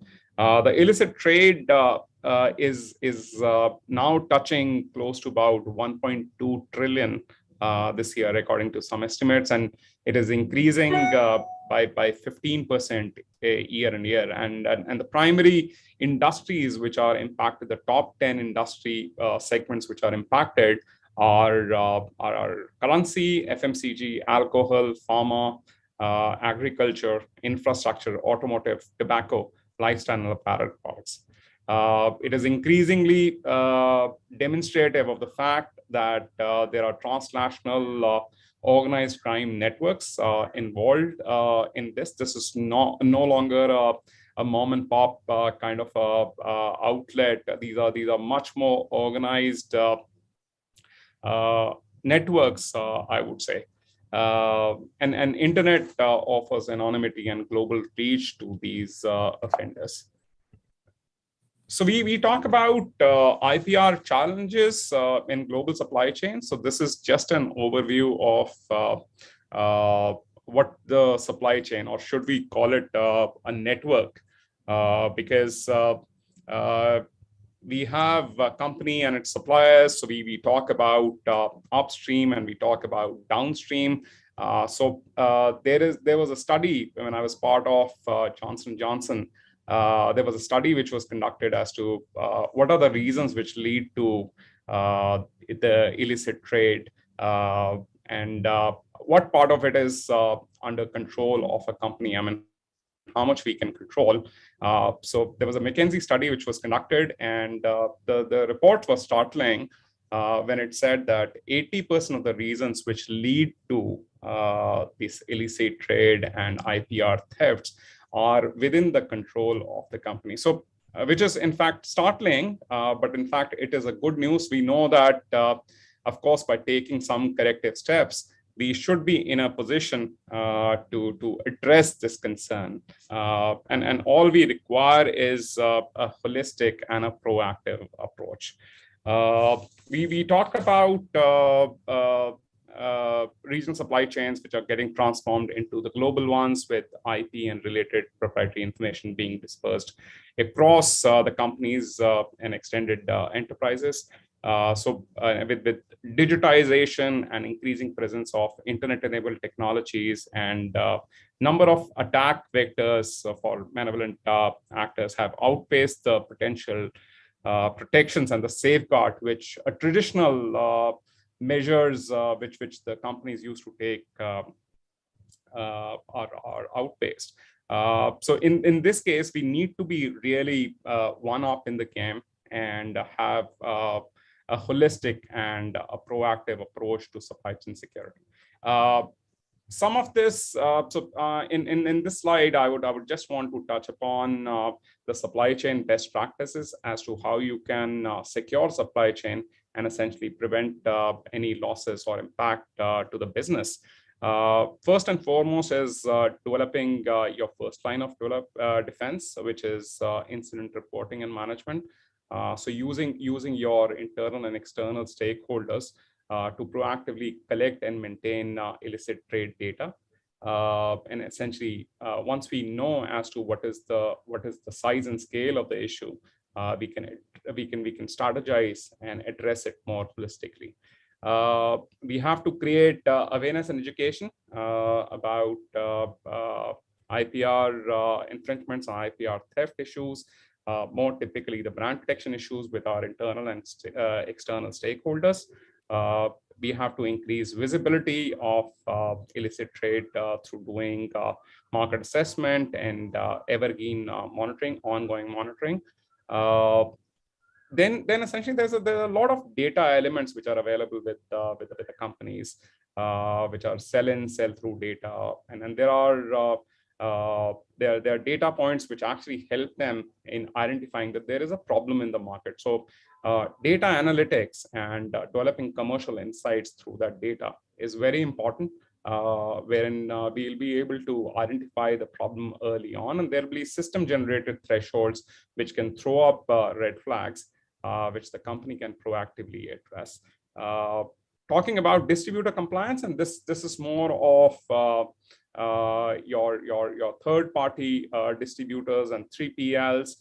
So there is a need to ensure visibility, integrity, and safety of the distribution channels.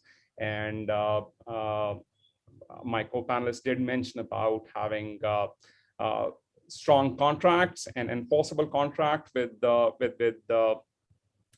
your distribution partners, having indemnity clauses, etc., would actually help in addressing this concern, and also sensitizing the distributor community and the distributor network that the company is really strong in and feel strongly about addressing these concerns.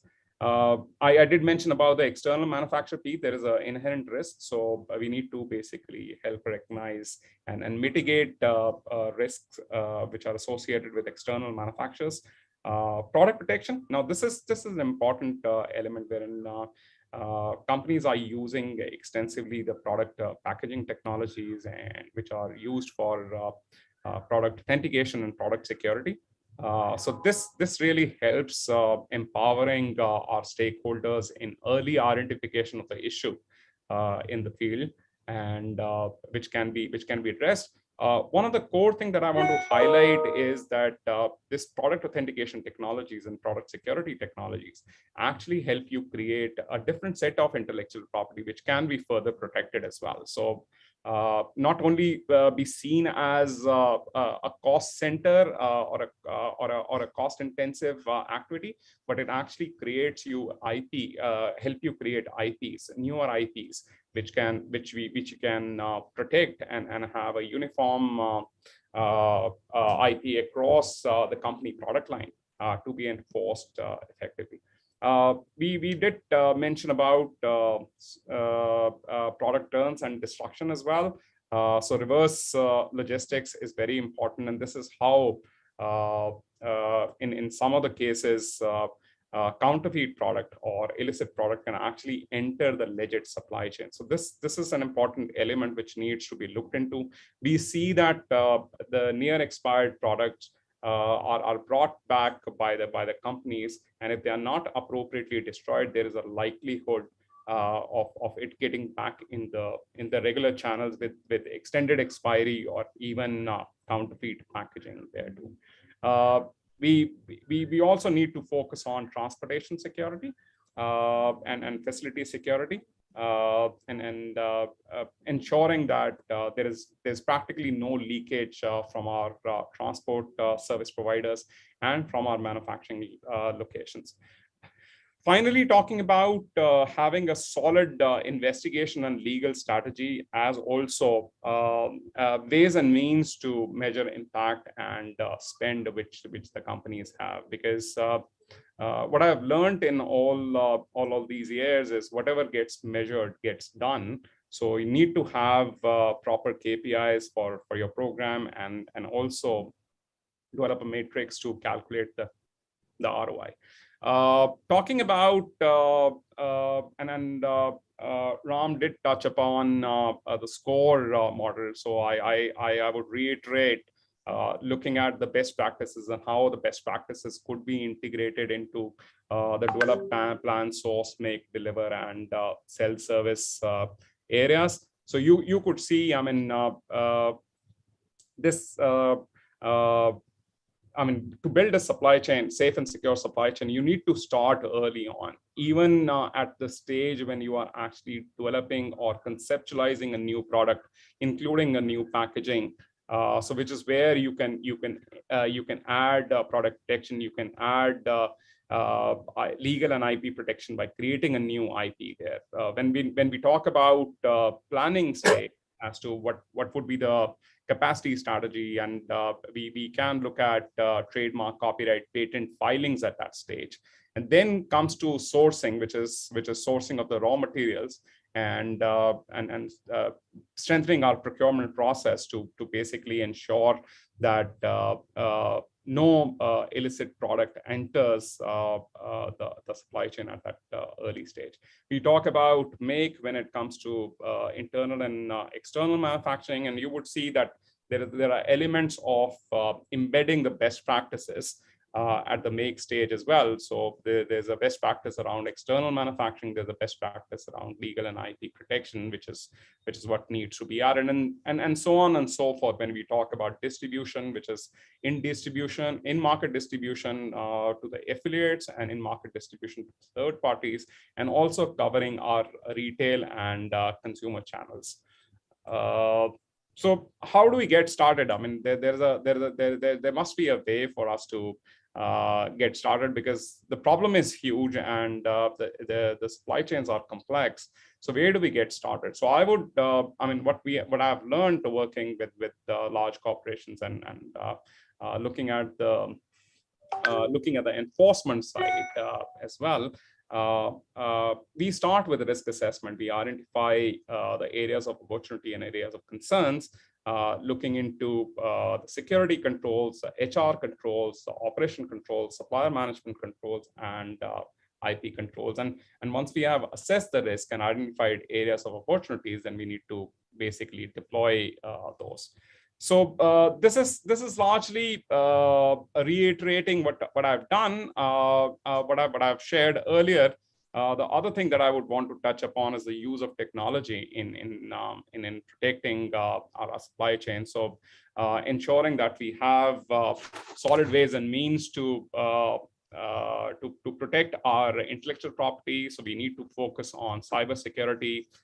You have blockchain technology, which is what can be used to identify the right owner and the right person who's allowed to access that IP, and then you could create NFTs and basically a solid paper trail to identify, a digital trail to identify as to who has access. So the infringements, if any, or leakage, if any, can be addressed. So and talking about AIs, so Anubhav did touch upon that, and I did talk about product protection and authentication technologies. Last but not least, I would want to emphasize once again about the holistic approach that we need to adopt when it comes to IP protection, IPR protection, and I call it total legal and business solutions, which is focused on protecting intellectual property, protects your revenue, protects the trust which the consumer has in your products, as also focuses on channel protection. So if we take care of these four aspects, we will be able to have a safe and secure supply chain. This is a blueprint that I talk about. So how do we get started is make an assessment, then build in. So when we talk about assessment, this is both doing an external and internal supply chain risk assessments, assessing and overlaying the legitimate supply chain vis-a-vis the illicit supply chain, and see where essentially the illicit product is entering into the legit supply chain, because it is a known fact that these illicit trader or IP infringers don't create their own supply chain. They would penetrate into the supply chains where the company have the weak link, right? Next comes is protection, which is more of IPR registrations, trademark, copyright, patent designs, and developing and implementing, deploying the safe and secure supply chain best practices, and product protection, monitoring the data, and also online and offline monitoring. Next comes is responding. So if there is any incident, we need to have a solid approach of incident management, as also the investigations and enforcement. So be it a mix of civil, criminal, and administrative actions. To multiply the impact and effect of the enforcements, we should have a communication strategy for external and internal stakeholders, which would include the regulatory authorities, which will include the government, which will include the employees who are primarily companies' eyes and ears in the market. Collaborating with the like-minded associations and essentially like-minded companies through forums such as CII, WIPO, SOCHAM, and other industry associations, and also develop plans to engage with the consumers as well. And not to stress enough on developing metrics to measure success and developing KPIs. So if we follow this cycle, we will be able to ensure consumer patient safety, protect the reputation of the company, of the brand owners, and also contribute to the revenue enhancement as well. I'll leave with this slide, Dr. Shankar. I'm sorry I've taken much of time, but I want to basically emphasize. So these are a few of the tactics that, and this is a holistic approach when we talk about addressing every aspect of our supply chain, our upstream and our downstream supply chain, and some integrating some preventative and proactive measures in there. So I'll stop here, Dr. Shankar. Thank you so much. Sure. Hey, thanks, Pankaj. Because this is a very nice way to wrap up the discussion today with laying out a beautiful blueprint for systematically looking at each and every dimension and how we can prepare as an organization to mitigate the various risks and have a very healthy strategy around global supply chain management, primarily from an IP perspective. So friends, I think we had a great session today, hearing about what are the key trends in supply chain management. This is what Ram told us to start the session with. Then I went on to translate that into what are the IPR challenges. Then we should really thank CII for putting together such a balanced group of panelists representing a wide variety of industries to share their insights and perspectives today. We had Munish from Tata Steel, looking at it from a manufacturer's perspective. Then we had Anubhav from Amazon sharing some of their insights and how to primarily looking at counterfeits and what are the preventive measures that they have taken, and what are the best practices that the rest of us can take from Amazon. And then we had Siam from SKF talking about from a ball bearing manufacturer perspective, what are some of the key learnings and best practices from that industry, which we can benefit from. And finally, Pankaj shared with us a very beautiful blueprint and a very, very systematic and a structured framework in order for us to take some proactive measures and systematically mitigate the various risks around global supply chain management IPR issues. So I think we have well run out of time. So I'm not going to further add anything at this stage, but all I would do is thank each one of the panelists for taking their precious time and putting together their brilliant insights and sharing it with us. And I would like to thank CII for putting together this panel and inviting us to participate in this very important event. And we have just started this whole conversation. I'm sure we could all stay connected and take forward a lot of these good points that came out of the discussion today. And I look forward to staying connected with all of you and build on this conversation that happened today. Thank you so much and all the very best. Sure. So much, sir. Thank you all the esteemed panelists for sharing your views on key IP challenges and opportunity from supply chain management. With this, we come to end of this session and we'll move to the next session, which is the today last session, focusing on understanding IP waiver in the global context. So thanks a lot, Anilji. Thank you so much. Thank you, sir. Thank you, everyone. Thank you, Dr. Shankar. Thank you. Thanks, you all. Nabanita. Thanks, everybody. Thank you, Thank Dr. you. Saha. Thanks a lot, CII. Sure. Thank you.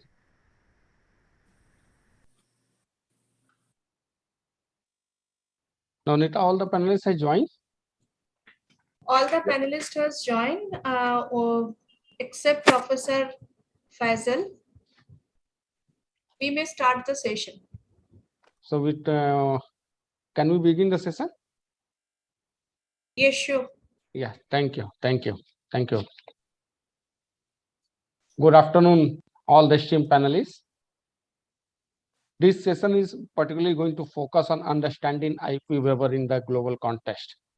The recent pandemic of the COVID-19 has led to many innovations and new thoughts for improving global healthcare system in developing and developed countries. The responsibility lies on each country. WTO and WHO have critical role in achieving global understanding in this regard. One new thoughts put forward by India and South Africa was proposal submitted to WTO in October 2020 for IPR waiver in respect of vaccine, so that vaccines are available to the whole human quickly and at a reasonable price. The proposal is currently supported by 100 countries. However, some developed countries do not support the proposal, and as a result, even after 18 months and several discussions at WTO, no global consensus has emerged so far. There are many complexities regarding technology transfer, licensing of patent, trade secret, know-how, sharing manufacturing process, and ensuring supply chain. Somewhere the thoughts is also to enhance ability of vaccine for COVID-19. Weaving these various issues into a single thread is not easy. Hence, solutions are not straightforward. The companies which have made colossal investment need to be suitably compensated. Even a partial success in the present effort will pave a clear path for future in utilizing IPR for larger global welfare and healthcare system.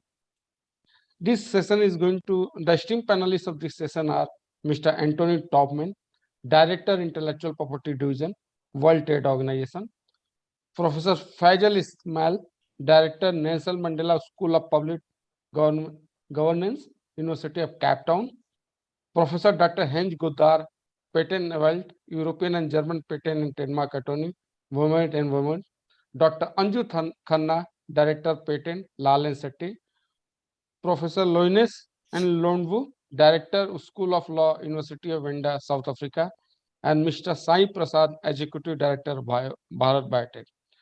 This session is going to be moderated by Dr. Pushpendra Rai, former Director, World Intellectual Property Organization. Over to you, sir. Thank you. Thank you very much. And I'd like to thank the CII for inviting me to this event. And I'd like to convey my best wishes to everyone for World IP Day.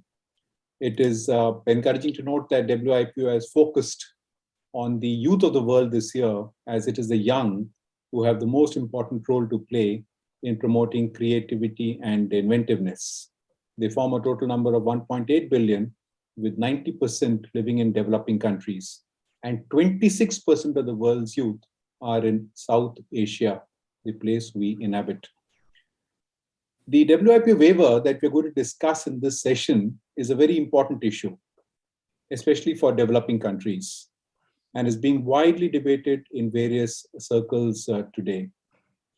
Though the proposal of the waiver was made at the WTO about a year and a half back by India and South Africa, as was just mentioned, subsequently supported by several other countries, it has not made much headway.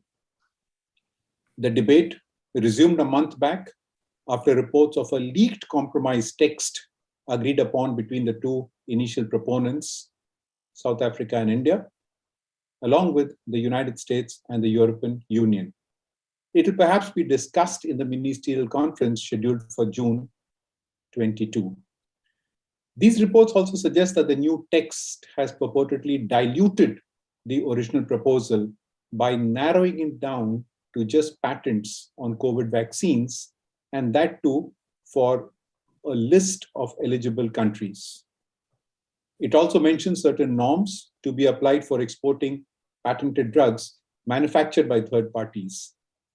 It is believed that the compromise text merely builds on existing flexibilities in the TRIPS agreement.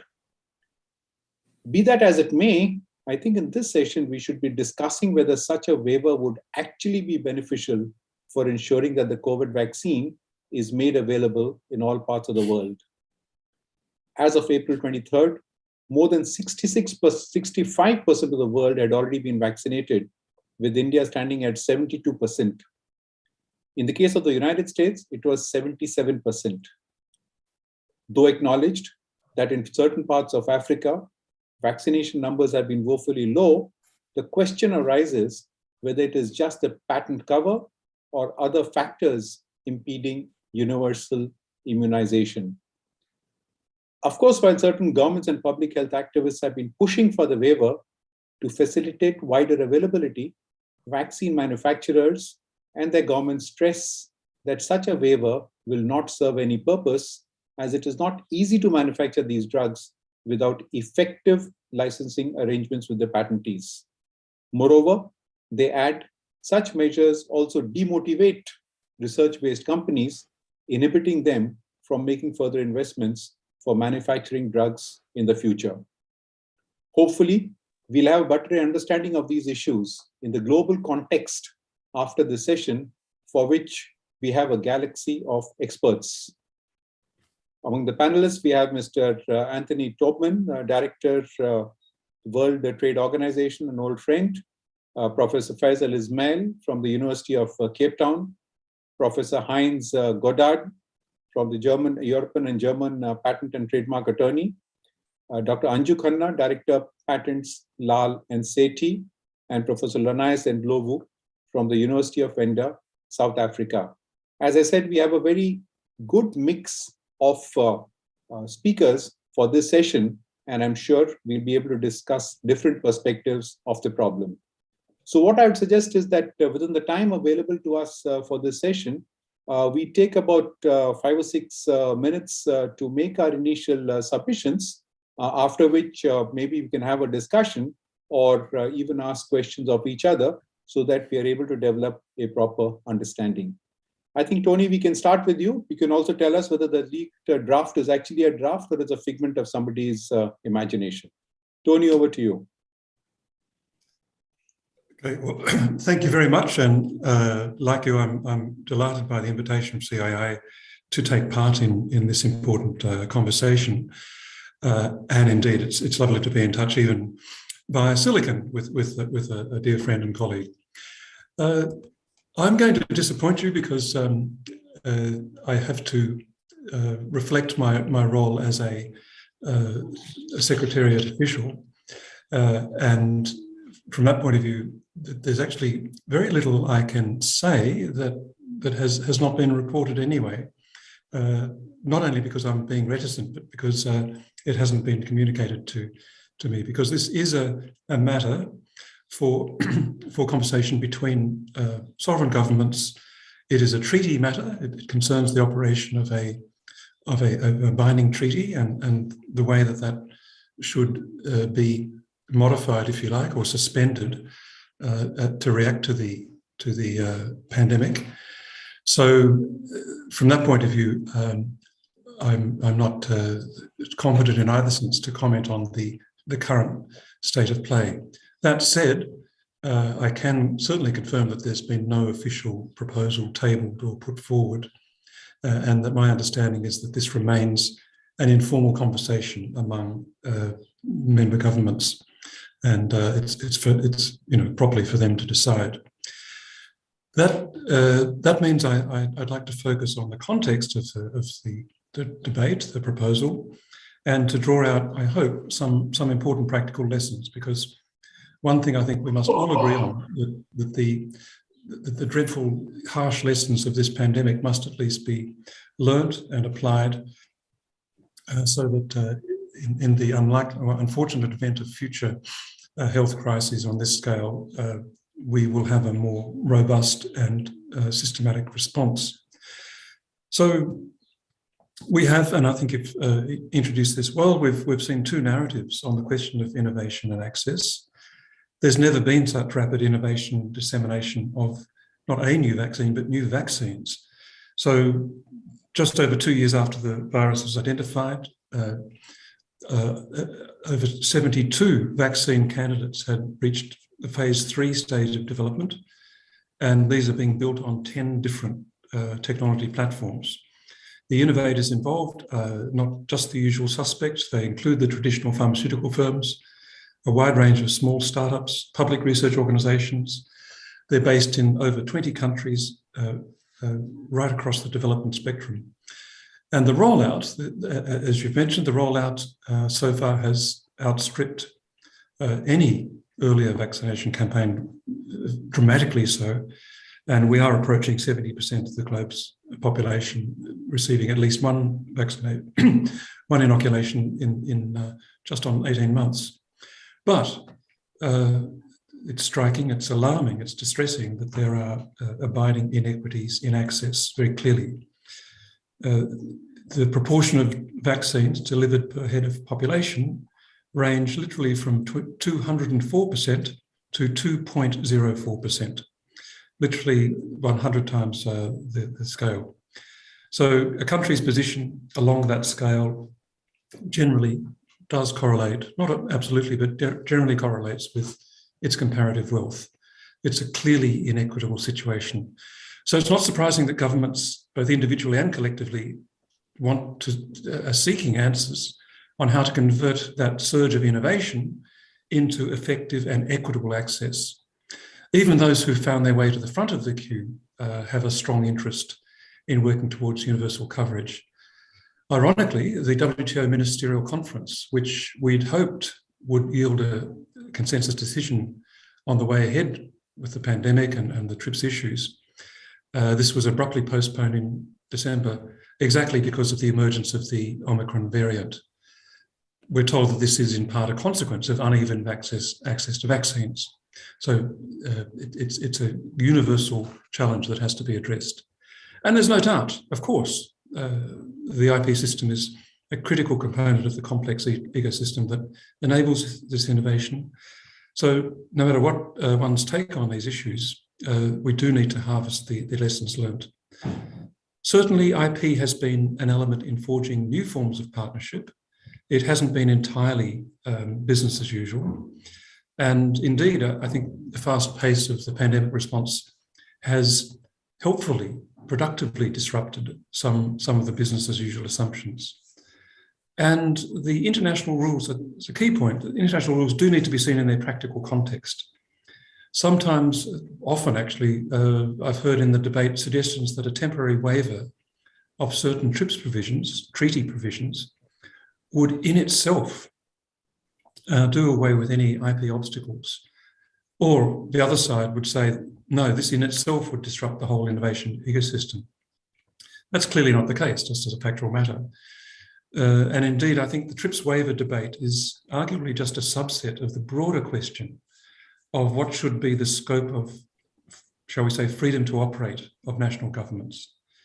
A waiver of TRIPS provisions, if agreed, it would not in itself override or predetermine the choices of national governments. It would only broaden the scope of options available to them. So in a sense, the more consequential question is ultimately what practical choices national governments can take and should take before, during, and indeed after any waiver that's agreed. So we do need to consider, in parallel with this ongoing international debate, we do need to consider the range of options open to domestic agencies, which are available today and could be broadened as a result of a WTO decision. Because we are seeking to address an unprecedented and devastating pandemic. And I haven't heard anyone say that we can be complacent or that there should not be robust, focused efforts, in particular to address vaccine inequities. But as we'll see, I think in coming months, a focus also on therapeutics and diagnostics as that phase of managing the pandemic becomes so important. So there is a strong need to focus on strengthening national government's agency, their capacity to work through these possibilities and to progress them in a practical way. Otherwise, any decision, any outcome would just be words on a page. Although, admittedly, a decision might send a political signal, but legally it would be up to individual governments to work out what they want to do. And I think this requires several elements. First of all, a clear, objective understanding of the full range of options that are realistically available now and in any future decision. And I might say that in the debate, there has been some confusion about this. There have been some misunderstandings about the full range of options that are already available, in particular the capacity of governments to take executive action to override patents to address, in particular, emergency situations, but more generally in the public interest.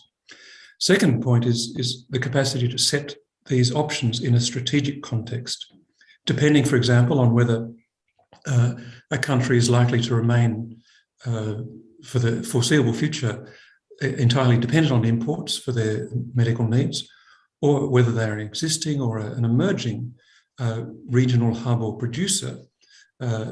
Obviously, the strategic context varies according to those domestic, those national priorities. Thirdly, and yes, this is touchy, but the political confidence to take necessary choices. We've heard again and again in this debate that governments may be hesitant to make use of what are legitimate tools, even the existing tools, because of concern about political or economic pushback. And the final point, and this is one I think has been understated somewhat in the debate, the need to overcome any domestic hurdles to the effective implementation of existing options or of additional options that are agreed. The administrative legislative capacity to deploy choices practically effectively. And we've heard from many member governments in different ways, they've run into issues with domestic procedures, with domestic processes. Sometimes the exact processes have not even been set up, even though they're in the legislation. So there are practical issues as well. Just to conclude, at the level of principle, it's no news at all that intellectual property rights are not absolute under domestic law. In the Anglo patent law tradition, this goes back to 1623 and before that.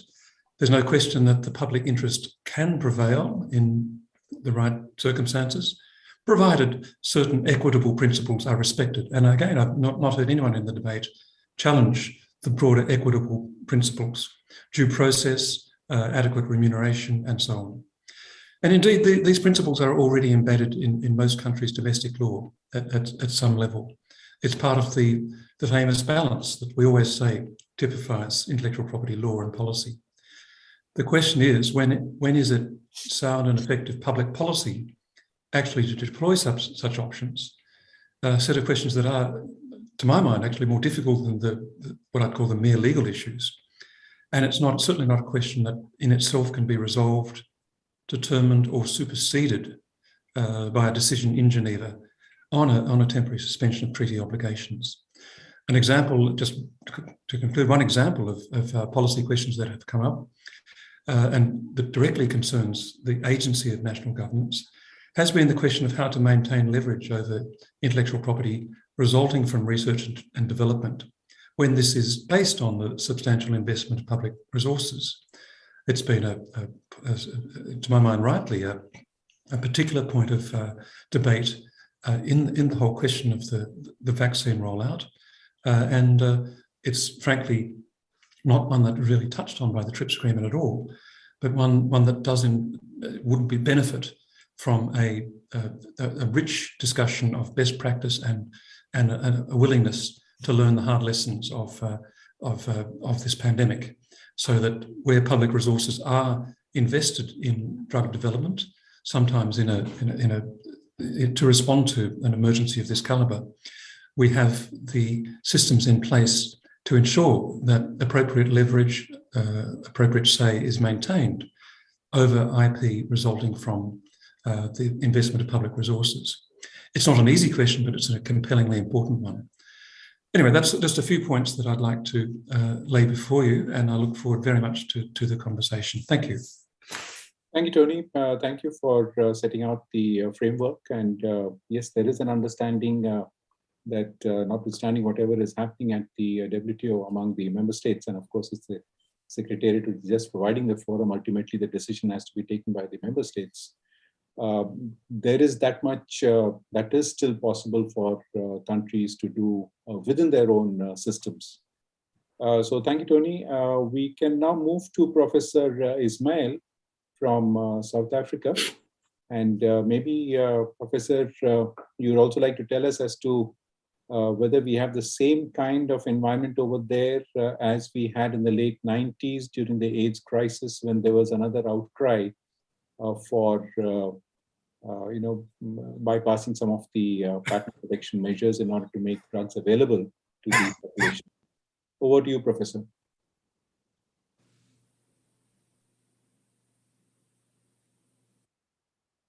Professor Faisal Ismail.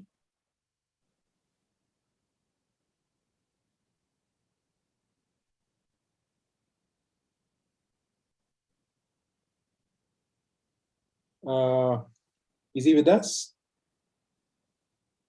I don't see that name. So we can go to Professor Lunais and Lovu. What I said for Mr. Professor Ismail, would you want to come in at this stage? Sir, he has joined, but he is unable to unmute himself, probably. Okay. Can I go ahead? Yeah, sure. Dr. Let's I start think with, you can go ahead with others. yeah, Professor Lovu, and then we'll come back to Professor Ismail. Okay. Please go ahead, Professor.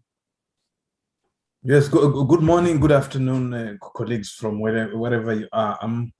I just want Chair to, can you go over the question you had asked of the colleague from South Africa? What I was saying was, I mean, I was sort of talking about the framework which is set by Mr. Tobman for the WTO, and South Africa being one of the proponents of the proposal seeking waiver at the WTO, the IP waiver.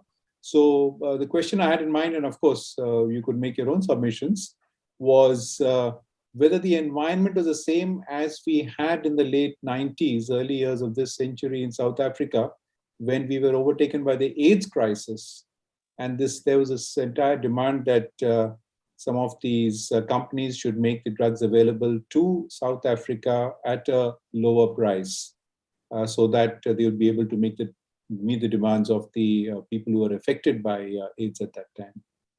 So just to try to sort of keep that at the back of the mind while we talk about the IP waiver in the present context.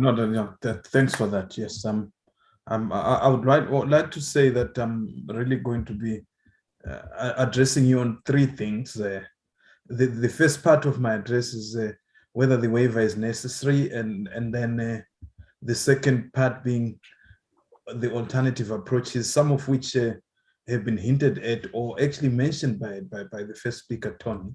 And then I will just end with a comment on the South African situation. I hope I'll be able to address the issue that we just raised now.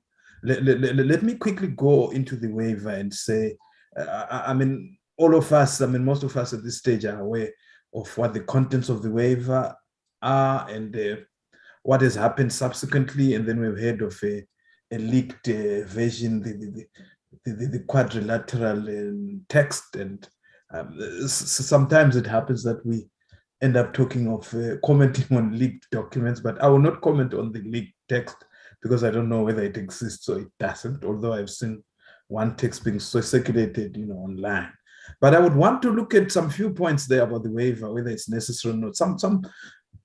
A number of issues really being raised. The first one, some people argue that the waiver is no longer necessary because circumstances have since changed. When South Africa and India brought up the waiver in 2020 October, the world was imploding and we were in a serious crisis. But now countries have kind of come to terms with it, and lockdowns have been removed, vaccinations have been ongoing, and so on.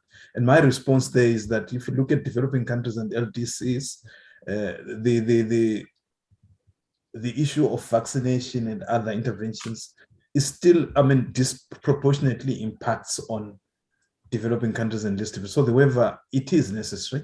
If one looks at the vaccination ratios, for example, like when we look at close to 80% of people in the developed world being vaccinated, then when we look at the developing world at around 15, and when it comes to South Africa, we are around 30%. So it's still quite a serious disproportionate issue there. And then there's lots of talk about international collaboration, and some people argue that international collaboration has actually been there we actually have not been taking advantage of it as members of the global south or members of the developing world. And the answer there again is, if international collaboration has been there, we know the TRIPS agreement makes provision, for example, for that sympathetic differential treatment of developing and developed countries. But the nagging question remains, has this collaboration been done in an equitable way? We've seen pharmaceutical companies in cahoots with their governments, in the developed world, coming to developing countries and actually trying to come up with some, what do you call these, collaborative arrangements where the vaccine will be locally manufactured. And I can use South Africa as an example. But when you critically look at the arrangement, it's not really stricto sensu collaboration per se, because you will find half to 3/4 of whatever is produced going back to the original countries, and the inequity still continues. And then there have been talks about resorting to licenses, namely, voluntary licenses, and namely compulsory licenses, and then of course TRIPS flexibilities. I think that was the proposal from the EU. And then we are saying a quick response to that would be that this does not eliminate IP barriers. And we know IP issues remain an impediment, but there hasn't been a comprehensive study conducted to establish if IP and only IP is the major issue. There are other issues that are outside the IP sphere, we agree, but we are actually saying flexibilities, voluntary licenses, compulsory licenses, these have been tried in the past. And if I can borrow from Tony's earlier talk, there is this hesitancy on the part of those countries that are supposed to use the flexibilities because of fear of political reprisals and maybe economic reprisals. And these fears are actually real. One can think of them as perceptions, but they are actually real. And then, of course, I've addressed the issue of whether LTCs have used the leeway granted to them by TRIPS flexibilities. And then I'm simply saying reliance on these leeways, again, depends on how rich countries are willing to assist. We have seen not much assistance coming up from there. And then very importantly, my talk really hinges on what did we learn from Doha?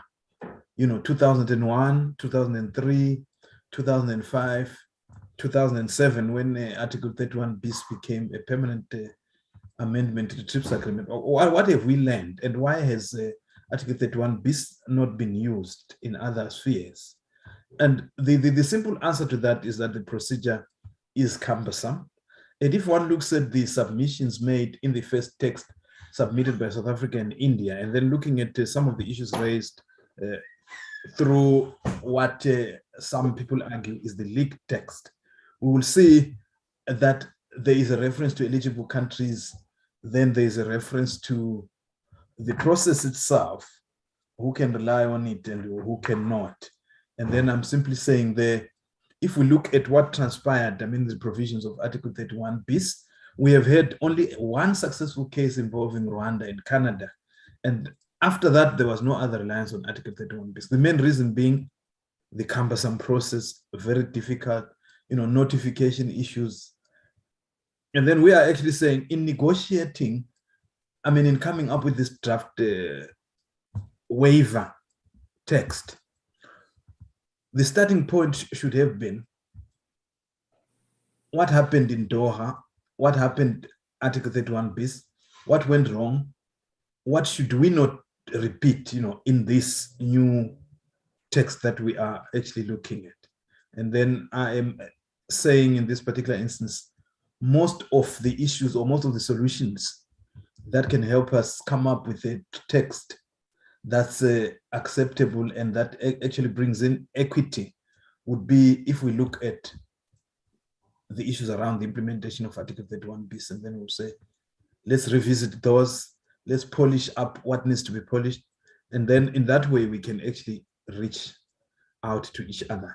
And then I'm looking at this, alternative approaches. One is drawn to the recent opinion that was circulated where the view has been that the waiver, no matter how many other countries are against it, it's actually there to safeguard the WTO members' obligations, towards members of other WTO members, towards citizens of other WTO member states, where we are actually saying health and perhaps not IP is a human right. It's quite an argument. So there was an argument, I think, attributed to one major pharmaceutical company, where the pharmaceutical company was actually saying its right to IP is a human right. And we're actually saying here, when one weighs IP versus the global health, we should naturally defer towards global health there. And I'm saying the fact that the waiver itself has been endorsed by 100 or so WTO members, and it is looming, may actually be used as some kind of pressure, which can make rich countries to persuade their big pharmaceutical companies to compromise. I think one is reminded of what transpired during those anthrax scares, I think around the early 2000s, where threats of resorting to compulsory licenses resulted in big pharmaceutical companies compromising. So although one cannot predict what's going to happen, whether the waiver is going to be approved, but the wave of support on its own may be one that can push big pharmaceutical companies to actually compromise and try to enter into these collaborations with their counterparts in the South. And I'm proposing that there must be global support for the WHO COVID-19 Technology Access Pool and Technology Transfer Hub. I want to quickly close by coming closer to home and talking about South Africa. And I would want to say, if one looks at South Africa from around 2012, we've been involved in a campaign called Fix the Patent Laws campaign. Then a result of that has been, there was a draft policy in 2013, another policy version in 2018. And now, as I speak to you, there is some draft legislation. And in terms of the policy, the government was acknowledging that it has not been taking advantage of TRIPS flexibilities, and it would want to make use of its, leeway, perhaps if one refers to Article 73, where the government can actually adopt emergency national security powers, or rather invoke its emergency national security powers under Article 73 of the TRIPS Agreement and suspend the enforcement of IP rights. But we know political will is lacking on that front, but we are saying the policy and other documents and even the draft legislation kind of acknowledge this. So we are actually saying it is ironical that South Africa comes to the WTO, presents a waiver, and then at the same time, when one moves through 2012 up to now, we find the government, this very same government, pushing a waiver, has not been implementing the reforms at the domestic front. That's a bit of a drawback there. And we are actually saying, when we look at South Africa, the country should walk the talk, and kind of, for lack of a better word, rehearse the implementation of the proposed waiver by ensuring that on the domestic front we see movement in that particular regard, so that when South Africa presents arguments in favor of the waiver at the WTO, it actually has the moral ground to say domestically we are already moving in that particular direction. So to conclude, I would want to say, when one looks at the issues that occurred when Nelson Mandela's government was taken to court by big pharmaceutical companies, and the matter was subsequently, withdrawn, the health concerns then and what we have now, I think we've reached a stage where we can say the issues are quite comparable, and the same compelling reasons that obtained then still, obtain. We need access there. So the seriousness of the two issues, if one were to express it that way, is actually, on the same level. So I'm saying the AIDS era, HIV/AIDS era, and now we are at the same level of heightened concern, I would say. Let me stop here, Chair, and perhaps join in the conversation as others also present. Thank you. Thank you, Professor. That was very useful, and I sort of do understand the predicament of national governments at this stage. But as Tony said, first to look at the policy options already available within, and then see as to what does one do on the international stage, or both things moving in parallel. I think at this stage we'll go to Professor Heinz Godard. Yes. Listen to his perspective, and also we'll get a sense of what the European companies, pharmaceutical companies, are saying and thinking at this stage. Over to you, Professor. Yeah, thank you so much. First of all, I'm very grateful to CII and the organizers, Dr. Rai, of course, that I have a chance to let you know or to share a few of my ideas on this subject with you. We did this in India virtually last year at various occasions, I think. And my idea is as follows, and I would like to refer not to the background, what Tony said so vastly. This is the description of the system. We have compulsory licenses, public use orders, both of them having in common, if they are reasonably used, that the patentee, that the investor who has invested into R&D and protected it by a fence out of patents or whatsoever, that he gets something. It may be lower than what is on a market condition in a normal license between companies in OECD countries or so usual, but they get something. If a patent waiver is there, I see the ghost somewhere appearing, and we had a lot of discussion also in the context of the Max Planck Institute with Professor Strauss on this regard, and an eye-opener was when US supported all of a sudden the idea of the waiver by South Africa and India, because as you know, in this field of vaccine against pandemia, COVID, we have a lot of license agreements between, for example, German startups or German spin-offs, German companies. Typically, one vaccine, a pretty famous one, is called all over Europe, BioNTech. It is called in the rest of the world, and of course in the United States, it is called Pfizer. So there is this cooperation, Pfizer-BioNTech, original ideas coming from a university spin-off in Germany, University of Mainz. And a lot of money is flowing there from, of course, the licensee cooperating in the further developments to the licensor. If we would have a waiver, there might be the risk that this stream of money will all of a sudden not be available anymore for the present vaccines, but particularly not promising enough in future to be upheld in favor of further investment and licensing thereof. So this is the risk why, for example, I think Germany, if I understand the Ministry of Economy correctly, with whom I had a lot of correspondence and talks when the German position was, I would say, created or presented to the European Union, which is now reflected in this overall approach. I think, first of all, the original idea of the waiver, India and South Africa, as good as the idea might have been, was rejected. Why not using generously, systematically, compulsory licensing, public use orders, etc.? Not all countries do this, certainly not across the world. In Europe, I think the situation is better and more reasonable. Now, however, as one difference comes in the situation which you found in the AIDS campaign a long time ago and today. When you hear the discussion of South Africa, India waiver request and proposal, you find immediately the argument that the patentees, that means the people who have the patents, the essential patents to make vaccines, medicaments, whatsoever, to fight COVID, that they say that it would not help if you have no patent, because you need additional know-how, and if you don't have that, we call it know-how, you cannot produce. It is impossible. So the patents don't help at all. Well, now, if that is so, there are two possibilities.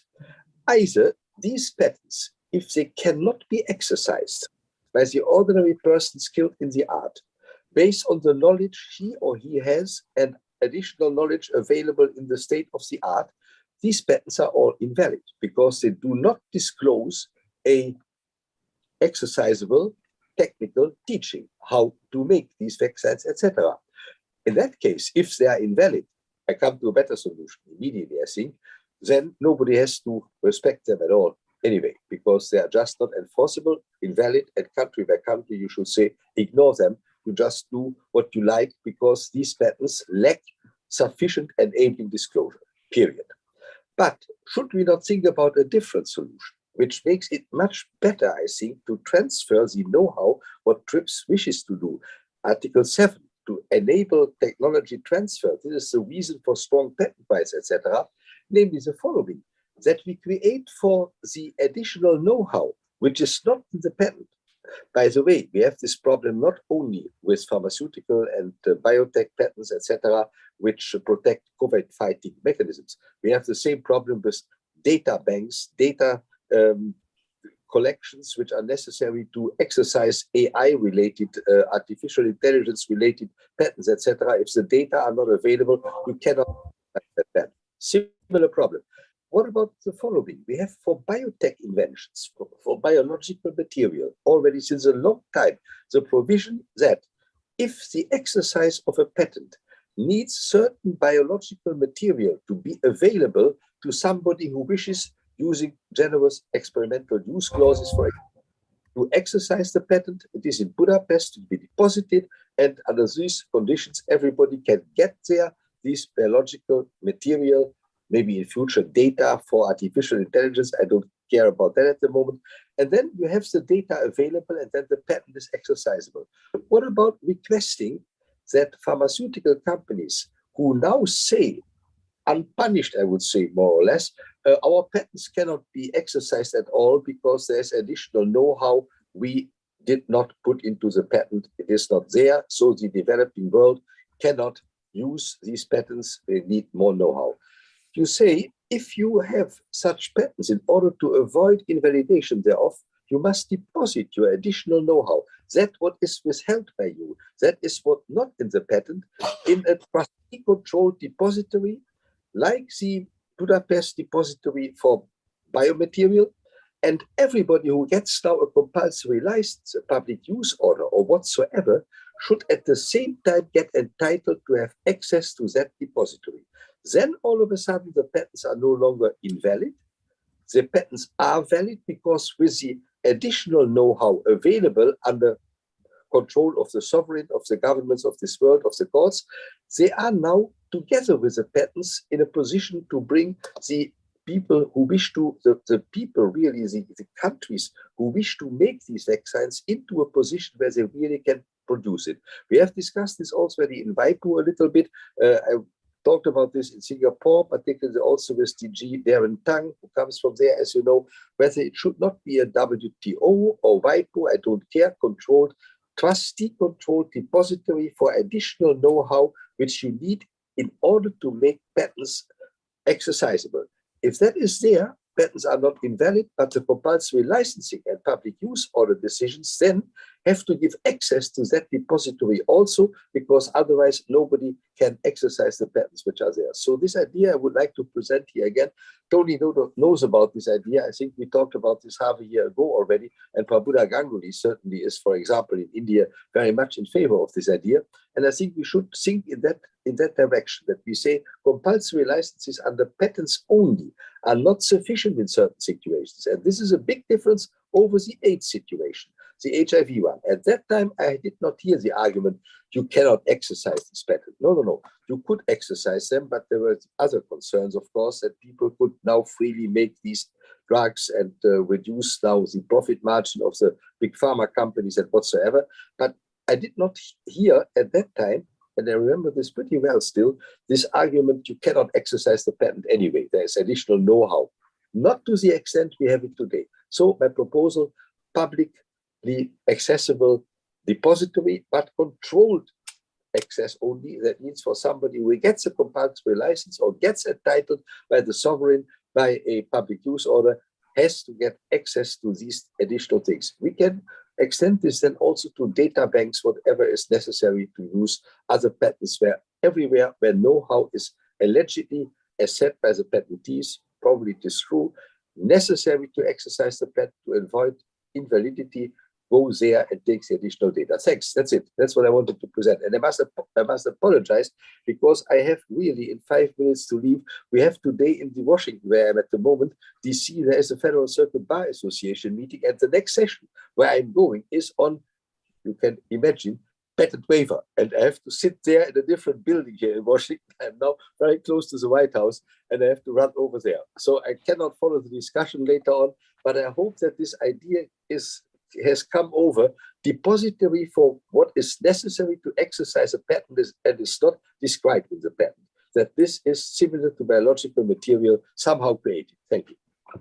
Thank you very much, Professor Godard. Very interesting proposition made by you, and I'm sure at some stage that will be discussed in Geneva. Of course, the question which remains is who's going to make that determination of invalidity, that the patent is invalid because you've not really provided all the information.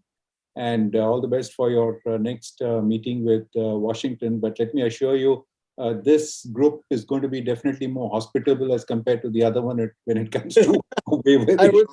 I would love to be physically there in presence. More congenial environment. But thank you, Professor. I think we now try Professor Faisal Ismail again. Professor, are you now able to join in? Yes. Thank you so much. Can you hear me? Yes, we can hear you, and I hope you followed the conversation so that yes, you sort of make your own submissions accordingly. Thank you. Yes, thank you so much. Apologize. I think we had a slight challenge with the coordination of the time zones between our continents, but I'm very, very, very pleased to join the conversation, and especially after the speakers who've been before me. I listened carefully to Professor Lonias Ndlovu, who's really took a lot of my speaking points. Professor, thank you so much for setting out very clearly some of the challenges we have with the current proposals that are on the table. I'll say a few words about my own experience. So I was in Geneva from 2001, 2002, as the TRIPS and public health discussion was underway.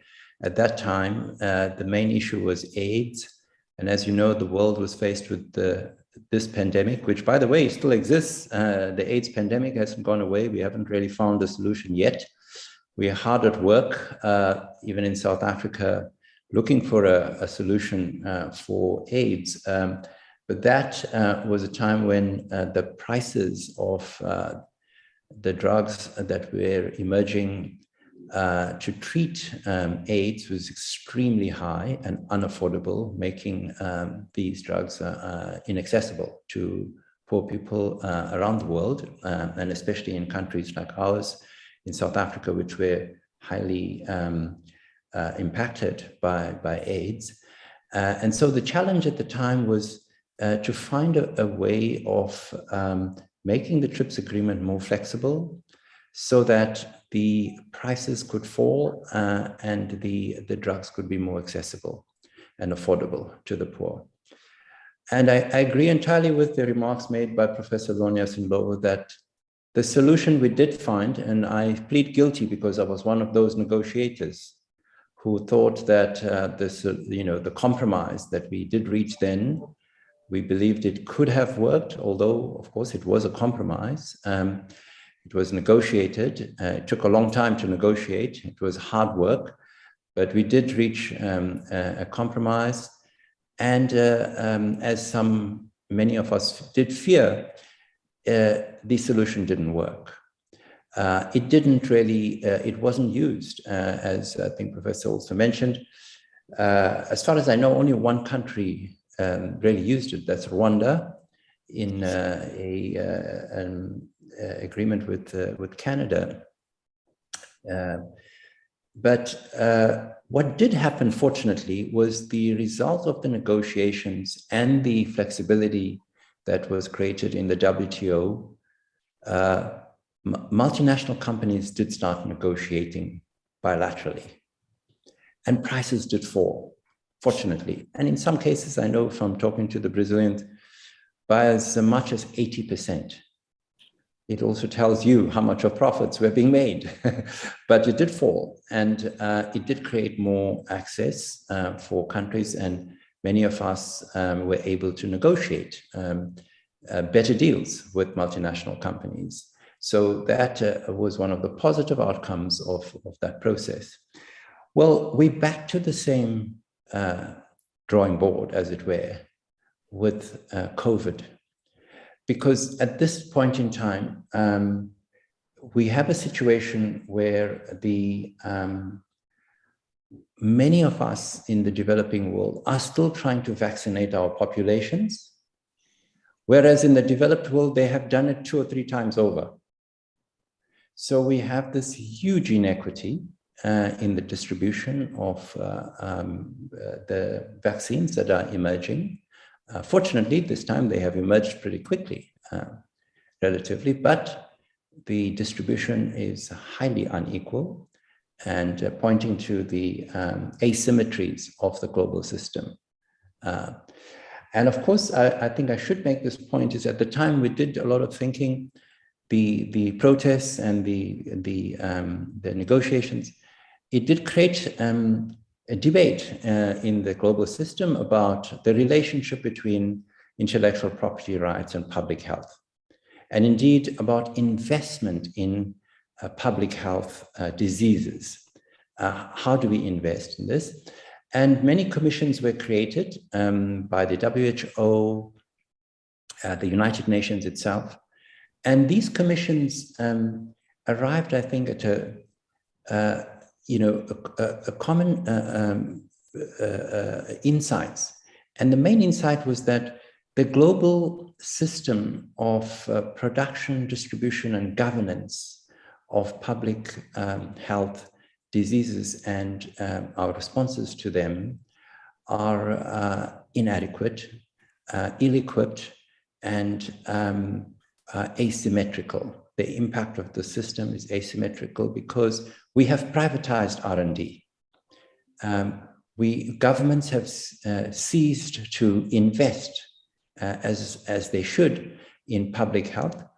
And the consequence of this is most of the investment is going towards diseases that affect high-income countries. And the cost and burden of both R&D and production of public health diseases lies with poorer countries. And so this system of intellectual property rights, which then provides premium prices and high rents for multinational companies, needs to be reviewed. So that was one of the outcomes of many of the. It did underline another point that Professor Luis Lovo made, was that health is actually a human right. And so it is a systemic question because no one is safe until everyone is safe. And so therefore there needs to be a collective responsibility for public health and public health diseases. And the system of private rights and monopoly rights for intellectual property is inconsistent with this public good that we should be creating through cooperation at a global level. So that's what the various conferences and commissions told us, but we didn't do anything about it. And that's why when we faced with the COVID-19, the world was ill-prepared. Not just developing countries, but also the United States and Europe and others, found themselves wanting. And so I think that we have to bring that, basic question back to the table at the level of the United Nations and global governance. How do we deal with this question of public health and our response to this? And how do we ensure that it is equitable, it is more symmetrical, it is fair, and it is just?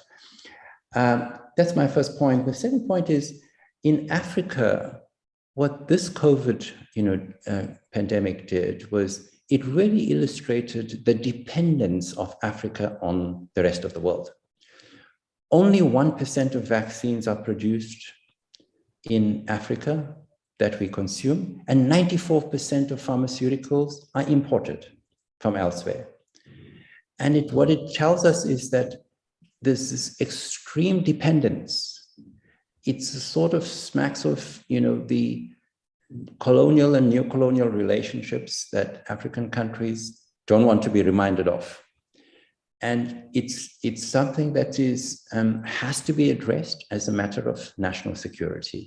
And this is what many, many leaders in Africa have been repeating and recognizing. And therefore, what's on our agenda, high up as a priority, is the need to manufacture in Africa.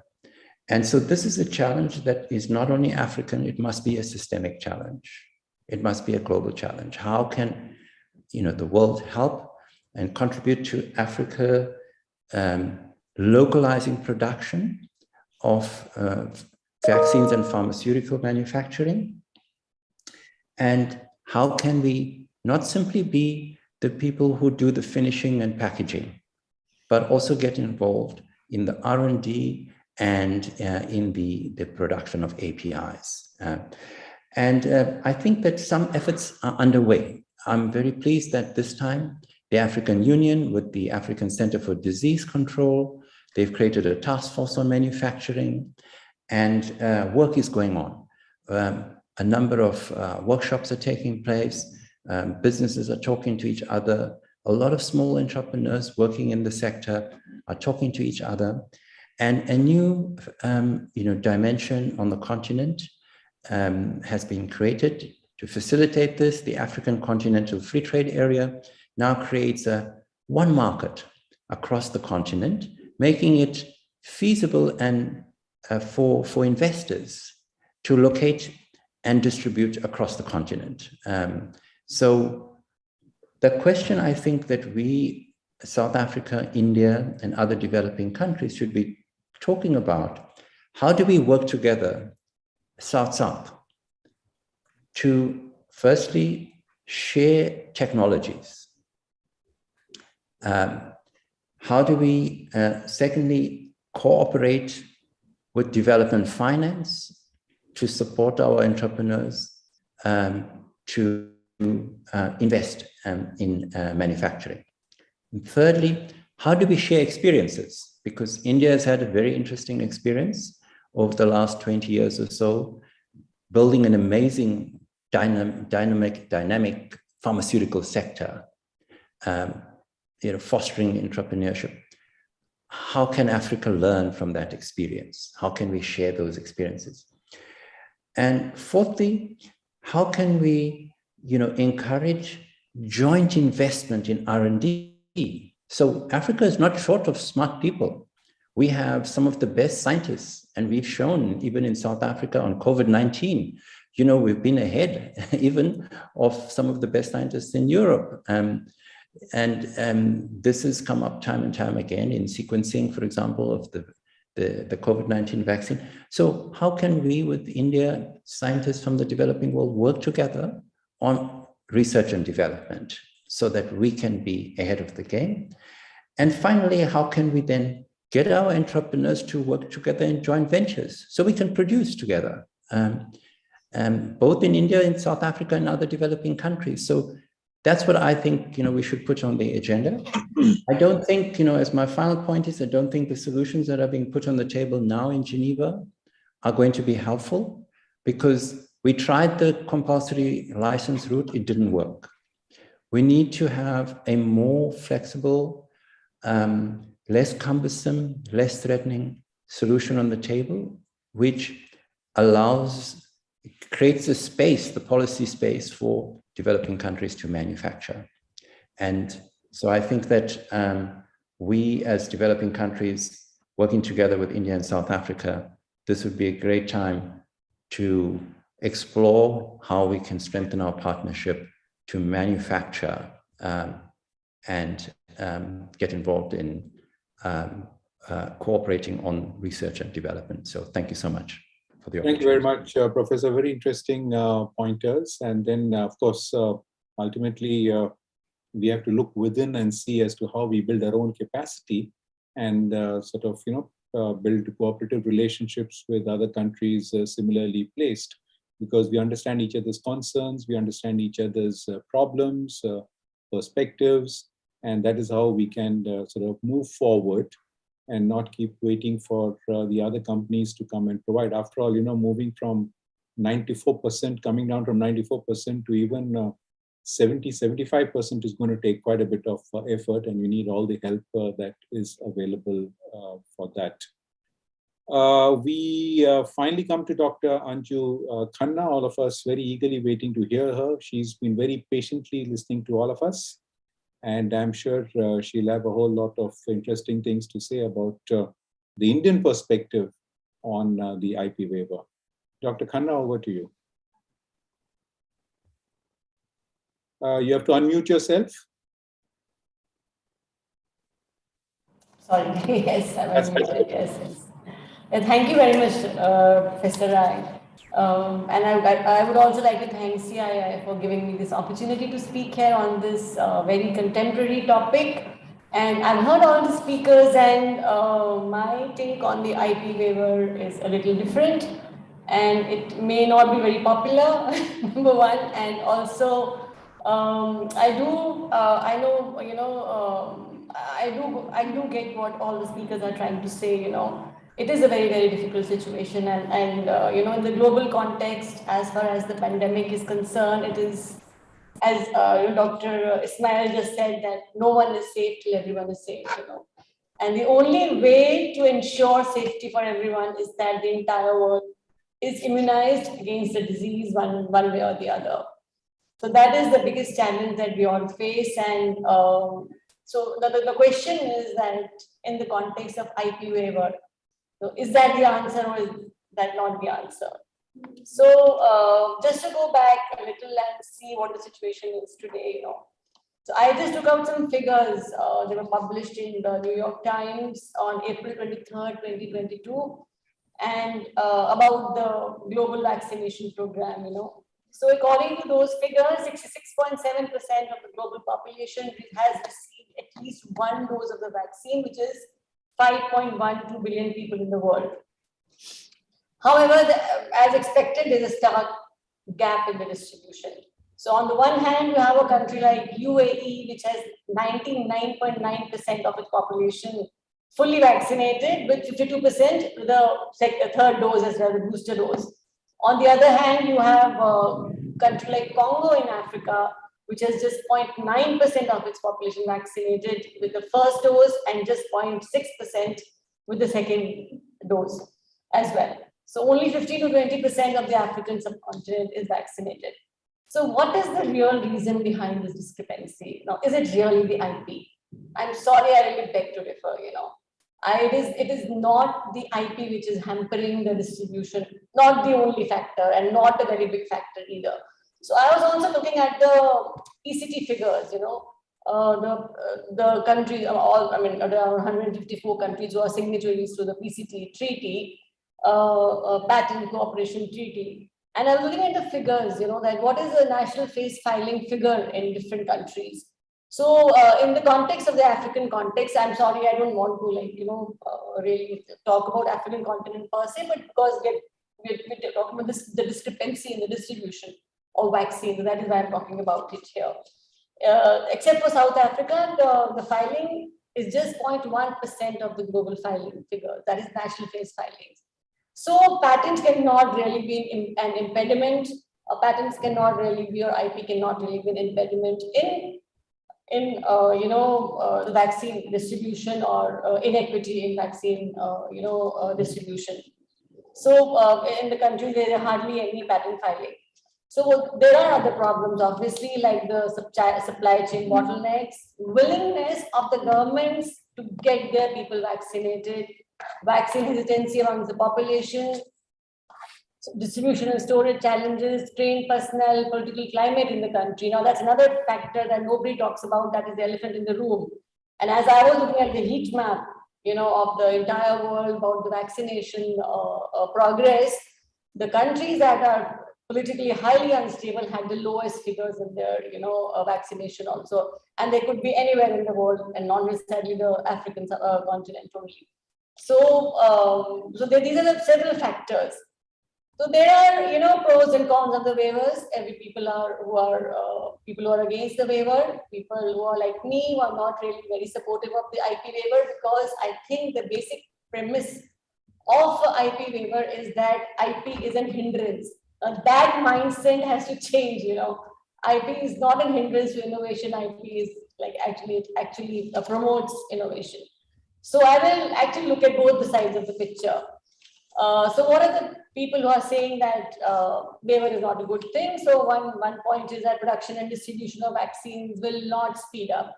So the holdups are the supply chain problems, shortage in raw materials, insufficient production capacity, and for complex technologies, you also require advanced infrastructure and also trained personnel, which will take several years. It's not that people are not willing to license or share. It's just that it will take some time for these things to happen in other countries. Intellectual IP rights are actually the basis of the collaboration and contracts. So we have seen some unprecedented collaboration between academia, industry, countries across the globe, and we've come up with, as Dr. Topman had said, 72 candidates. So obviously it is a lot of collaboration happening there, So IP is actually the bedrock of such collaboration and guarantees that obligations by different parties will be fulfilled. In case of a waiver, each new party will have to fulfill the regulatory obligations. So right now, if you're licensed, then your regulatory obligations are much lower than if you manufacture afresh and then go to your regulatory authority in different countries. There may not be significant difference in the prices because these are all biosimilar drugs. The process of manufacture is complicated. So it's not a small chemical molecule where you copy the generic drug and the prices fall down. It's not going to be like that at all. It's it's a different volume altogether.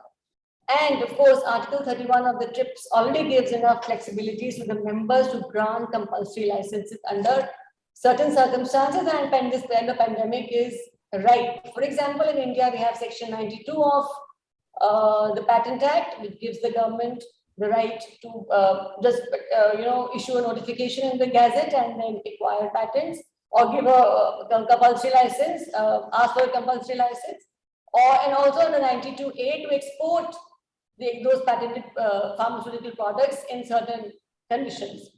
So Section 100 of the Patents Act also gives the central government the power to use the inventions for purposes of the government. And under Section 102 of the Patents Act in India, the central government can acquire inventions and patents. So we have a lot of options available to us. The scope of the waiver, people say, was not, it's very, very, very broad waiver. So, but now we hear that there's another leaked, report which says there's another, compromise which is coming, which the various governments are coming to. So we're not sure about that. But generally talking about the IP waiver per se. So the responsibility actually lies with the entire international community to help each other. So COVAX, for example, is one such platform which is run by WHO. And though there are also reports that the supply has still been very, very low, but they, from the latest reports that I read, they have delivered 1.43 billion doses to 145 countries so far. And there's also pledged by other countries, for example, the G7 countries and so on. Then, of course, the IP protection provides incentive to the pharma industry to do more research. I mean, what if there were no vaccines in the first place? What if this, mind you, I'm sure all of this very august gathering here understands that the mRNA vaccine has not just come up overnight. It is a long process. In the 1960s, actually, first they discovered, and there's been a lot of, innovation going around that. And at least it has been the effort of the past 10 years that today quickly we have been able to collaborate and bring up so many, vaccine candidates. So voluntary license is working in many cases. There is a report by IFPMA, which is the International Federation of Pharmaceutical Manufacturers and Association, that there are now 370 voluntary licensing and technology transfer agreements in place. And I would also like to give some examples of in India, courts have also been very, very proactive, especially during the second wave that we saw last year. So I'll just give you a few instances here.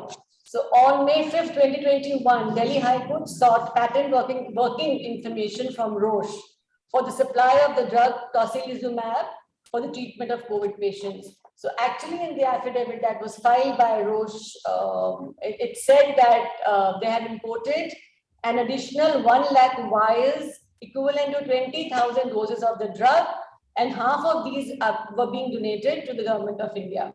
Similarly, the Supreme Court of India, in a suo motu writ petition, asked the government, which was about distribution of essential supplies and services during pandemic, asked the government the same question, that since you have so many flexibilities in your Patent Act or in your IP Acts, why aren't you using it for, getting those license, compulsory license kind of things for the drug?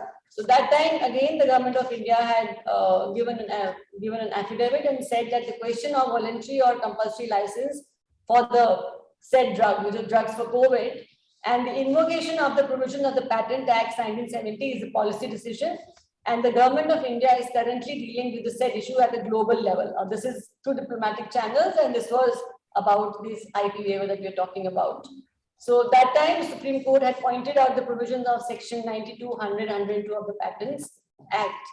So similarly, Natco Pharma, which was famously got the first compulsory license, a few years ago from Bayer. So they applied for a compulsory license for the drug baricitinib, which was owned by Eli Lilly, which was on 3rd May 2021, and on 17th May, the company Lilly signed a royalty-free, non-exclusive voluntary license to give for the manufacture of that drug to Natco Pharma. Similarly, Lilly also signed several royalty-free, non-exclusive voluntary license agreements with Cipla, Lupin, Sun Pharma, Dr. Reddy's, and MSN, and Torrent Pharmaceuticals. There are several examples like that, and I will not go into the details. So there are just a few examples of how that is one side of the story, there's another side of the story as well. But there are, of course, people who are very much against the waiver, very much in favor of the waiver, and what they say is that the pandemic is a global health problem and must be accordingly dealt with no impediments or any kind of distribution and development effort.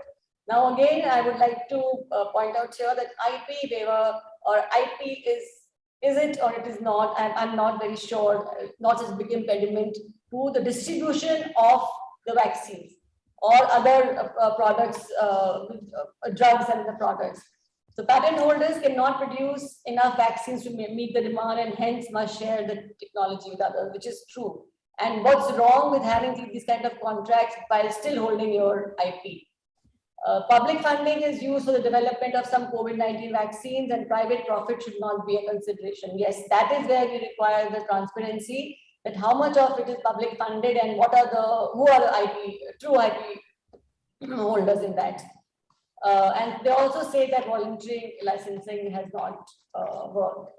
So where are we now today at the current situation? I will not comment on that leak or whatever, because that's really not within the purview of this. But what I would say is that there's a recent report from WHO which says that there is enough supply of vaccines to achieve our targets, but the focus should now be on how best to deliver and administer vaccines fairly. So this is what is a huge problem here. So in December 2021, the IFPMA said that 11.2 billion COVID-19 vaccines were manufactured in 2021, and this was sufficient to vaccinate 70% of global population of 7.9 billion, excluding the booster dose, in line with WHO's target. So the question is that what are the kind of restrictions that need to be lessened for a fair distribution of the vaccines? So the proponents argue that the multiple stage process of vaccine production with research, manufacture, and the fill and finish of vaccines, global manufacturing would be better supported through a global framework coordinating input capacity, for example, syringes, medical materials, and so on, and subsidies of the full manufacturing supply chain, and commitments to not place export restrictions on vaccines, And according to another report, that the COVID-19 medical goods continue to increase in 2021 and export curbs to safeguard domestic supplies. So as of January 2022, there were 147 export curbs on medical products and 50 specifically related to vaccine and distribution. So just to sum up, is that that IP waiver, is it the answer or is not the answer? I think in different ways, all the speakers today are saying that the solutions currently on the table are not the right solutions. So I do agree with that. But in my opinion, in my humble opinion, in fact, that IP waiver may not be the answer really.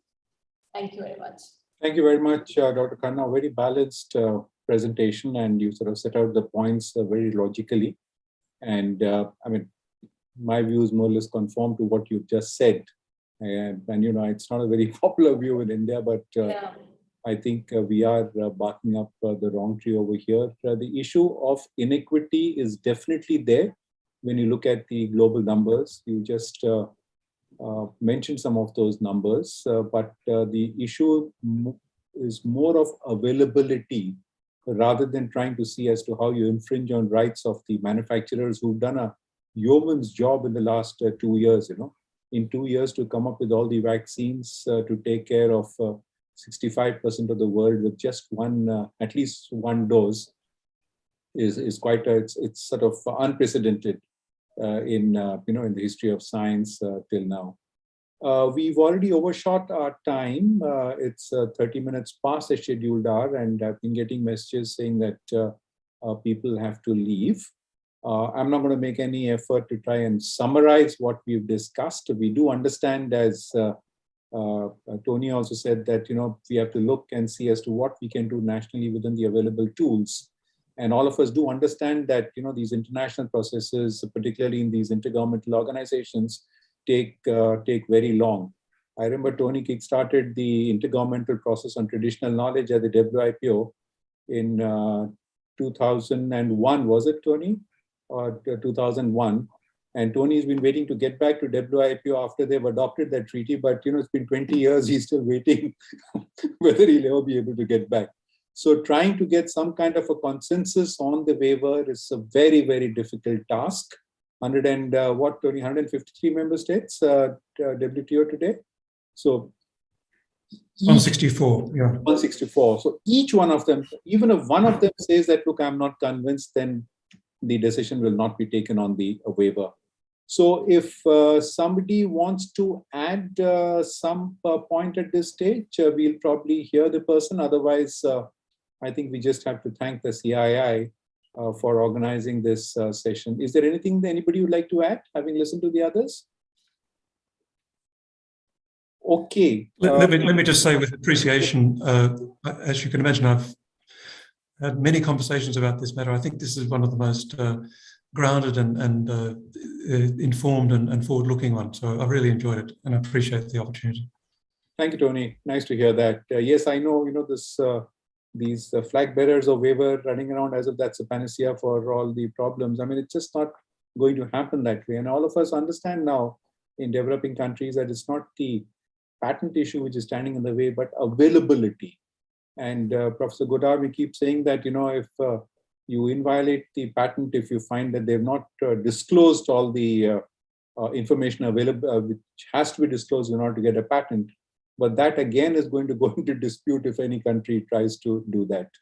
So thank you very much. One point, sorry. Yes, please go ahead, Dr. Khanna. I was, using, maybe we should learn from the telecom industry, They have these SSOs and they have these pools, patent pools, where, suppose you want to use, say, 5G technology, you have a patent pool where essential patents, where you make a pool and everyone can put their patents and then you have to use. So maybe something like that, for vaccines, as India said, there are, say, 10 candidates, you can have patent pools for each one of them, where, they are called standard essential patents for that particular vaccine, and they have to, the manufacturers have to give on FRAN terms.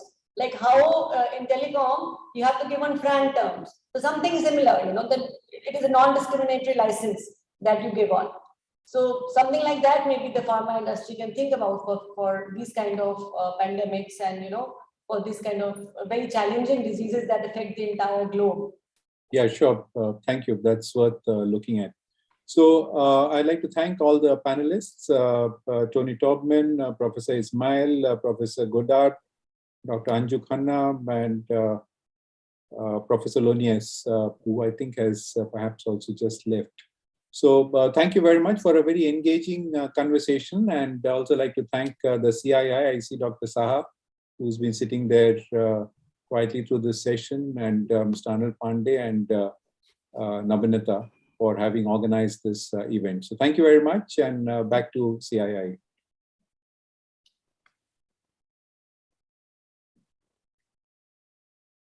Thank you very much. Bye, everyone. Bye. Thank you. Should I take over? Yes, sir. Now we would like to request Mr. R. Saha, Senior Advisor of CII, to give the vote of thanks. Over to you, Mr. Saha. Yeah. So we had a very long day of intensive and very engaging discussions on various topics.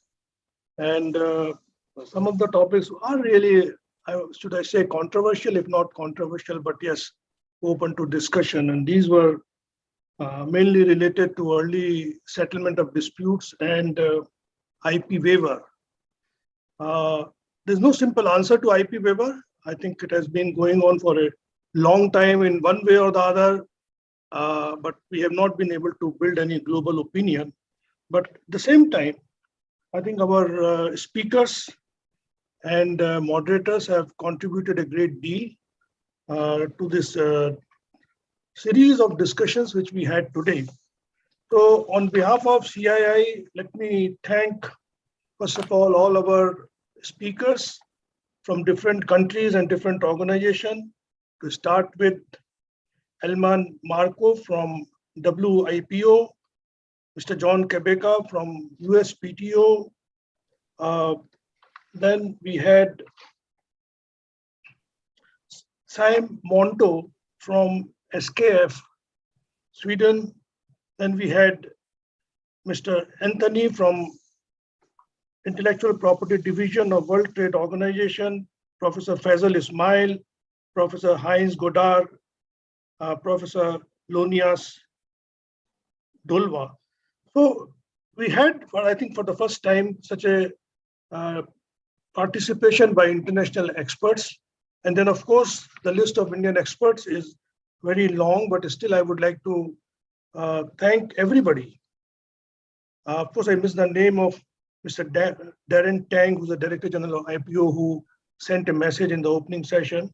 And to start with Dr. Pandit, who is the new CG of IPO. Then we have Poini Bhatt from IIT Bombay, and Shirshendu Mukherjee from BIRAC, Mr. Robin Tommy from TCS, Honorable Justice Pratibha M. Singh, Mr. G.R. Raghavendra, Mr. Praveen Anand. This list goes on. Dr. Shankar Venugopal, Mr. Munish Sudan, Anubhav Jain, Mr. Sam Monto I have already mentioned, Mr. Pankaj Munga, Mr. Ramchandran Sundarajan, and Dr. Anju Khanna. So CII always takes pleasure in having different viewpoints. And sometimes, internally when we discuss some topic, the youngsters say to me that won't it be controversial? I say, let us have the opinion, because otherwise it's very difficult to come to any conclusion or set up a viewpoint.